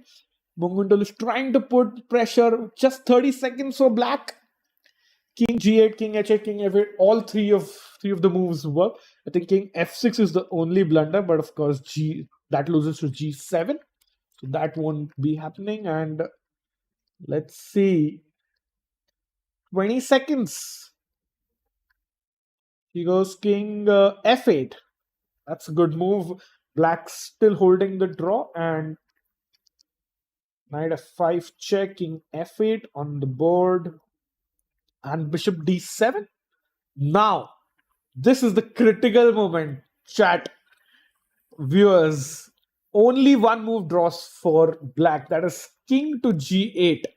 Because the knight on b4 is kind of offside, doesn't have really any square to go to.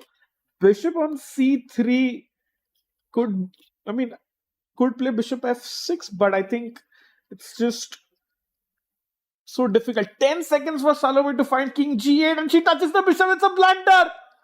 Bishop f6. You see the bar going up, and now g7. This is what Munguntuul was playing on for 4.5 hours down, 70 moves in, and finally the lowest seed of the tournament makes a blunder under immense time pressure. Now the winning idea for white is to push the pawn to g7. Black has to take the pawn. If you go king on the side, there's bishop e6 check.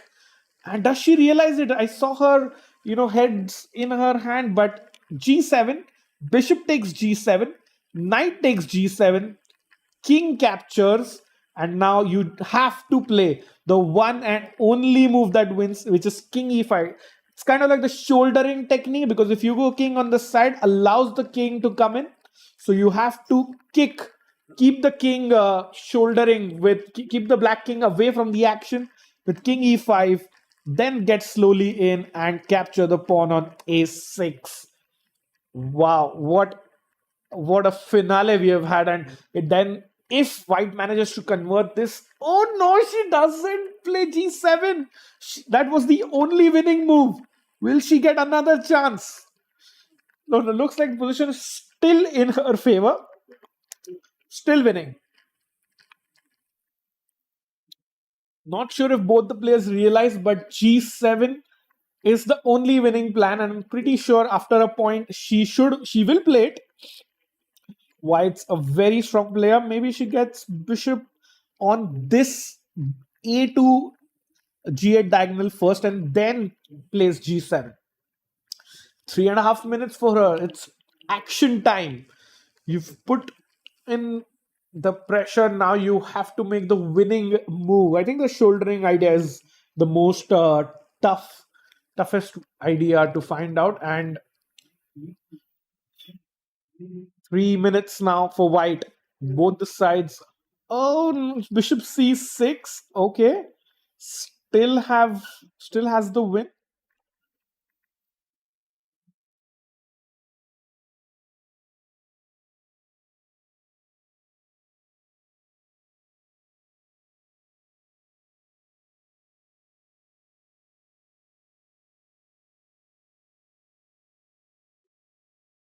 $20 for black. She spot. Does she know that she's lost? Knight b4 looks like a perfectly normal move. 10 seconds for Salome, and she plays knight b4. I think she has played knight b4, and now bishop a4 or bishop d7 once again is the best move in the position. She plays bishop d7, rather bishop b7. What?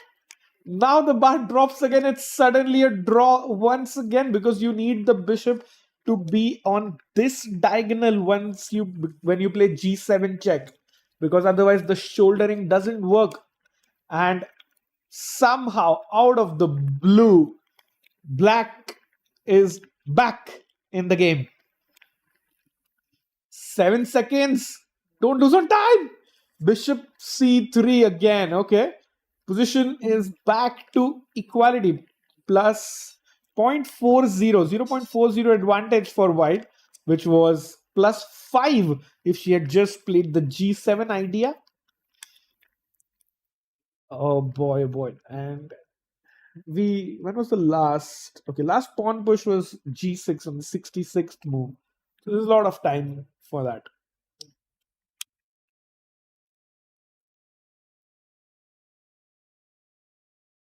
What does Munguntuul do here? Because she was completely winning. Maybe she didn't even realize it, but missed a huge winner. Brings the king back. No, that's not the way. That's not going to get her anyway. Because yeah, black can keep chilling with the bishop. There's absolutely no entry to the white king. And how do you win? How do you win? You have to go g7 at some point. Love to see the fighting spirit here, but I don't expect a draw offer from either side. But black is fully focused now, has 1 minute. White's time is in fact coming down, and just 3 minutes 15 seconds there.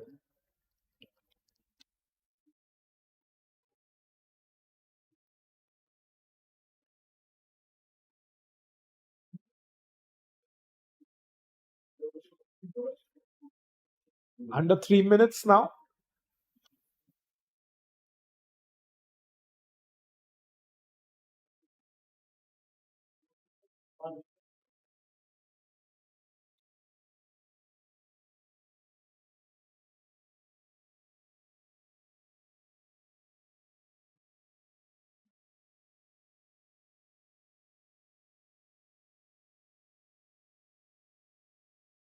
Two and a half minutes. Can she find the winning plan? Remember, the only winning plan that white has to get the bishop on this square or any square on this diagonal and then play pawn to g7. Oh, Munguntuul completely going off in the wrong direction with king d2, I think. Yeah, you need the king to be on e5 after the trades, not on d2 or c3. It's looking like more like a draw than any other result. Maybe, now Munguntuul will just push in g7 and then try to trap this black knight. 30 seconds for Salome. Salome cannot relax. She has to be focused to find the exact defensive idea. Bishop to e5. Now I think Munguntuul will play g7. White has to try something. Otherwise, it's simply a draw. G7 check. Is that possible now? Let's have a quick look. G7, bishop G7, knight G7, king G7, and king C3 is winning for white. So G7 check, king G8 is the draw. Does Munguntuul try G7 now? 40 seconds for Salome to figure out.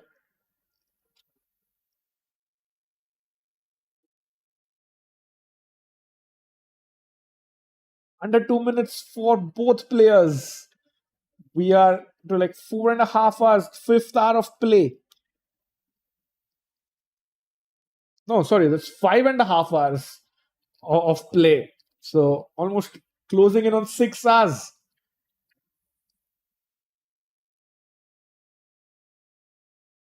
I think you have to play G7. Give it a try. Come on, let's go. She's calculating. You can see her fully focused. Can the slight chance of a mistake by black and you win the game. She goes G7. Remember, black has to play king g8. You cannot play bishop takes g7. I know it's a mistake by the computer because you lose all your winning chances if black plays king g8. Salome has 30 seconds to figure it out.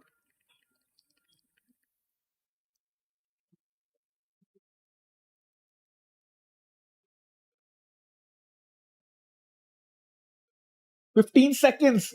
King g8 or king f7. In fact, king f7 also a draw. She moves a king g8. What a defense. And now, because white does not have this check with the bishop, otherwise this would have been winning. And she goes bishop c8. She wants to give a check. So let's say a null move by black. And it's bishop check and a new queen with a mate. But bishop c8, bishop into g7, now taken by Salome at the exact moment. I can see that move on the board, not yet on the compute.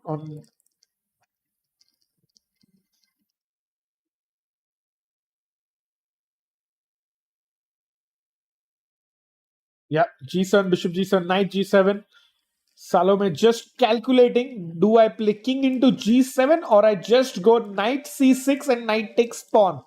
Remember, king into g7 is a huge blunder. Will throw the draw away. Black has to play knight c6 and capture the pawn on a5. Knight c6 is a draw. King move, any king move is a loss for black. She's thinking, oh no, she captures the knight. No! And bishop b7, white is winning again. What a game, roller coaster game. And bishop b7, Munguntuul is winning again. Oh my god. 5.5 hours in, and the blunder comes in on the 78th move. King f6, king c3. This pony is a goner because it will be trapped in the corner. If you just move it in the corner, I go up, bishop takes pawn, bishop moves, and my pawn will queen. Oh my god, she was so close to a draw. So close. In fact, white can win a move here. Play king b2. Knight goes back and then play king b3. Oh no, it's very tricky. You can just maybe continue with king c4 here probably, and then she plays king c4. And very very important point to note is this a5 pawn will queen on a8, which is the correct colored pawn for the bishop. Otherwise, if it was a wrong colored pawn, then the king reaching b8 would be a draw. So Munguntuul had that going in her favor. Now, any move that she plays, just bishop takes a6, bishop b7, a6, a7, a8, because this pony is out of play.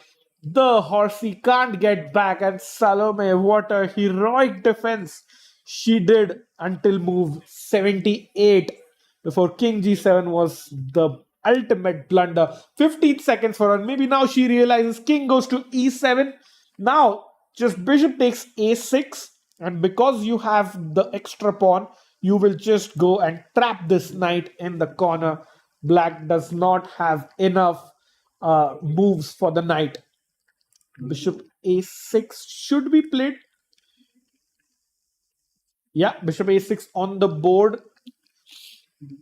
Let's see what Salome does. She has 35 seconds. Hand is hovering over the king. King to d6. Looks so close to a draw, but in fact, this knight is just caught offside into enemy territory. The knight, if it had been anywhere on the fourth rank and just behind that, it's a draw. But this has just come so far into enemy lines that it will be now captured by the white pieces. Just there are moves like bishop b5 and just go after the knight, and there is no way for black to defend against that. Munguntuul trying to apply the finishing touches to a very very resourceful attacking game.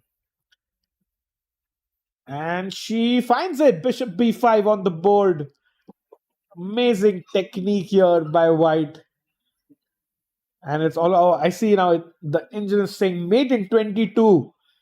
But I feel even if black loses the knight, black is going to throw in the towel and it's going to be game over.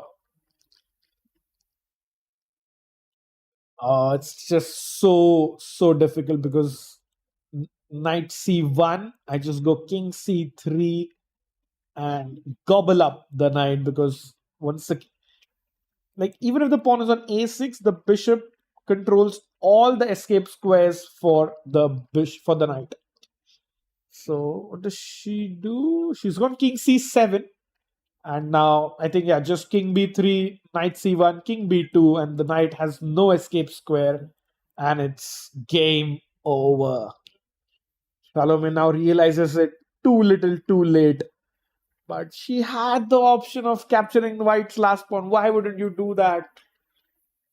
Now 35 seconds. Yeah, so if you just go back to the 78th move where she had an option, so g7 takes, knight takes, now black just had to go knight c6 and play knight a5. She missed that, and Munguntuul has converted a very Carlsen-esque win. What out of stone, just putting the pressure and Salome cracking under time pressure. 10 seconds, knight c1 played, and king b2. The bishop is controlling all escape squares for the knight, and it's resignable. And again, like I said, very important that the a5 pawn queens on a light square. Otherwise, if this bishop is a dark squared bishop, the game is a draw. It just comes down to these fine details that we have a winner. Otherwise, the game would have ended in a draw. 10 seconds, resignation expected on this move. 5 seconds. And there you go. What a win. What an amazing win. And I think they're discussing that only, that knight c6 would have ended the game in a draw. Fabulous win by Munguntuul. What a win. What a first day this has been. 5.5 hours in, and we'll just go through all the results overall. And we have 4 wins now. Suddenly, so chat, there's 4 wins, 1 draw out of the 5 games. So you see very, very high fighting games, and I can just share all the results quickly with you, and that will be, so we had our first result in Zhu Jiner beating Dronavali Harika in first result of the tournament. Second up, there was a nice fighting draw where Vaishali was trying to put in a fight, but had good defense by Humpy. And after that, we saw a nice win by Polina Shuvalova against Alina Kashlinskaya, who was, Alina was pressing, but Polina showed great resourcefulness. And then the game of the day was between Divya Deshmukh winning with the black pieces against Nurgul Salimova in the London defense. Divya played a great game with black, and definitely our game of the day there. And lastly, when we all thought after 85 moves, so many hours in, the game might end in a draw, it was so close. Salome was putting up such a nice defense. As you can see on the screen, players are still discussing that. That's what makes them chess professionals. You see the knight on a5. If we can zoom in and show that is the exact position that we were telling the only way to draw. And that is what she missed. And look at Salome, such a nice fighting spirit and such nice sportsmanship. She's, even after a tough loss, she's still analyzing with her opponent with a smile on her face, and that shows she's such a nice champion. And with that, we will get into a short break and come back with the summary of the day.